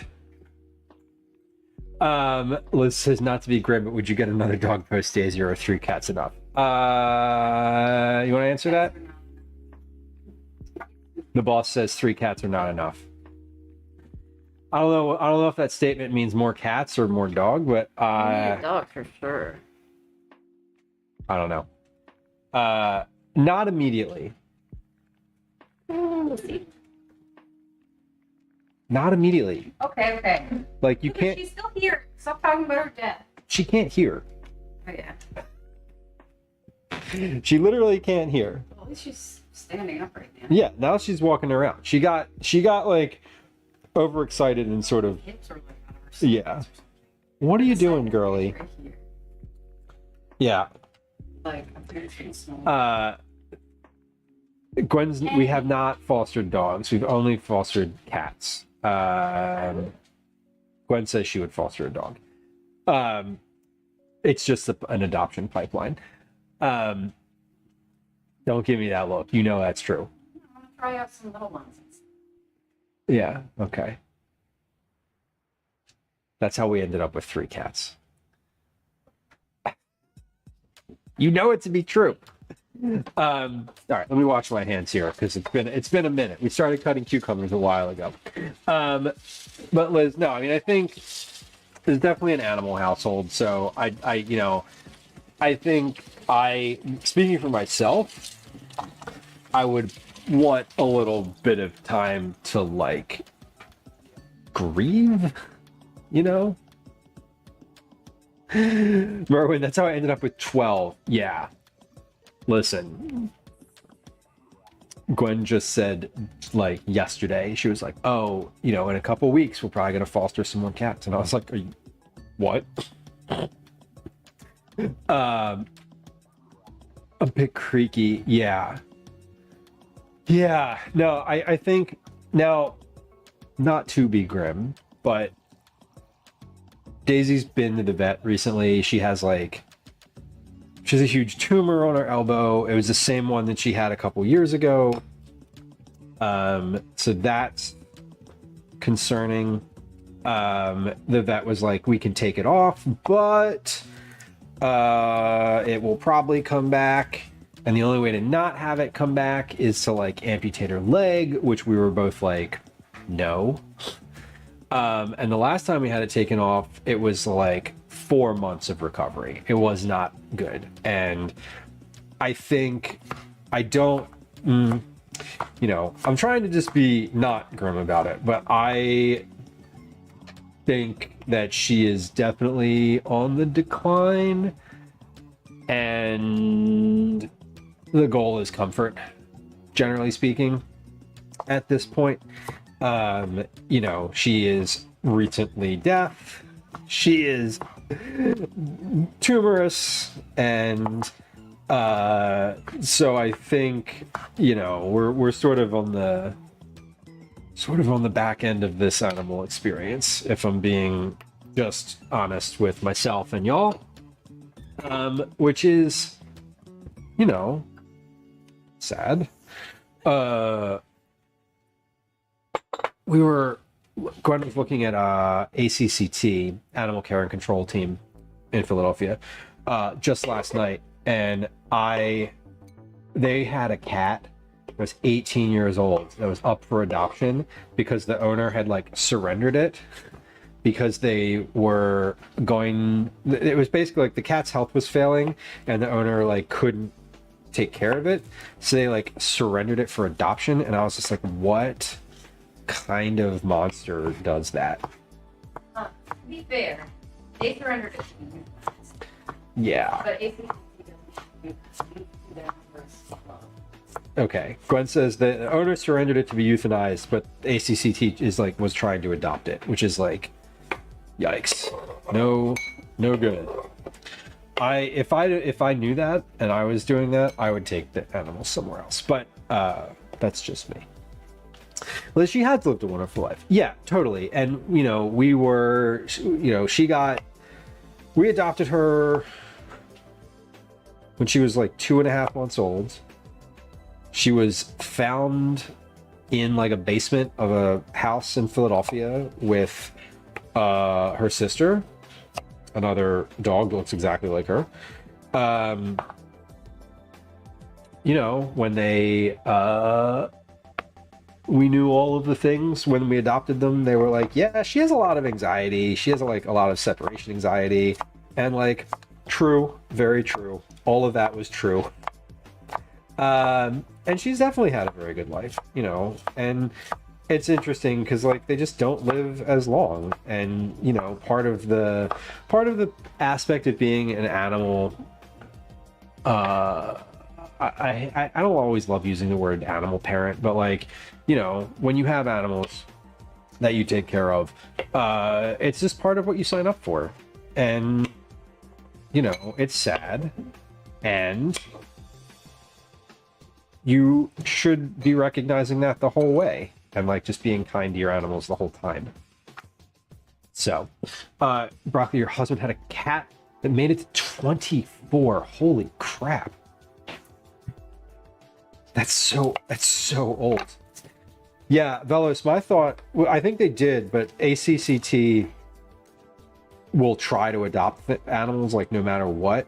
And I think my point was like, I wouldn't have, if I went to have the animal euthanized and they were like, actually, we're going to see if we can adopt it out first, I would take it somewhere else.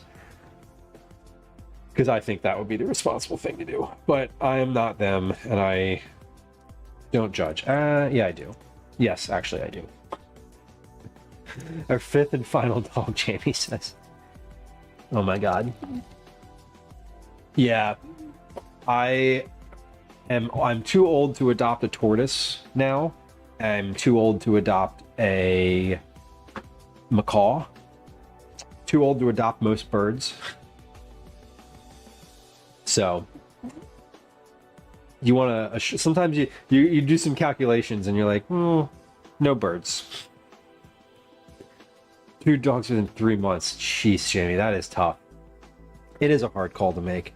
I think, you know, if I'm being like real honest here, like we're almost there. We're almost there. Daisy can no longer like hold her bowels regularly. She routinely uses the bathroom in the house now. While we were away, and we had someone in the house who was a little unfamiliar with her routines and like rituals, she just destroyed the basement. Like, it is bad. She destroyed the mattress, like, so, you know, I think we'll see. We'll see. I mean, in a long enough, the last time we took her to the vet was like, we were talking about the tumor, and the vet was like, this dog does not have that amount of time left, So I think we're getting there. We're getting there. Which we all knew would happen, and I'm gonna be real upset about it for a long time. Mine died north of 6. Mixed your guinea pigs. Holy shit. Oh, sorry to hear about your friend losing their animal too. Yeah, I mean it's what you sign up for. You don't adopt a puppy with the thought of like, oh, in 13, 14, 18 years, like, we're gonna have to make some hard decisions. But this is the third round of lifetime cats that I've had. So, I had a cat growing up. We had 2 cats early on in adulthood. Now we're on round 3. It's sort of how it goes.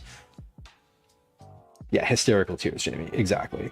Liz, I have no idea how that would happen. I would prefer the easiest possible solution. I would prefer the least stressful solution, just for her. For obvious reasons. So I don't know what our vet offers. Amber, how's Daisy? Daisy is old. And Daisy is old and having trouble with things. Hold on. I need to weigh this. Yeah, like the reason that she was having like trouble kind of moving around just a little bit earlier was because she was like so fucking excited. And like she has for her whole life had trouble like sitting still when treats are around, and she's like trying to sit and trying to stand at the same time, and like our floor doesn't have any traction on it, so it's not a good look for her. I also think, she was sitting very nicely over here. I like had her come over, that whole thing. So like she was also like very overexcited at that point. Okay, so I have 181 grams of cucumber chopped. I have how much shallot do I have? Did I weigh the shallot initially? I did. 50 grams.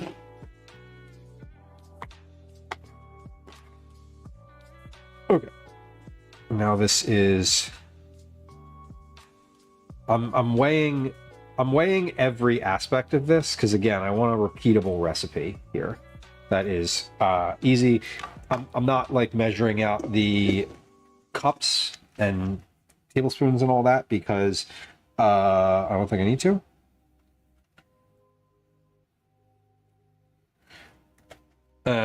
Okay. Green onion, parsley, feta. I'm just going to add directly to the bowl because those are, I can just add them as is. So let's do that when we come back. We're going to take a quick ad break here. Jamie, that's great. The vet. The vet. The sort of end of life situation. If you have a good vet, they're gonna like handle that with dignity. And Mix, I think we sort of had that. Gwen had that conversation a bit with them, and honestly, I don't know all the details. We can walk to our vet now, and I've done the good thing of like taking Daisy to the vet to get treats. All right, we're gonna take a quick break here. Ad's gonna start. Words on Stream's gonna start, and we'll be right back finish this salad. Wait, start words on stream. There it goes. All right, BRB. Hi. Welcome to another edition of Commercials I Hate. Okay, unload the dishwasher. Unload the dishwasher. Yeah, what I was saying a second ago, we can walk, physically walk to our vet. So when I walk Daisy, we'll take her by there and just like get treats. So she doesn't hate going. She does hate the car. That would be bad. But that would not be the scenario. She's used to going into the vet's office. It wouldn't be a surprise. Still. There's no good scenario. There's no good scenario. There's just better than bad scenarios. Alrighty. Loading the dishwasher here. This lentil situation, what I'm gonna do, yeah, we're gonna combine everything and then we'll make the sauce for it afterward. Wow, Calvin ate all that fucking risotto. He just destroyed that. Amazing. Must have liked it. Oh shit, both of my sheet pans are in use right now. Okay. Well, we'll figure that out in a moment. I don't need to do that right now. Oh, it's just a secondary thought. I do need to put this caramel corn somewhere. So maybe we'll just put that in a bag and then we'll have the sheet pans free. Perfect. Oof. Did pretty well with this board. There's a lot of space on here. I'm really enjoying my cucumber water. I put the cucumber seeds and pulp in my water glass. All right, one more game. One more game.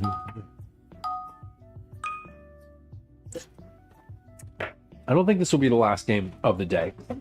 I feel like we'll have probably one more round of words before we finish up. I'd really like to get to what time does food fights start?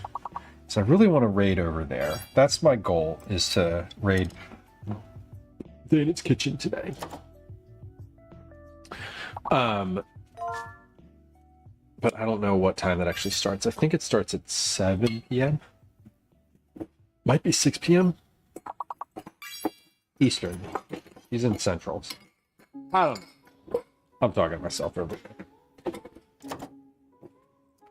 I mean, I guess I'm not talking to myself. It's more rhetorical. Anyway, welcome back if you're on Twitch. Thank you for your patience during the ad break. I appreciate it. No one likes ads. I don't like ads. You probably don't like ads. You certainly don't like seeing them if you were just experiencing them.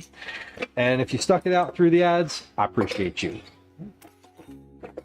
We are finishing a game of Words on Stream. And then we're going to finish this lentil salad. And then we are going to make dinner. Well, actually, I'm going to probably start making dinner before I finish the lentil salad. But anyway.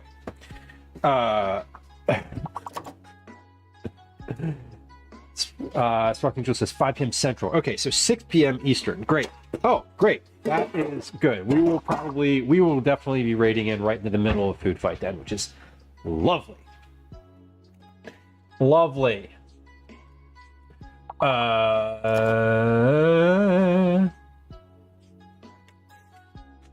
Close. We're pretty close here. Good job, y'all. Good job on this particular board today. This one was kind of hard. Some weird letter. I didn't have a lot of letters to work with, I should say.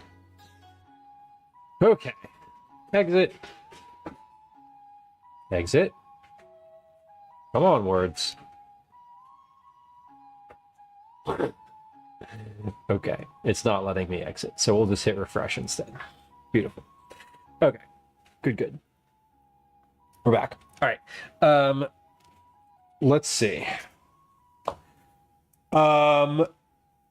what I want to do actually before I finish this is I want to package this caramel corn into a big bag so that I can have my sheet pans available. Lump of knobs, it has juice. Yeah, we've got some plastic bags here. Let's do that. And that way I'll have a sheet pan available. I started to say during the break, which some of y'all weren't able to hear, that I was like, oh, well, I'll get the dip dinner in, and then I'm like, wait a second. I can't do that because I don't have any sheet pans.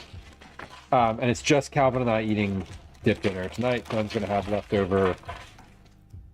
Y'all, look at this shit. Hell yeah. That's some, oh, it sounds creaky. Oh, it's gonna break. It's definitely gonna break on me. This caramel corn. Yo, look at the bottom of this. Look at the fucking bottom of this. Look at that. Look at that. That looks so good.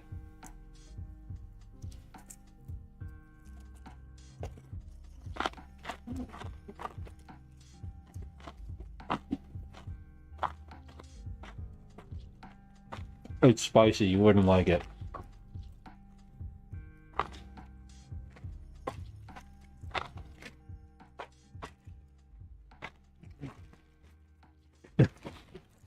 That's what you tell little kids about ice cream.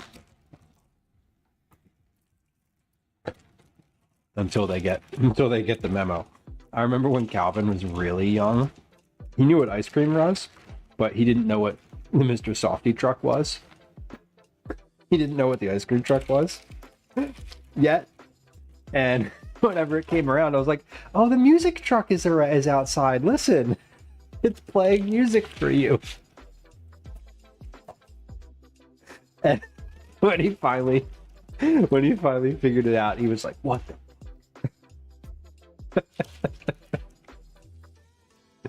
I definitely used to call it the music truck.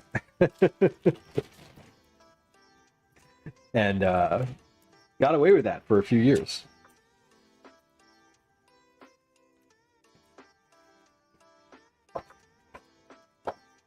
All right. Okay. So one batch of this basically makes a 1 gallon bag. Good to know. I'm going to write that down. Rocky says we had a good humor truck, never Mr. Softy. I think Mr. Softy is specific to Philadelphia. Good humor is sort of ubiquitous. That's the one that's like everywhere. The good humor truck is the one that plays the entertainer, right? That's the good humor truck. Fellas, that's evil. I mean, that's like maybe a little too much. I can appreciate it, and I'm like, maybe. But I think calling it the music truck was very like inoffensive. Not inoffensive. That was like a neutral, chaotic neutral.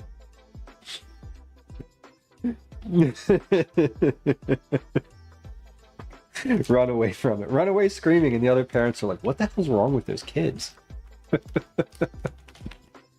Oh my god. Pack the cookie boxes, Jamie. That would be really fun. I said earlier on the stream, I think for the month of September, if Twitch is doing like September promotions and that type of thing, I think we did candied pecans last year for one of the like September things, and I will probably, I think we're going to do a September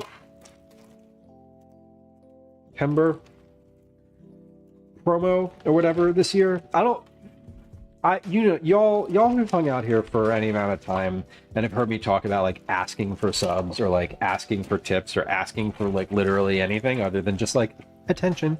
I don't often, but I think it's sort of a good time when Twitch is running this sort of universal promotion to do that. And maybe if I have like a specific goal and it's not just like, yeah, give me money, that would make me feel a little bit better about it. Did I see Eddie Murphy's Ice Cream Truck skit? No, I did not. I'm unfamiliar. Was that on SNL? What show was that on?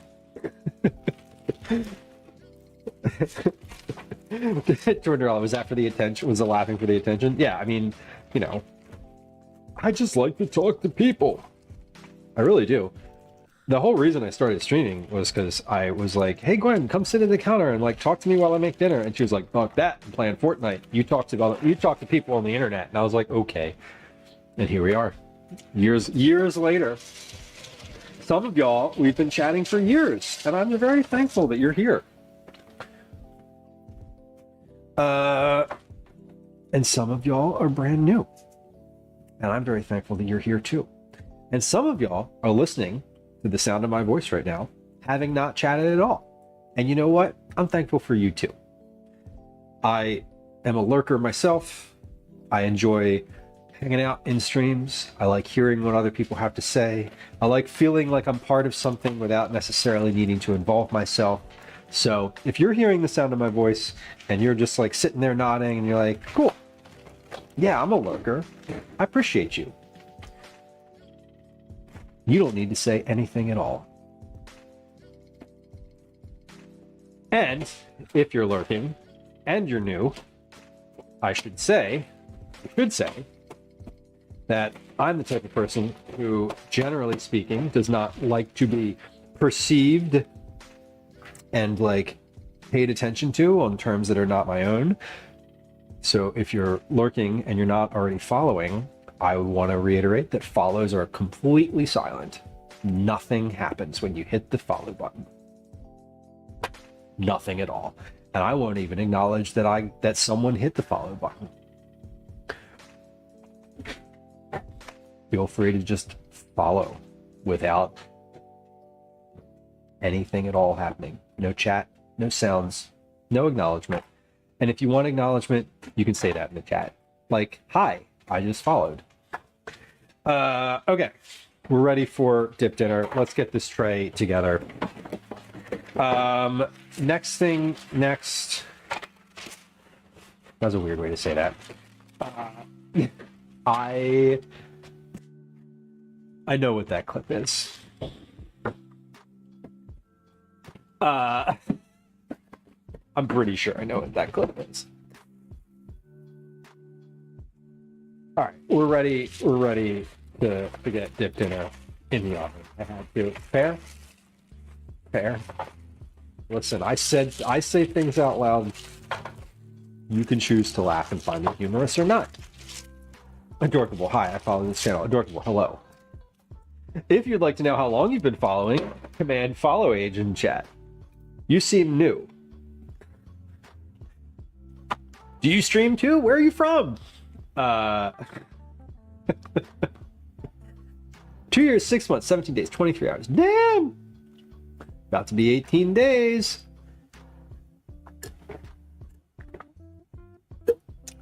Two years is a hell of a long time too. We had a 37-month tier 3 sub today. Incredible. Okay, this I don't need. Here's what we're gonna do. We're gonna get all the stuff in the bowl. We're gonna get all the stuff in the bowl at the right volume. So how much of the thing do I need? Then I'm gonna put dinner in the oven. Then we're gonna make the sauce for this while dinner cooks. And then we should be relatively finished.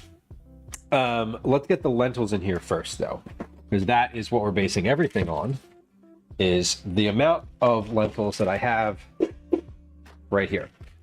Let's do how much volume of cooked lentils we have.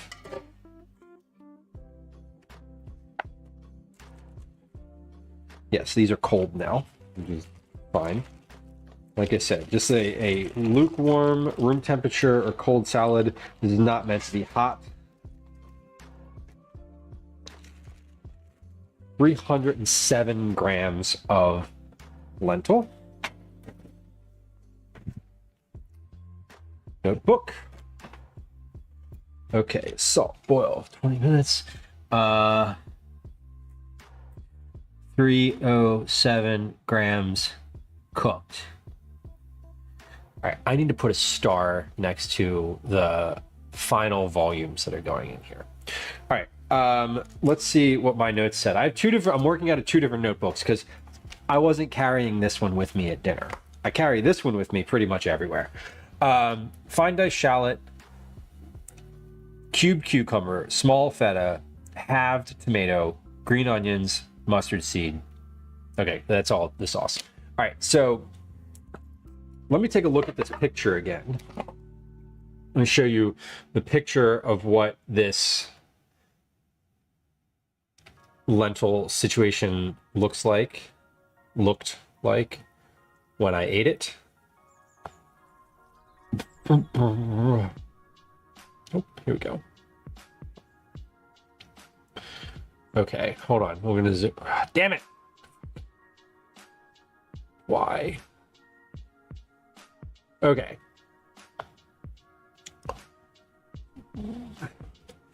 Three years so far. 2 months, 11 days, 23 hours. Interesting.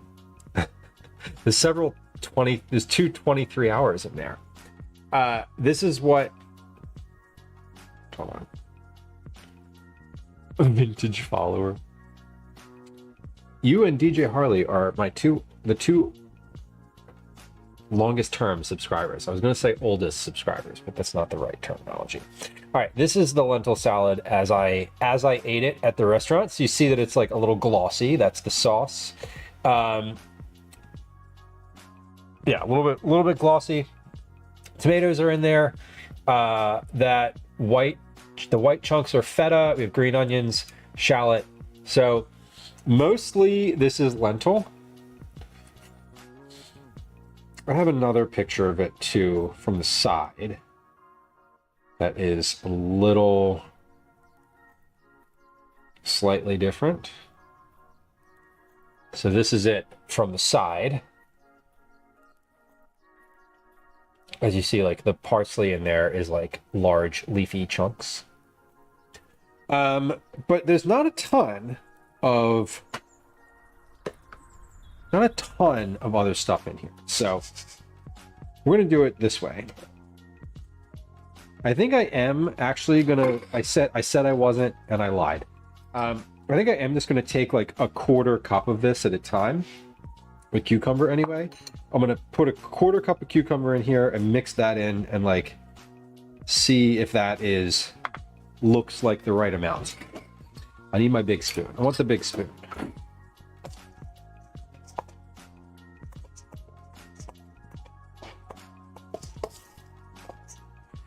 Yeah, I mean that honestly is probably the right amount. That's 35 grams. Okay.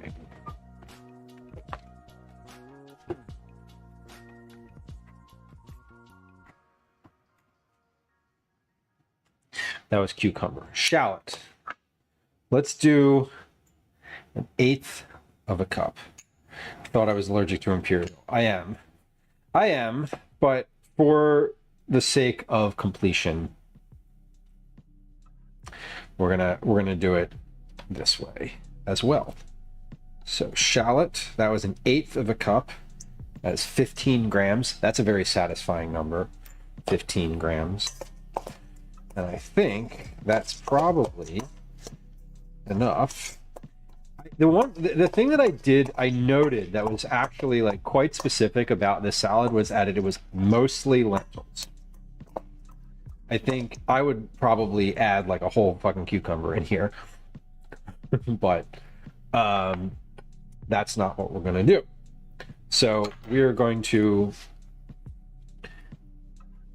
do this and have it be as close to what I remember as possible.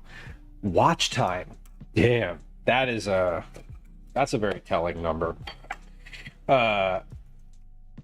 Man, some channels I would be really like, I don't think I would want to know my watch time. Okay, let's put some tomatoes in here. Now these were just halved tomatoes, so super easy. 1, 2, 3, 4, and 5.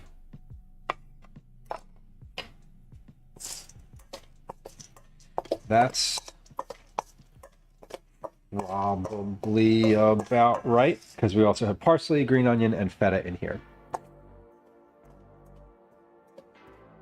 More usable factors than just 2 and 5. Yeah, I mean, they're base 10, right? How many tomatoes did I just put in there? 5? Yeah. Let's go with 6. Perfect. All right, so let's just say 6 halved. That was about 60 grams.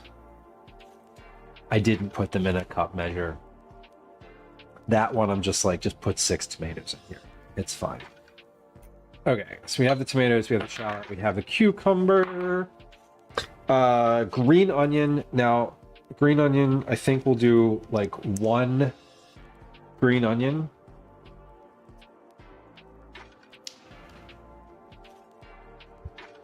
And cut the soft tips off of here. And then we're going to cut this on a bias.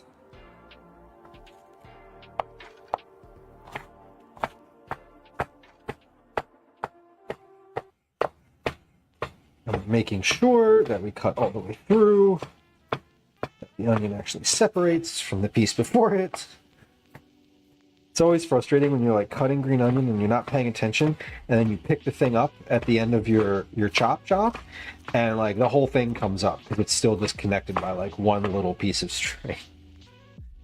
That's kind of annoying. Nice, Alan. Welcome in. Yeah, broccoli recipes or suggestions. I agree. I think I want this, as I said, like I want it to be repeatable, because what I'm thinking today is like, I really like this and I would love to be able to like make it again, right? And I just want to be able to say like, yeah, this is the thing, like this is the actual recipe, like you can add more cucumber, of course you can add more cucumber, go ahead.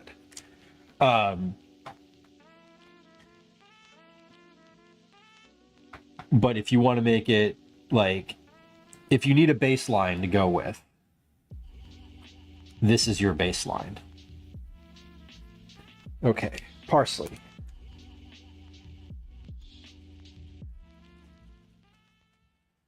Let's say 1, 2, 3 sprigs of parsley. Would be just about right. And the parsley was whole. I'm gonna give this like 1 rough chop, because like these are pretty big pieces of parsley. This is flat leaf parsley, Merwin. The dish that I had was flat leaf parsley. I personally love curly parsley more. I just like the texture of it. But I don't think it needs to be either. So yeah, I'm gonna basically cut this across the leaf 3 different times. So that was what, 3 stems of parsley? 1. I think, yeah, probably 1 stem of parsley is perfect for this. It's a little there's a little bit more green in here than I saw before, but that's okay. And here's what we're going to do with this, right? We're going to add the parsley. This leftover stuff is just going to be its own salad minus the lentils. So I'm going to put all of this into like a quart container and just eat it with some salt and probably chili oil. So it's definitely not going to waste, but it's not going to have lentils in it. Okay, so what did I say? 1 piece of parsley, 1 sprig, rough, chopped. And then the feta is going to be a little different. Actually, let me cut these tomatoes up too. Samakian, welcome in. It has been a while. It's been a couple weeks for me. I was out, a little family vacation, then took a couple days to recover from time zone changes. And back. We had a little stream yesterday. We're back on the regular streaming schedule today. Parsley tastes like grass broccoli. It does taste a little funky sometimes. I don't disagree with you. I personally love parsley. I prefer it to cilantro by a wide margin. I prefer it to cilantro, and it's really not close. Now, like, again, if I'm making this and I'm making it up, I'm going to add some dill to this because, like, the way that I usually work in the kitchen is I'll just look in the fridge and get, like, whatever looks good out of there. I have dill in the refrigerator. I would love to add it to this, but it wasn't in the dish that I had. So my goal today is to recreate the thing that I had. All right, let me wash my hands again because I'm doing like cheese. Now the hard part, the difficult part is going to be the sauce. So what we're going to do is get the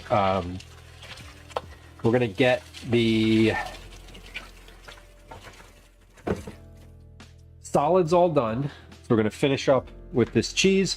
Then we're going to put dinner in the oven. We're going to get like all my frozen stuff out. We're going to throw it on the sheet pan and throw it in the oven. And then for like the next 20 minutes after that, we're going to just try to make a sauce. Probably not for 20 whole minutes. That seems like a lot. But I want to, you know, we're gonna like do a little bit and then try it and then see and you know, add and zhuzh and like get it all nice. Yeah, broccoli, the cilantro thing, I'm definitely afflicted by the cilantro situation, so it is.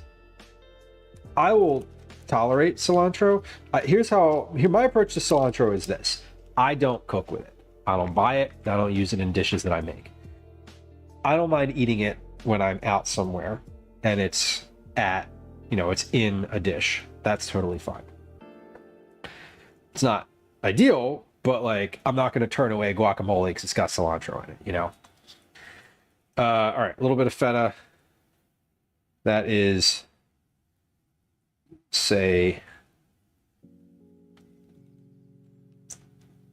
that's 19 grams of feta.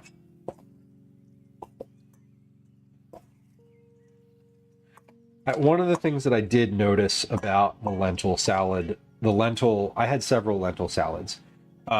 They were all just like very much lentil forward. Like they didn't, some of them had,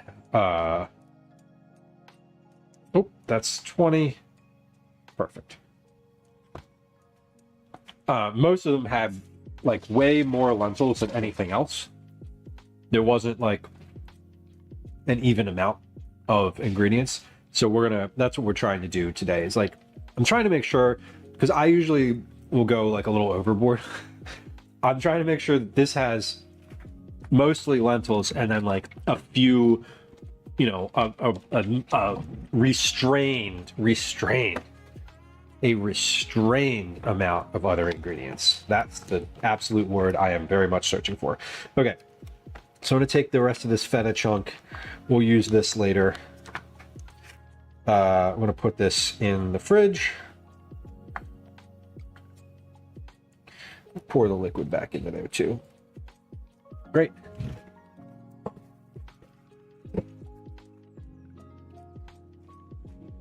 So that was 20 grams of feta. Not that much. I salad, exactly. The less the better. I'll eat it. I'm not gonna like. I also, if the dish has cilantro in it, I'm not gonna ask them to leave it off either. Like I'm not allergic to it. It's just not my favorite thing. So I'm just going to eat it and deal with it. Alrighty. This is looking good. It's looking really pretty much like what I remember, like that picture. I'm gonna take a little bite and mostly lentils. Great. Now, this was an interesting sauce because it was like very mustardy. So two different types of mustard over here. I'm going to start with the one that has seeds in it because the salad also had mustard seeds. Now, when I talked to someone from the kitchen, they said that the mustard seeds were a separate ingredient, but I could not find those. They're pretty uncommon as far as I can tell in terms of like regular grocery stores. Now, I did not go to Reading Terminal, so they may be easily acquired at Reading Terminal, but I don't actually know. But we're making do with a different type of mustard. We're making do with like this whole grain mustard that is basically seeds. Yeah, exactly, Isound. Those are the little yellow seeds. So before I do that though, we're gonna get our dip dinner in the oven. I'm gonna set my oven to 395 degrees. Yeah, broccoli, I don't know. I feel like it was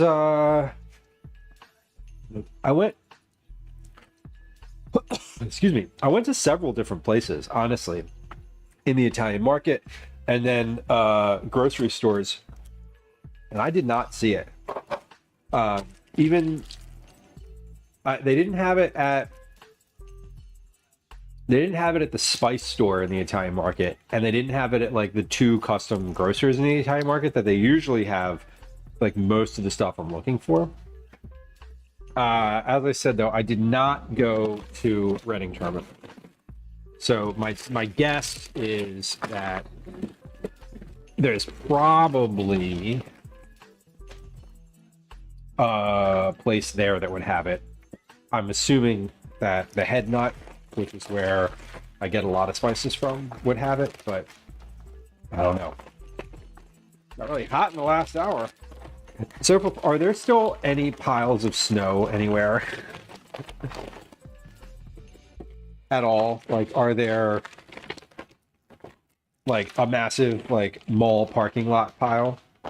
Man, all that's left in this bag is literally just like frozen chunks of breading. Oh wait, we got one fish stick.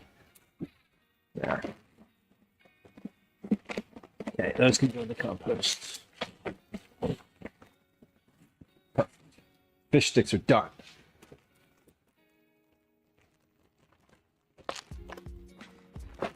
Jamie, that is kind of wild.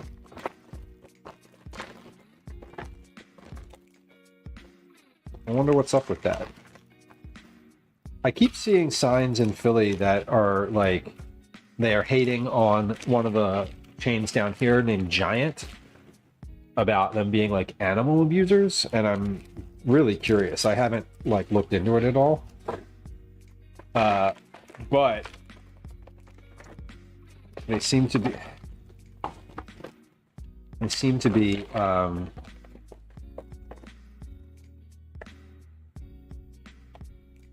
They seem to be pretty hostile over it. Uncommon, welcome in.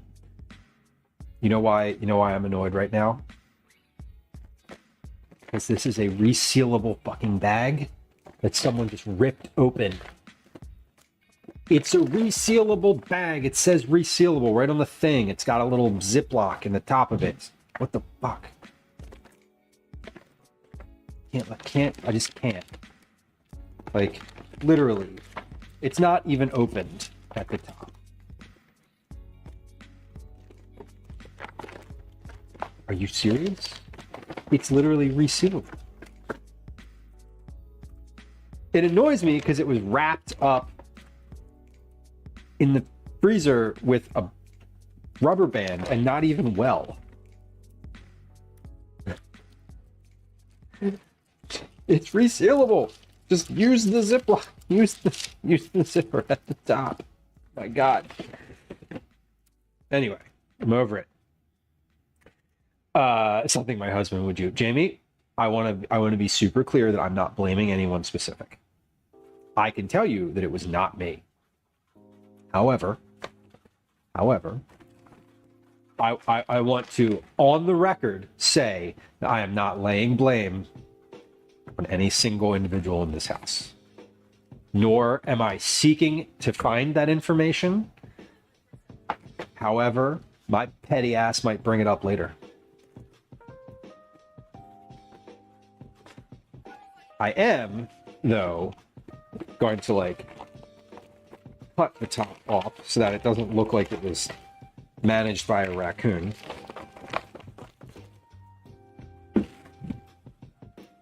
I'm going to fold it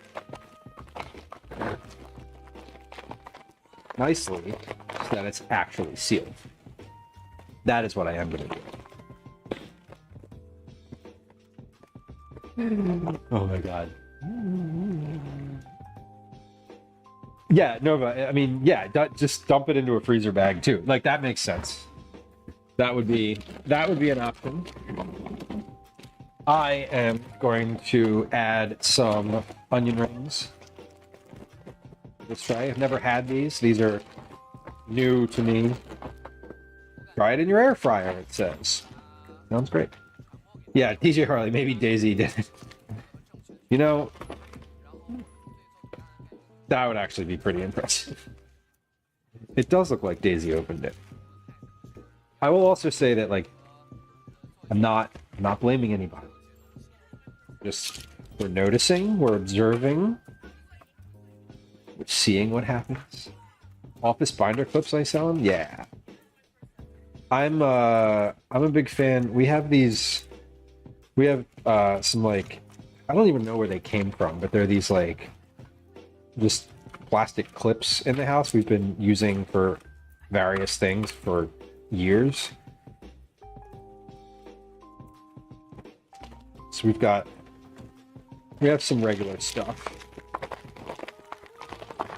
Now, like, this doesn't reseal, but again, we'll do it. You know what, Nova? You know what's funny is Gwen makes fun of me all the time for this, but I save plastic bags. I wash plastic bags over and over and over and over. Like, both of the bags that I put this caramel corn in today are on their at least 5th usage. So I don't usually throw them out unless they have a, like, really big hole in them. I'm going to add just a few. I'm going to stack these onion rings, like, not completely stack them, but, like, I'm going to slide them together a little bit more, and I'm going to toss just a couple pierogies on this tray because Calvin likes pierogies.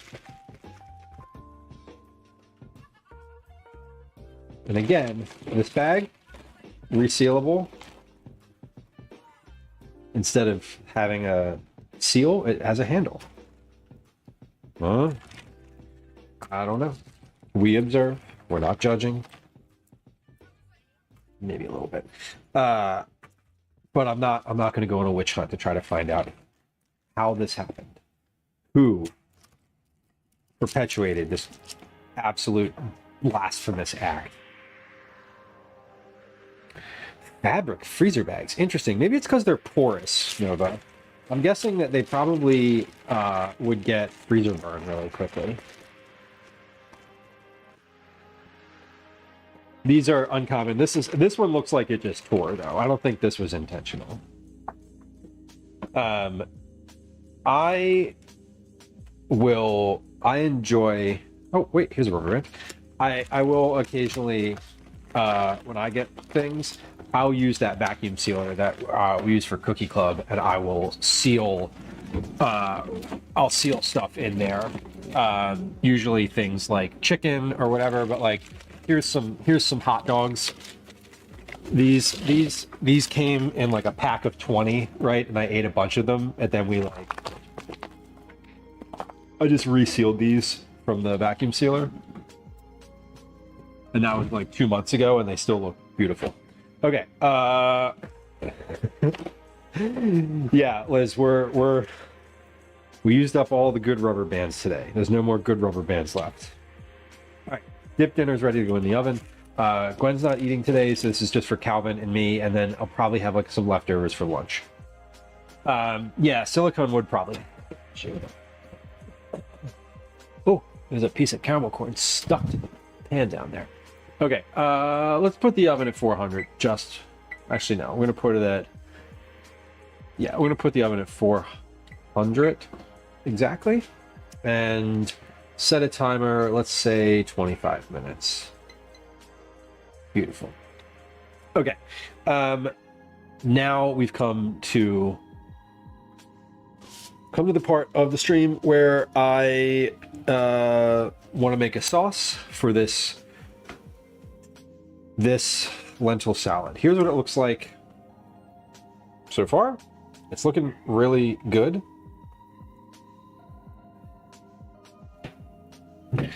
Rubber band being a misnomer. What are rubber bands made of? Plastic? I literally thought they were. Like, if you were like, what are they made out of? I would have been like rubber, obviously. Now I'm confused. Is elastic not rubber? It's like elastic and rubber are both plastic, but elastic is not rubber. Is that right? Am I right in saying that they're both like under the plastic family?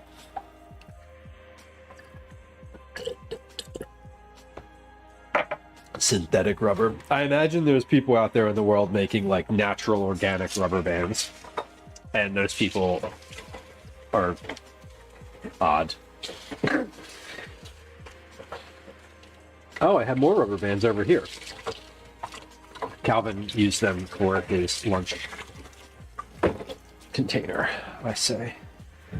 Okay, this is too wet to continue drying my hands with. Need a clean one.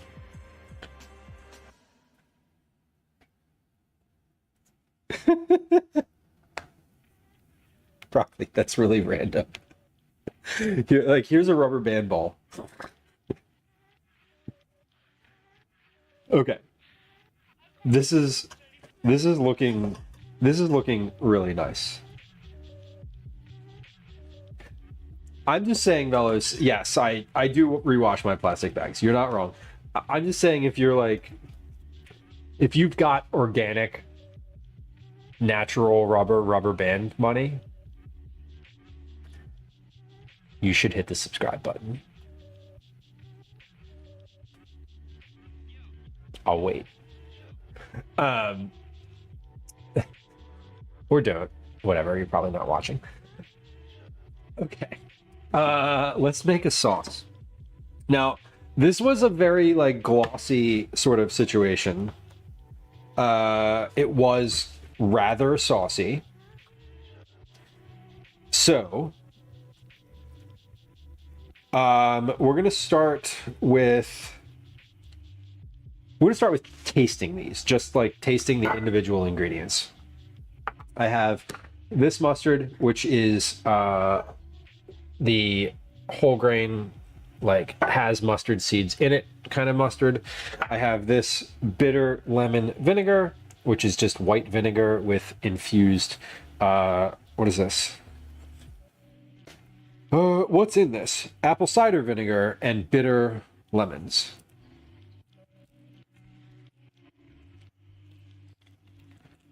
And it's just like natural or artificial flavors. Okay.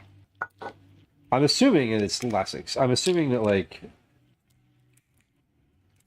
you can make artificial synthetic rubber, and that there's a reason that they use it for commercial purposes as opposed to using natural stuff. I'm way out of my element on like the rubber discussion. I don't know if that was obvious. Yeah, broccoli. This mustard looks really good. I was actually not intending to buy this. I had a whole other mustard that I bought, and I was looking for the seeds, and I'm not finding them. They had this in just like the regular grocery store, and I was like, oh, okay, I'll try that. That seems good. Okay, so I'm gonna try a little bit of this.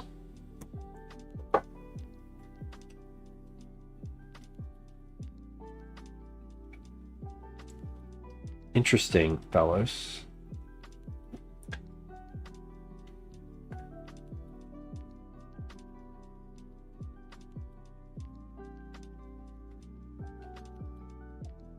All right, I'm just giving this a little shake because it's been sitting and has a bit of buildup on the bottom.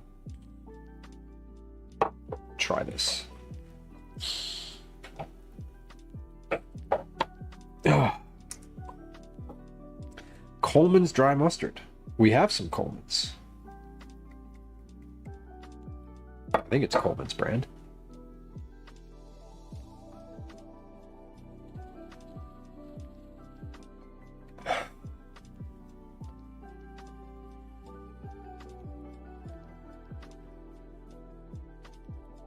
It smells lovely.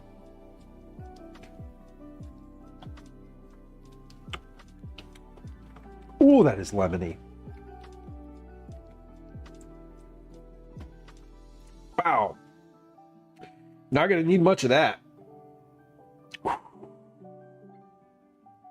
Holy shit. I poured out like an eighth of a cup of this into this little container, and I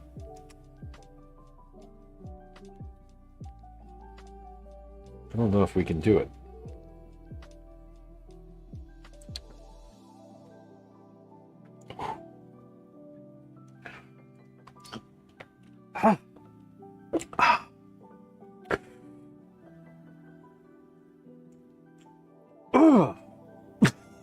Invigorating. Ooh.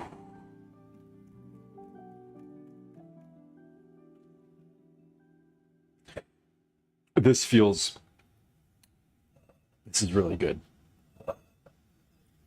That was delicious. That was delicious. I would definitely drink more of that. I don't love apple cider vinegar straight, but the lemon in that was kind of amazing. Yeah, natural flavor. That one I know. That one I do know. I know more food stuff, although Liz is quite well educated on the food situation. The food science situation. It did take my breath away. Yeah, Nova, I want to... Wow. I can feel that in my stomach. That felt like drinking... That in my stomach right now feels like I just drank a gallon of coffee. Like that much acid. Woo, woo, woo. Okay. Delicious. Okay. Let's gonna try a little bit of this mustard.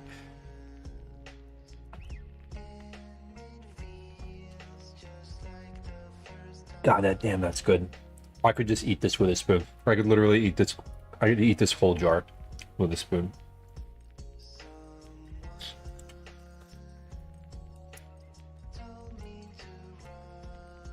Okay. That was very good. All right. Now, I think we need to put a little bit of olive oil in there. And I think primarily this is going to be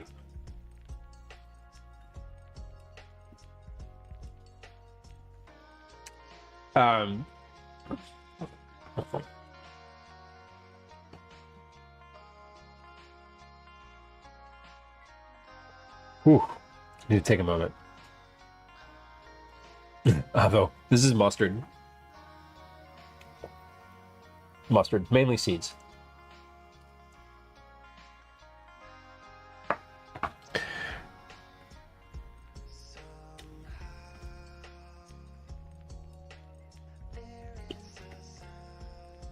So, Liz, what you're saying is, like, the juice is still juice, and it has a little extra in it to make it, like,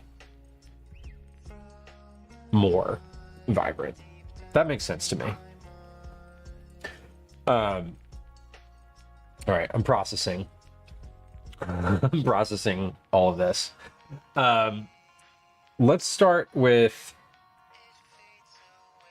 2 teaspoons of this, 5 grams. 10 grams. We're gonna do 2 teaspoons of that, a teaspoon of the 2 teaspoons of this, a teaspoon of the vinegar, and then like 2 or 3 teaspoons of oil. We'll mix that together.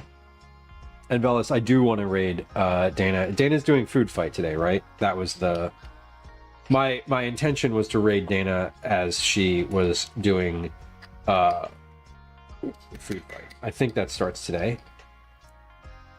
Okay. That's 2. Now we do a teaspoon of this.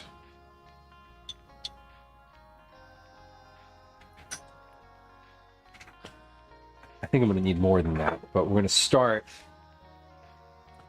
really low. We're going to start low, and then we'll do a teaspoon of olive oil. I'm going to mix this together and just give it a little test.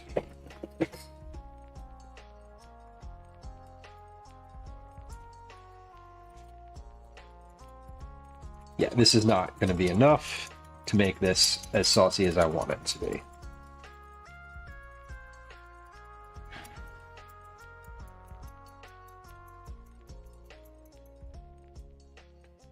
Natural flavors, there it is. Liz, it's that natural flavors at the end that gets you. Juicy juice is wild. Okay, I'm gonna double what I just made. Stop. No, I'm not. I'm gonna taste it first. We're gonna taste it first.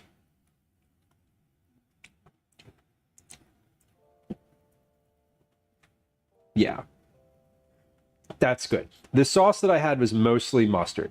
Like, the primary flavor was mustard. And I was like, there's some citrus in here. And it was lemon vinegar. Okay.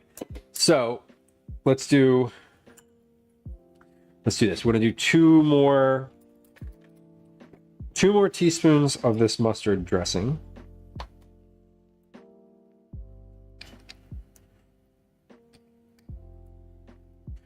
Eight. 10.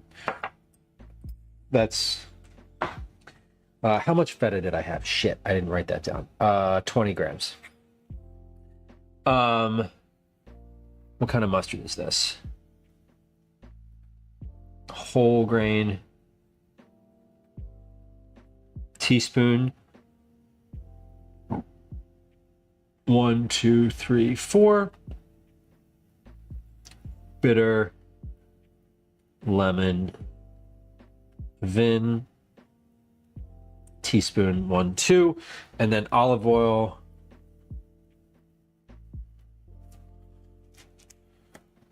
Okay, 2 total teaspoons of this. And then olive oil was 2 total teaspoons so far. I might do more of this. The honey mustard. Interesting. Calvin really loves honey mustard. Water is listed first. This is reminding me. I had did not measure those 2 teaspoons. Broccoli, I did. I weighed them. They're 5 grams each. It says so on the back of the thing. So I did actually measure them, but I was using the scale. But good. Your observation is correct that I did not do them in the same way that I did the first time. We're just gonna do salt and pepper to taste here. Like, we're just gonna do like a pinch of salt. I salted the lentils already, so I don't. Everything else is just like a little extra. Okay, that should be a good amount of sauce. Let's give it a try. Let's give this a try. Now, as I said, I asked the kitchen like what is in the sauce, and they said mustard, mustard seed, and lemon vinegar. They didn't say anything else. So as I'm trying this, it tastes very similar to like what I remember. I need more. It's not quite as saucy yet, but let's give it a try. See if the taste is there. Yeah, I need a little more sauce. So I'm gonna do one more round. 8, 9, 10 grams. 2, 1, 2, 1, and 1. Stir. Add.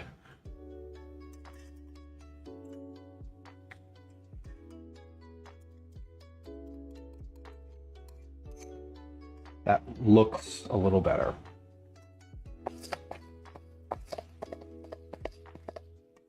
Orangina was everywhere in Paris. We asked for orange juice in a couple places, and they brought out an Orangina. An Orangina. It was kind of wild. Yeah, this looks a little better. So, here's what this looks like now. A little saucy. I'm gonna add maybe a little more salt and pepper in here.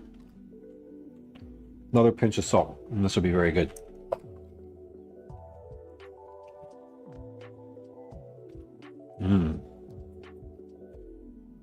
Okay. That tastes great. Pretty much on track with like what I remembered about that lentil salad. It's a little colder. I don't want carbonated OJ. It's so good though.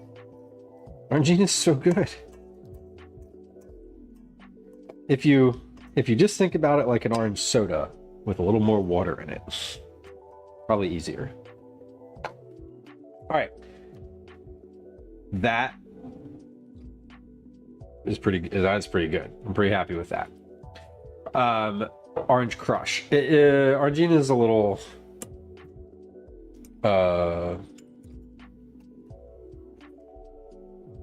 it's a little more juicier.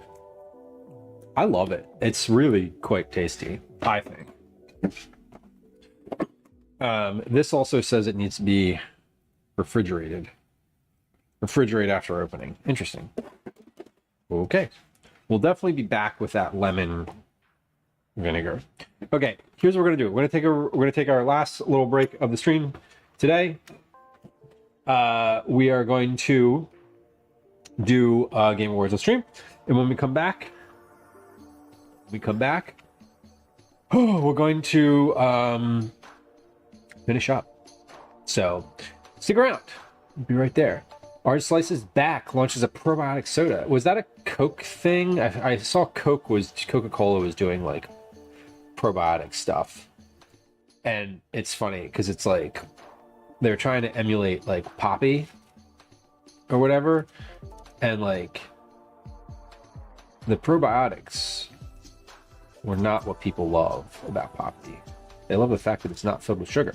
Okay, here comes an ad. Here comes a game of Words on Stream. We'll be right back. Shit, Words on Stream isn't loading. All right, well, maybe Hi. not. Welcome to another edition of Commercials I Hate. Okay, never mind. We're just gonna run an ad. We're just gonna run an ad because Words on Stream is not loading. I've refreshed it several times. Sorry. Yeah, call me if you need help. Olipop is good. Liz, doesn't Olipop need... My only qualm with Olipop is that it needs refrigeration. Like it needs... Yeah, it like needs refrigeration. Or it used to. Not anymore? Okay. Shelf stable. Good. They've definitely improved that. I didn't know that. That was my biggest issue with it, was that it was you just, yeah, like you had to buy it and then refrigerate it, and like I didn't want to do that. I liked the Poppy because I could have it be on the floor until I was ready to put it in the fridge. Okay. Well, feel pretty good about things. I'm just going to clean up here for a few moments while we let this advertisement run. I also added 2, 1, and 1. Pinch salt, pepper to taste. Great. Well, I feel like this has turned out really well. Let me give Calvin a heads up that dinner is going to be relatively soon. How are we doing? Yeah, relatively soon. These are thawed. Okay, good. I'm going to take this out of the oven while we're waiting here and flip some of these things over.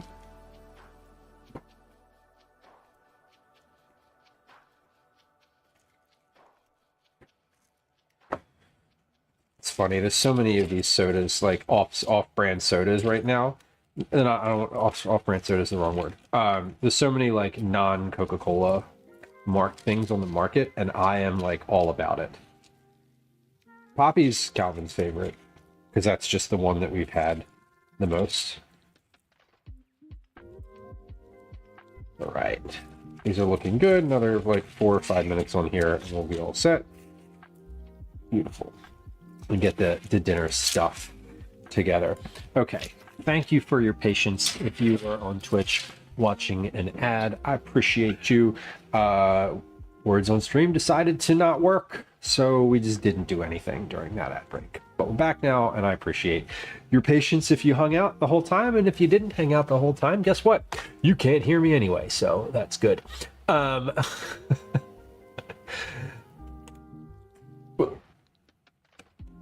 Yeah, Liz, the weird taste. Poppy, I feel like Poppy's decent. Some of them have a strange taste and some of them don't. But I think it has everything, to me, in my mind, it has everything to do with like the potency of the other flavor that is in the thing. Okay, so I'm gonna give about 5 more minutes to those things in the oven. I'm also gonna turn the oven up just a little bit so that it has so it kicks on again. LaCroix. You know, my personal like preference is just like carbonated water, like just a soda stream. I love a soda stream. I don't even add anything to it. I just the sparkling water. And that probably makes me weird in some way, but I'm okay with that. We all knew that anyway. All right, lentils are back in the cabinet. 1 second while I yell.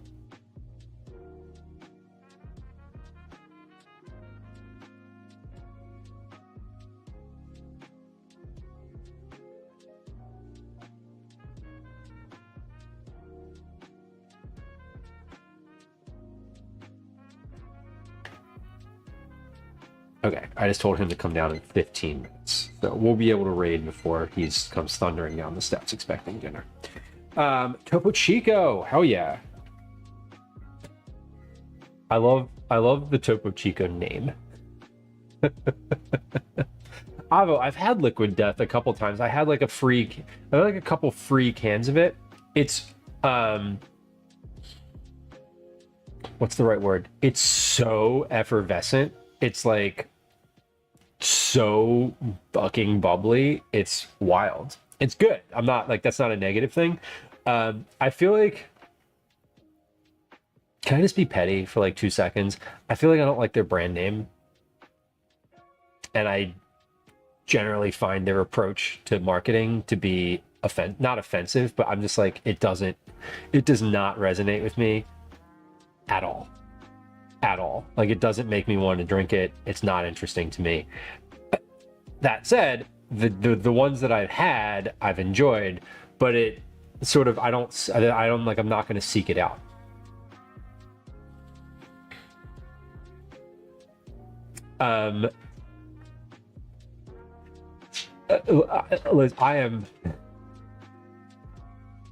Listen, if you want to give me, if there's benefit in for me, like, I'm a corporate whore, so like, just bring it.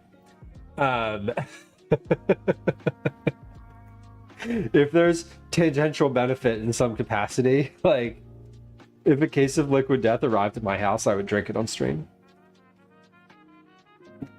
And I would talk about it and how good it is. Anyway. Just saying is all. Okay, Daze, can I get you to move out of the way? Thank you, babe. Let's get some plates out here. So dip dinner is one of those meals where I literally like put the sheet pan on the table and we just eat off the sheet pan. So we're gonna do that. Dip dinner. Hold on, I need to yell.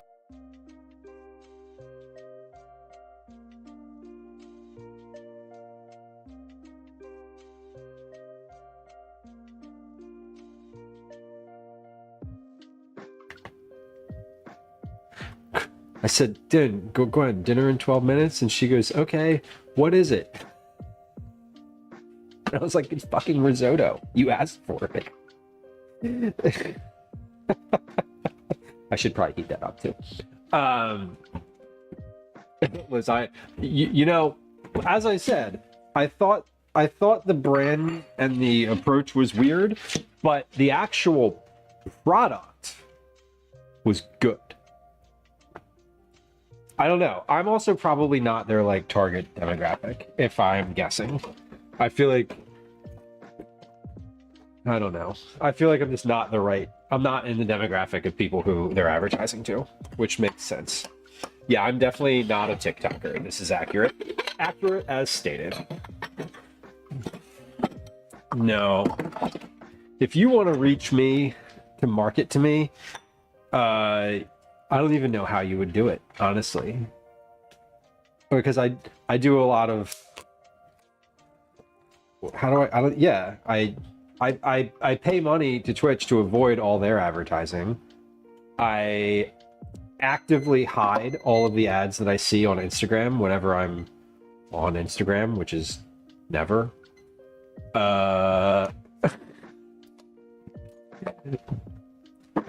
There's no advertising on Blue Sky. I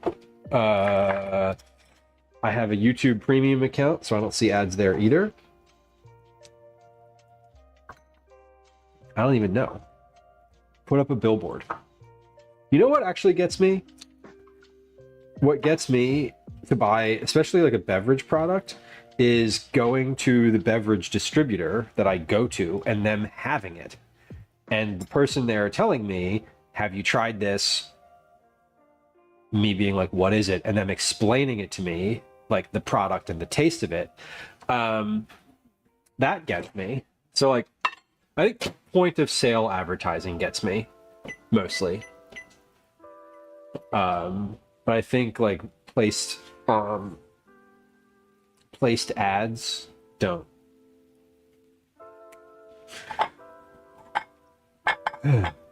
Tinfoil, yeah. Yeah, the pencil lead should not be made from lead. It's graphite, right?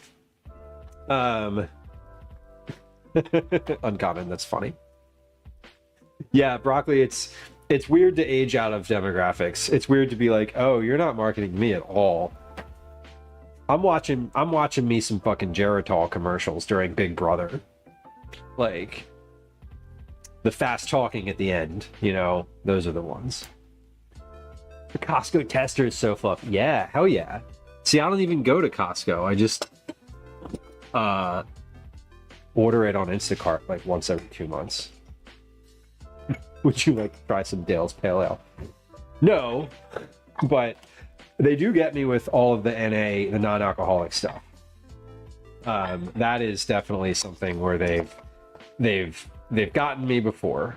I want to put this in a smaller glass thing. They've gotten me on the NA beverages. And I've actually asked them for some specific NA beverages before, so it goes both ways. I'm a regular there in terms of like my purchasing. So like they know the folks there like know me when I come in, and you know they see me come in with Calvin. Like they know what I buy regularly. So if they have something that's new that they think I might be interested in, they're usually like, hey, try this. Mayonnaise beverages. No.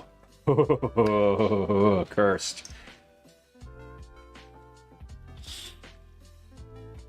Uncommon. I get all those phone calls. I've started just picking them up and not saying anything. I think that's my favorite way of handling them now is just pick up the phone, say nothing. Sometimes someone will actually like talk for a few moments and then they hang up.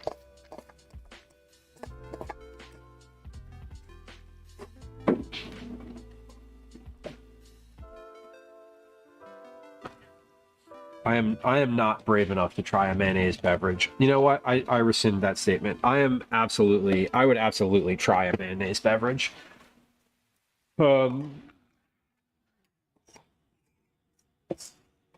Yeah, would I try a mayonnaise beverage? Sure. Would I expect to enjoy it? No, but I would try it. Oh, pillow floater and mayonnaise. Nope. Now, see, Avo, now you're really going against the grain, because when I drank, I didn't like Bloody Marys at all. I've maintained for a long time that I have only ever had one Bloody Mary that I liked in my whole life. I know who made it, and I know the circumstances of my drinking it, and I can articulate what I liked about it, and I never had another one that I enjoyed. I've tried a bunch of them though. But I can't get over the solids. I'm like, this is a beverage. Why am I being poked with celery here? Yeah, Jones has weird sodas. I appreciate their commitment to the bit. Pickle soda I've had before, and that is actually pretty good. Okay, that's good to go. Just about. Power level 4. Let's get this out of the oven. Actually, am I going to get this out of the oven? Nah, just yet. I want to turn the oven off and just leave that in there to stay warm for a minute. Okay. What I do want to do is show you, before we go anywhere, I want to show you this salad in its completion. I should take a picture of it, actually. Now that I'm thinking about it, I'm like, I should have a photographic proof that I made this thing. Here's what I also want to do. I want to show you the picture of the salad that I was eating there in a side-by-side comparison. Okay, where's that photo? No, I lost it. Hold on, I had it. Oh, there it is. I only favorited 3 photos from the whole fucking trip, and this was one of them. Okay, so it doesn't look exactly the same, but that's because the lentils are different colors. But here is the lentil salad I had on the trip. And here is the lentil salad that I made today. And they look not quite the same, but close enough.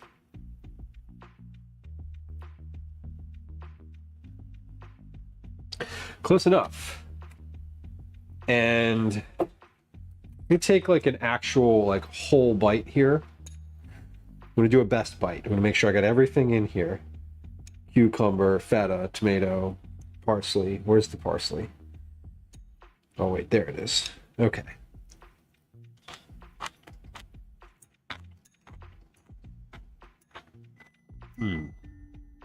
That is super good though. Not exactly the same, obviously, but really, really pretty phenomenal. I'm really happy with this.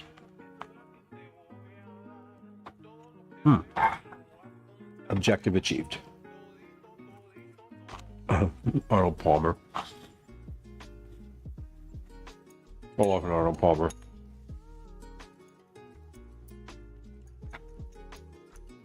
Yeah, not too mustardy. Like it, much like the first time I had this, the mustard doesn't register right away. It's like mustard and lemon, and they sort of interplay really nicely.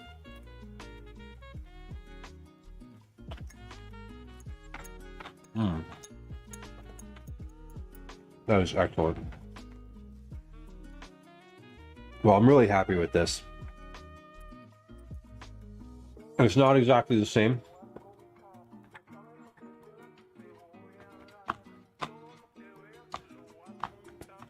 Well, that's really good. And I would make that again. I probably will make that again. That was really easy. I just did a lot of like fuss. I fussed with it a lot. I didn't, yeah, I fussed with it a lot. If I was just making it, it would be a lot easier. It would be a lot more straightforward. Okay. Well, I think we're about finished for today. We will be back again on Friday. Goal is an IRL stream. Goal is to stream from, I forget what the timing is. 11, no, noon to 4, I believe is the, noon to 4, I believe was my goal. I don't rightly know exactly what we're doing yet, but we're going to be doing something. We may be in the kitchen, but I'd like to get an IRL stream in. I want y'all to save the date for August 13th. We are going to be doing an IRL at Bennett Compost. That's going to start streaming around 10 a.m. We'll probably get to Bennett around 11. Bennett is the folks that's where my compost goes. So they're going to give us a tour. It's going to be super fun. But for now, we are going to raid over to Dana's kitchen. Dana is doing the first food fight challenge of this season. She has Darth Rabaka on as a guest. She has Kanara on as a guest. Megabytes and the Mind of Royce, 2 folks who are in the Food and Drink Club, are also are competing today. So that was fun. We're gonna raid over there and say hi to Dana and her crew. Dana, Robbie, Darth, Kanara, Royce, and Mega, and we'll be live again on Friday. So I appreciate you all hanging out today. It's been a fun one. Got a bit done, which I'm very happy about. There's some raid messages in chat. Goodbye. Thanks for those. Here are a few places on the internet where you can find me on social media.